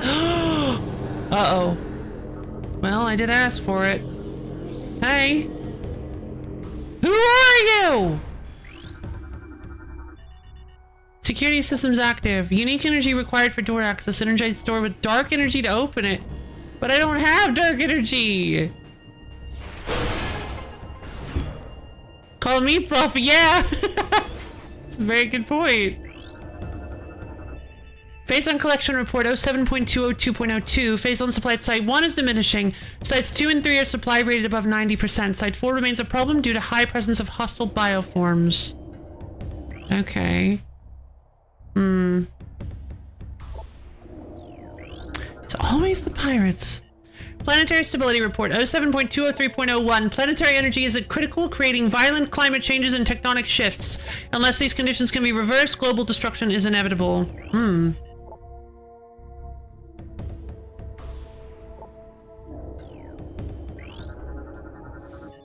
Dark Hunter analysis 07.202.07. Scans of the Dark Hunter have revealed she grows stronger as she consumes Phazon. Already a class platinum AAA threat level, we shudder to think of her power level as she consumes our entire Phazon supply. Oh boy.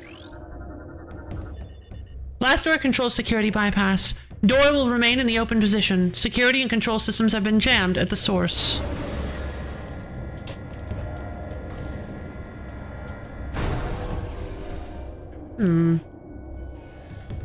Alright, let's head down then.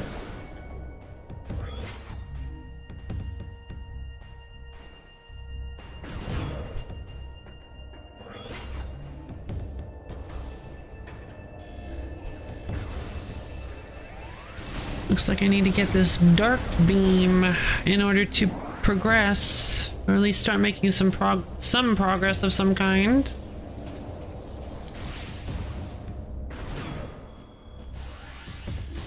Oh boy. There they are! Mechanism Humility Class Turret. Space Pirate Defense System. Beam weapon variant of captured Federation turret. Evade its fire with quick movement.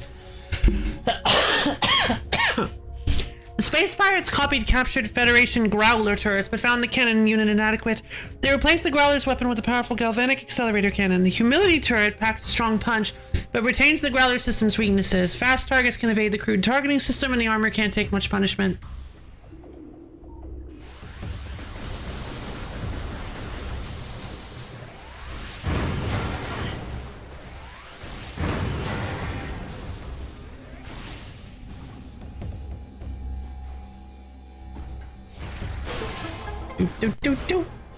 Hey guys, I'm here to take all your stuff. Darn it. Metroid! Oh, lots of Metroids.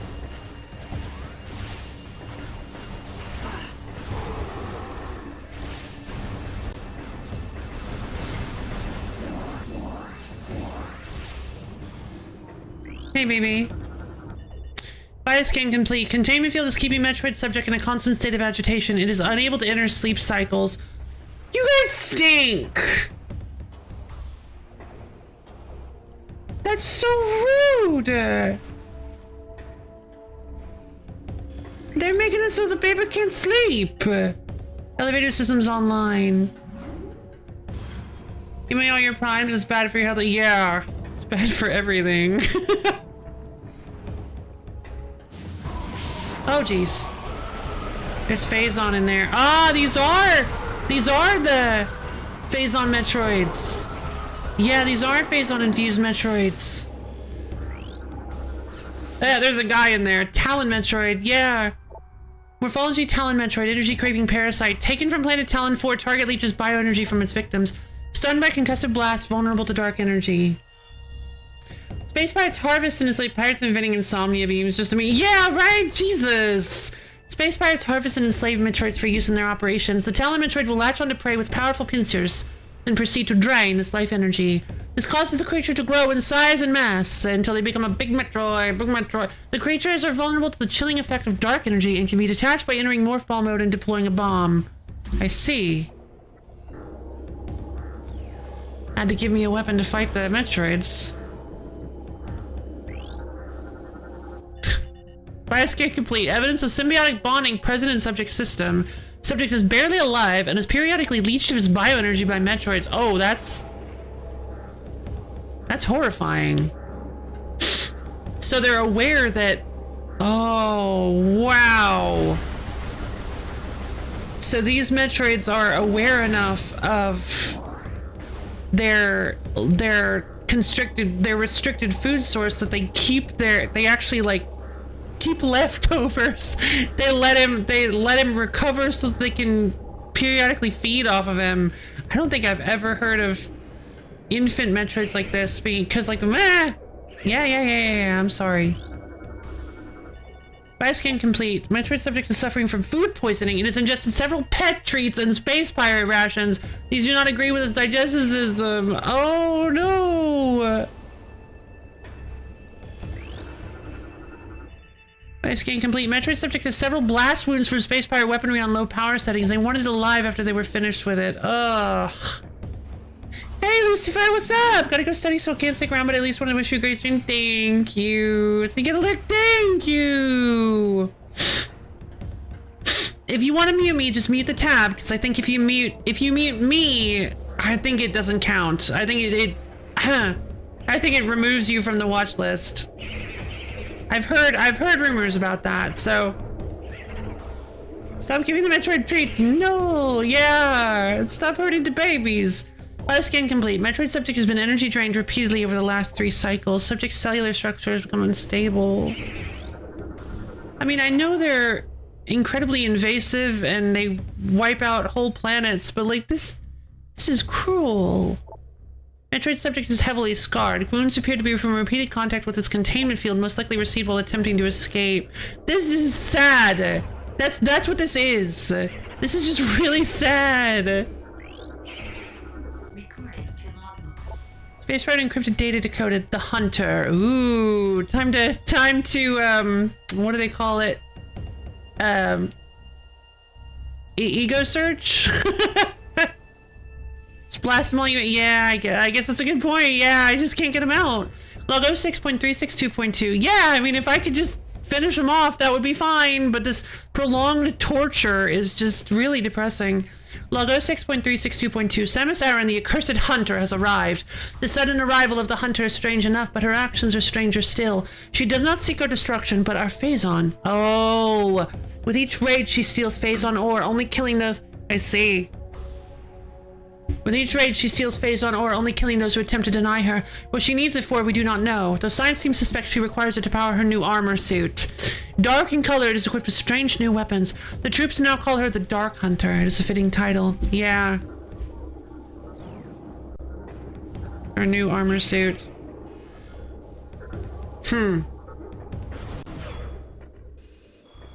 Yeah.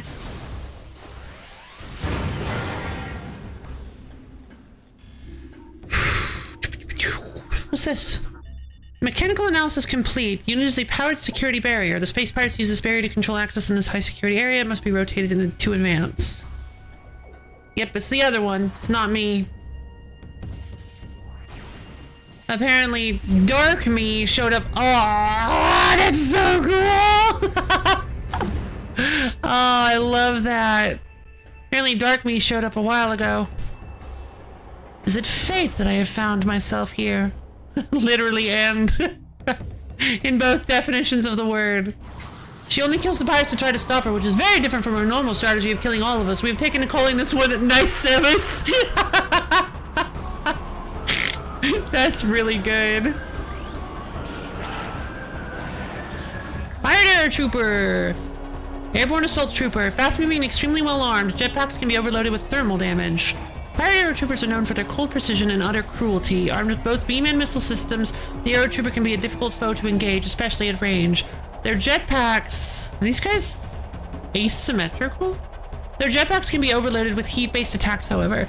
These units prefer death before dishonor. An injured Air Trooper will make a before allowing himself to be captured. Shouldn't have. Sorry. Didn't mean to say that.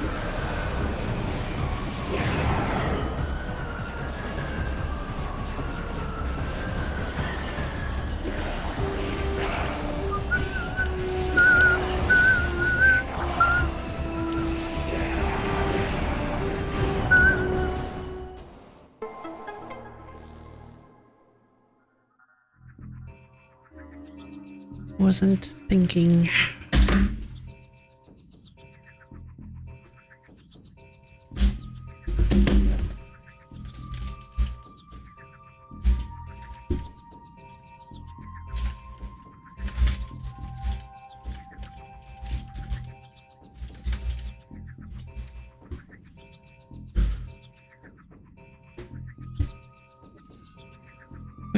Okay. God, this area's been kind of long. Oh, so much lore! Jesus. And we found this place so early, too! Space Pirate Base near the very beginning of the game. Production report, Metroids 07.201.01. Mass breeding of Metroids underway. We will meet command's quota within a cycle. Storage remains an issue. Recommend expansion of existing facility before a critical Metroid level is reached. So much lore, so much YRM. Maintenance report, 07.200.03. Energy containment field generators have failed 3 times. I fear for our safety. We're out of spare parts. One more failure and we're finished. I'll go back to that one. Give me a second.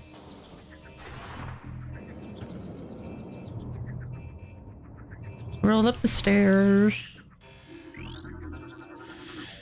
Training report 07.200.08. Science team believes the Metroids can be trained. After several cycles of trying, I believe science team has vapor for brains. I've lost 2 assistants to the wretched little things. Discipline report 07.198.02. Units 013 and 043 have been placed on low rations after being caught configuring the power storage racks for amusement purposes. Agility training is to occur only in sanctioned training areas. Theft report, 07.196.05. 3 Metroids have been stolen. All on-duty units have been questioned. Whereabouts of Metroids unknown. Doubling security in Metroid areas until further notice. Security report 07.199.07. The Dark Hunter was spotted near the Metroid tanks. She attempted to breach the containment racks without success, then escaped. Perhaps she is behind the recent Metroid theft. Why?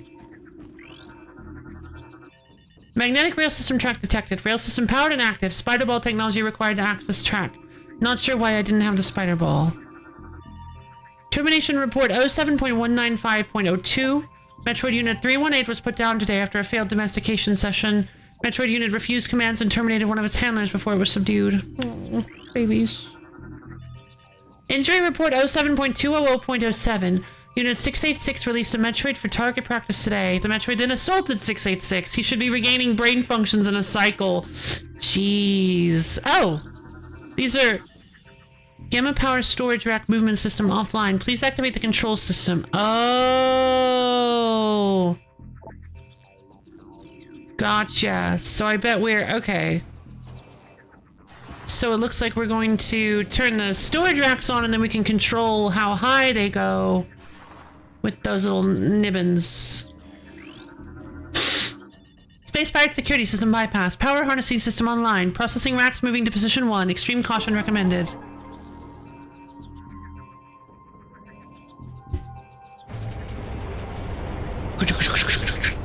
I'm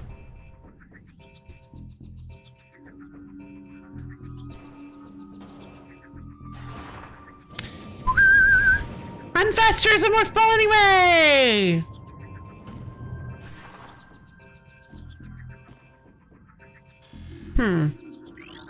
What's this? Object scan complete. This is the Alpha Power Storage Rack position monitor. 2 nearby consoles control the movement of the Alpha Power Storage Rack. Scan them to operate the system. Command authorized. Alpha Power Storage Rack is configured to desired position. Ah.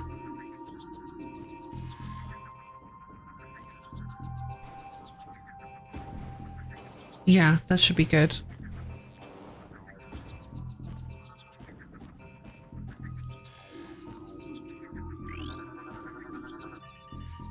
Delta Power Storage Rack. Command authorized. Command authorized. Command authorized. And then we'll do this one. And this is the gamma. We saw that earlier.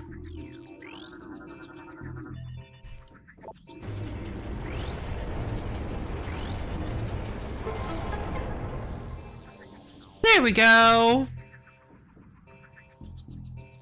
Wharm.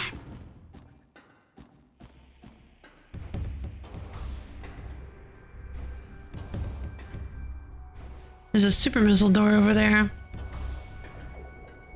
Oh, I get it. I think it looks like maybe I have to...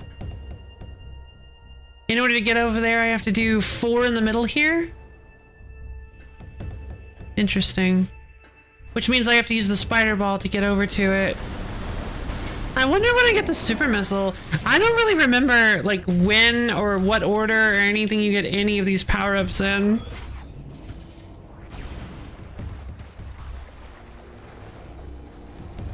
This game kinda... I feel like this... I played this game much later than Metroid Prime, so it kinda left my brain. It wasn't like... high nostalgia zone.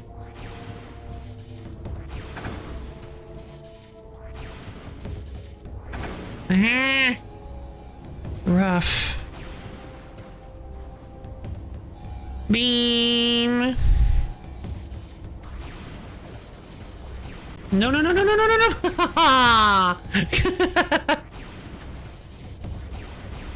I was actually gonna say it. That's the, when I said beam, the first thing I thought, I was like, make a beam. High nostalgia area danger. You did. You read me like a book. Blammo! God. Let me get this dark beam technology, please. This facility is so long.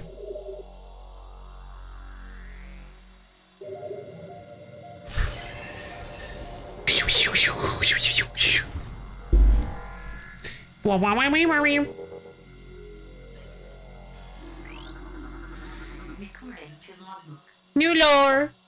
Space-powered encrypted data decoded. Security breach. Log 06.713.5. The Dark Hunter teleports into the base at will. Our security has proven next to useless against her. Her latest raid was disastrous. Not only did we lose more phase onto her, but she also crippled the stealth field generator with her strange new weapons. We are exposed. Until the replacement generator arrives, we will be vulnerable to scans and detection.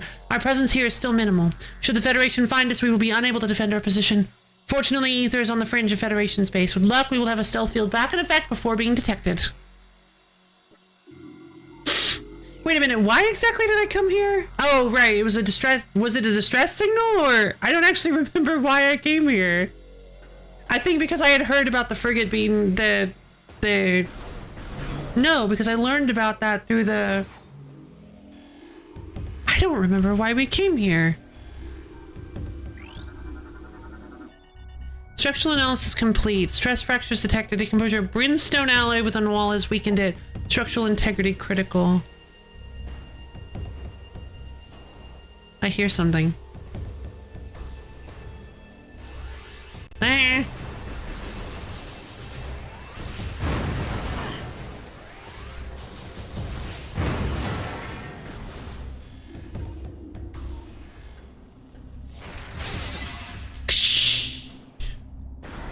could have sworn I heard a power up, but I don't think I have the ability to get it. Oh! Interesting! Maybe a portal leading from the Dark Worlds. Oh! Didn't mean to jump down. Uh-oh! Am I gonna have to fight her? I don't know if I can fight somebody that quite possibly shoots Phazon at me. Looks like she's made of this stuff. She barefoot.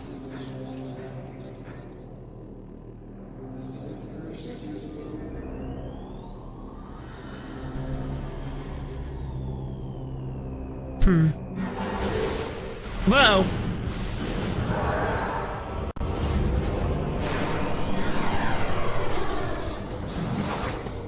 Oh god, I do have to fight her! Dark Samus 1. Morphology Dark Samus, Phazon powered entity. Powerful distance attacks. Phazon energy shield repels all weapons, waiting until it is down to attack. Avoid close contact with target. Scans indicate the presence of Phazon and your genetic material within this entity. She wears a version of the Varia suit, altered and augmented by the Phazon within her. Boss fight against Nice Samus. Yeah! Poor Nice Samus! Primary weapons include the missile launcher and a scatter shot variant of the power beam. Boost and jump abilities are superior to yours. The ability to generate Phazon energy shields is also present. Oh, this is good music.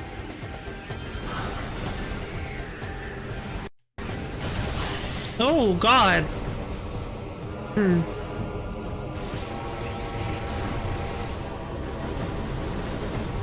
Wait.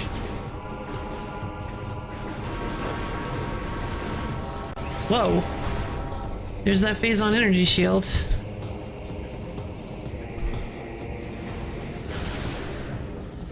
Where are you? Oh, right. I can see on my radar. Ah, cool. It does the radiation, the Phazon radiation stuff. Yeah, that's right.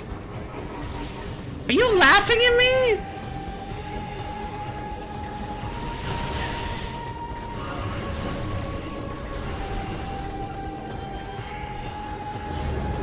Yeah, I'm assuming she's just gonna leave before the fight is over. Or not. Now she dangerous. Same Samus or... Oh god. Super Missile! Oh, I bet you're gonna give it to me, aren't you?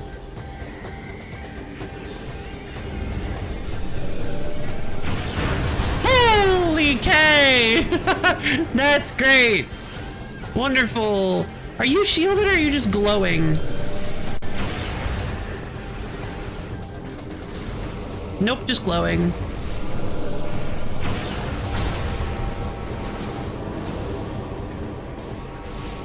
Ah! Stop!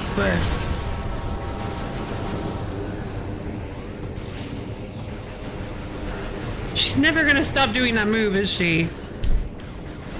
You can't really hit her with missiles because of it. Gotta force her to bump into walls. Oh, hey, Steam! I gotta force— Whoa! This fight is wild. She's behind me. She's behind me, isn't she?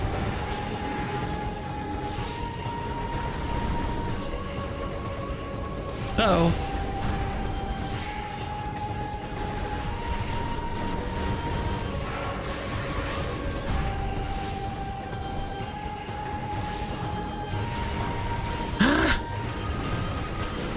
Yeah, you can't really use— I think if you try to use missiles at this point, she just does the—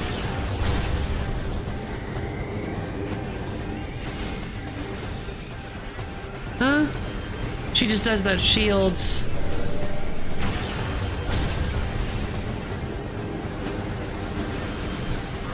Oh, God. This is definitely one of the tougher boss fights in the series. For sure. Holy K. Yay! Gotcha. Alright. Time to die. Really gonna hide? Thank you! Thank you! Oh. Wait. Oh! That was anticlimactic.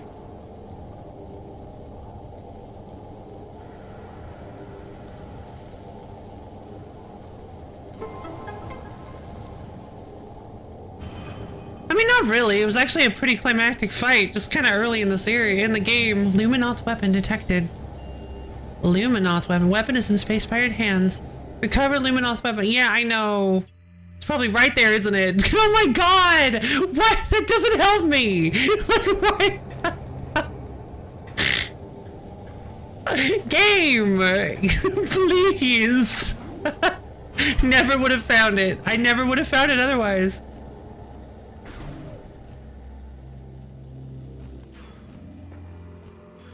Ooh. Dark beam. Wow, wow, wow, wow. Ooh. Dark beam acquired. Proceed to the right to switch to the dark beam. Charge weapon to fire normal shot when out of ammo. The beam that shoots darkness. Poison trait added to arm cannon. True. Oh, that's interesting. It's purple, but it's the ice beam configuration. Yeah, right? Good lord. Miscellaneous suit expansions. Beam ammo expansion. What? The beam ammo expansion units increase the amount of beam ammunition you can carry. And here's the thing that I think that I kind of figured was the major controversial thing about this game. Samus's note, each beam ammo expansion increases the amount of beam ammunition you can carry by 50 units. You can reload your beam weapons at ammo stations. Your gunship has this capacity as well. In my opinion, this is the weirdest part of the game. All of your beams outside of the power beam have limited ammunition, like your missiles. The dark beam fires blasts of shadow energy. Shots from the dark beam can hinder enemies and objects as well. Press right, C to the right to select the dark beam as your active weapon. Samus's notes, when out of dark ammo, you can charge the dark beam to fire a normal shot. Oh, that's really helpful to know. Fire the dark beam to deactivate crystals. Dark beam blasts have limited effect on ing and dark creatures. It takes several hits with the dark beam to hinder enemies and enshroud objects with dark matter. Charge the dark beam to fire an entangler blast. Enemies struck by this blast will be enveloped in shadow tendrils for a few moments, unable to move or fire.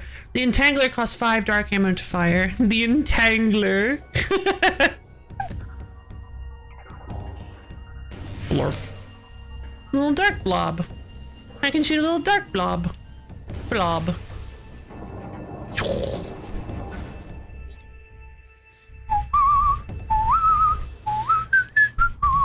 Still don't have the light beam, so I can't go that way.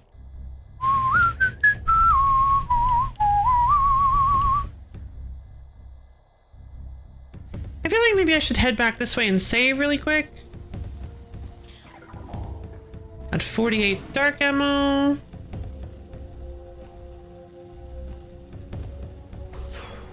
Thank you. Huh. Whoa. Let's try this new thing out, shall we? Blarf. Blarf. Whoa! Very nice. Very nice.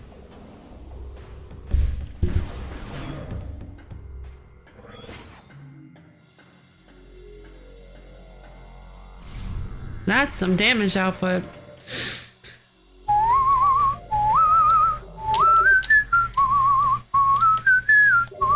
All right.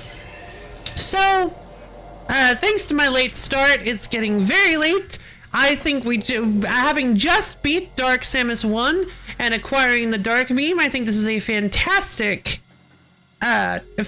stopping place. We can continue on next stream with the I'm getting to play around with the dark beam and probably going and opening some dark portals. Heading over to the dark realm and then trying to get ourselves some keys. I'm excited. So yeah, sure, I'll do a hydrate redeem real quick. Hydrate redeem.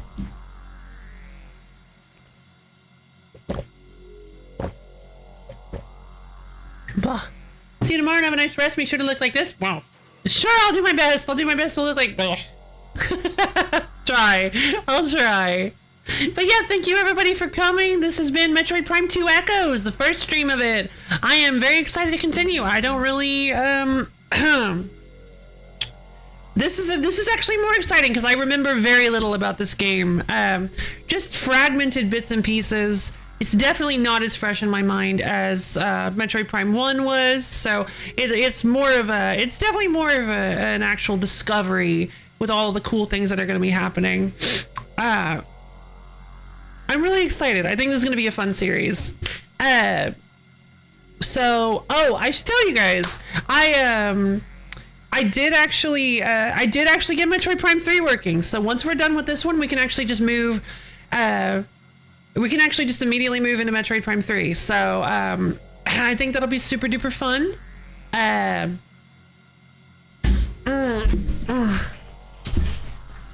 And then I guess Sly Cooper win. That's actually good question. Very good question. I had actually thought I was really worried. I remembered it all of a sudden yesterday, and I was like, oh my god, did I miss it? No, Sly Cooper is going to be taking place next week. Next week, I hope you guys are excited. Next week, we're going to be doing the Sly Cooper Triplethon. On Wednesday, Thursday, and Friday, I'm going to be playing I'm going to be playing all three of the Sly Cooper games over the course of the first 3 days of the week. Wednesday, Thursday, and Friday. Wednesday, I'll be playing Sly Cooper and the Thievius Raccoonus until we finish. Thursday, I will be playing Sly 2, Band of Thieves, until we finish. And on Friday, I will be playing Sly 3, Honor Among Thieves, until we finish. I'm very, very excited. I am definitely going to try to start way earlier on those. Otherwise, I realize that that'll be a huge problem if I don't. But with timing of everything, because those games are fairly long. Those are definitely gonna. I know the first one is clocked at only like 9 hours, so that one won't have to be two VODs. But I'm probably gonna have to split the VODs for 2 and 3, which is fine. That'll be fine. It'll be fun. Maybe like halfway through. Maybe like 8 hours, like 7 or 8 hours in, I can take like a major break to grab myself some like a big lunch, and then I'll just use that as the splitting point for the VODs or something. That should be fine. But yeah, I'm very excited. It'll be the first time I've ever done like a major, like a big marathon-ish thing for one single game. So this will be super, or well, you know what I mean. But this will be super cool. I'm excited.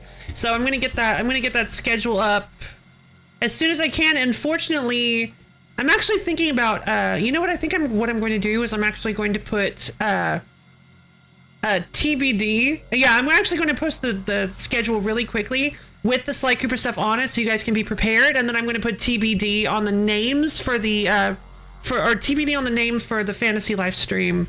You know what? Nah, I think I have a better idea. TBD. I actually have a better idea. I think you guys are going to be excited.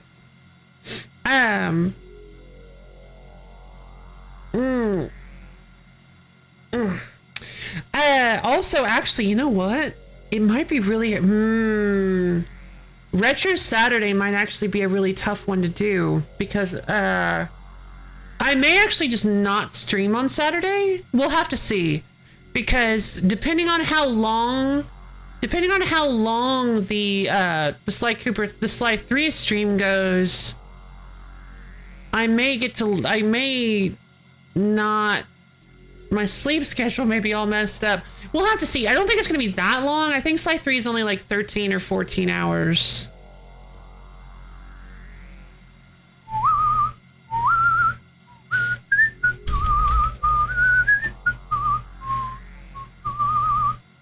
Yeah. Slide 3 is clocked at 13 hours for the main story, 15 and a half for completionist.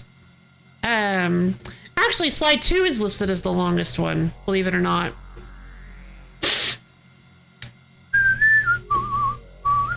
Oh, that's actually going to be the... I didn't even think about that.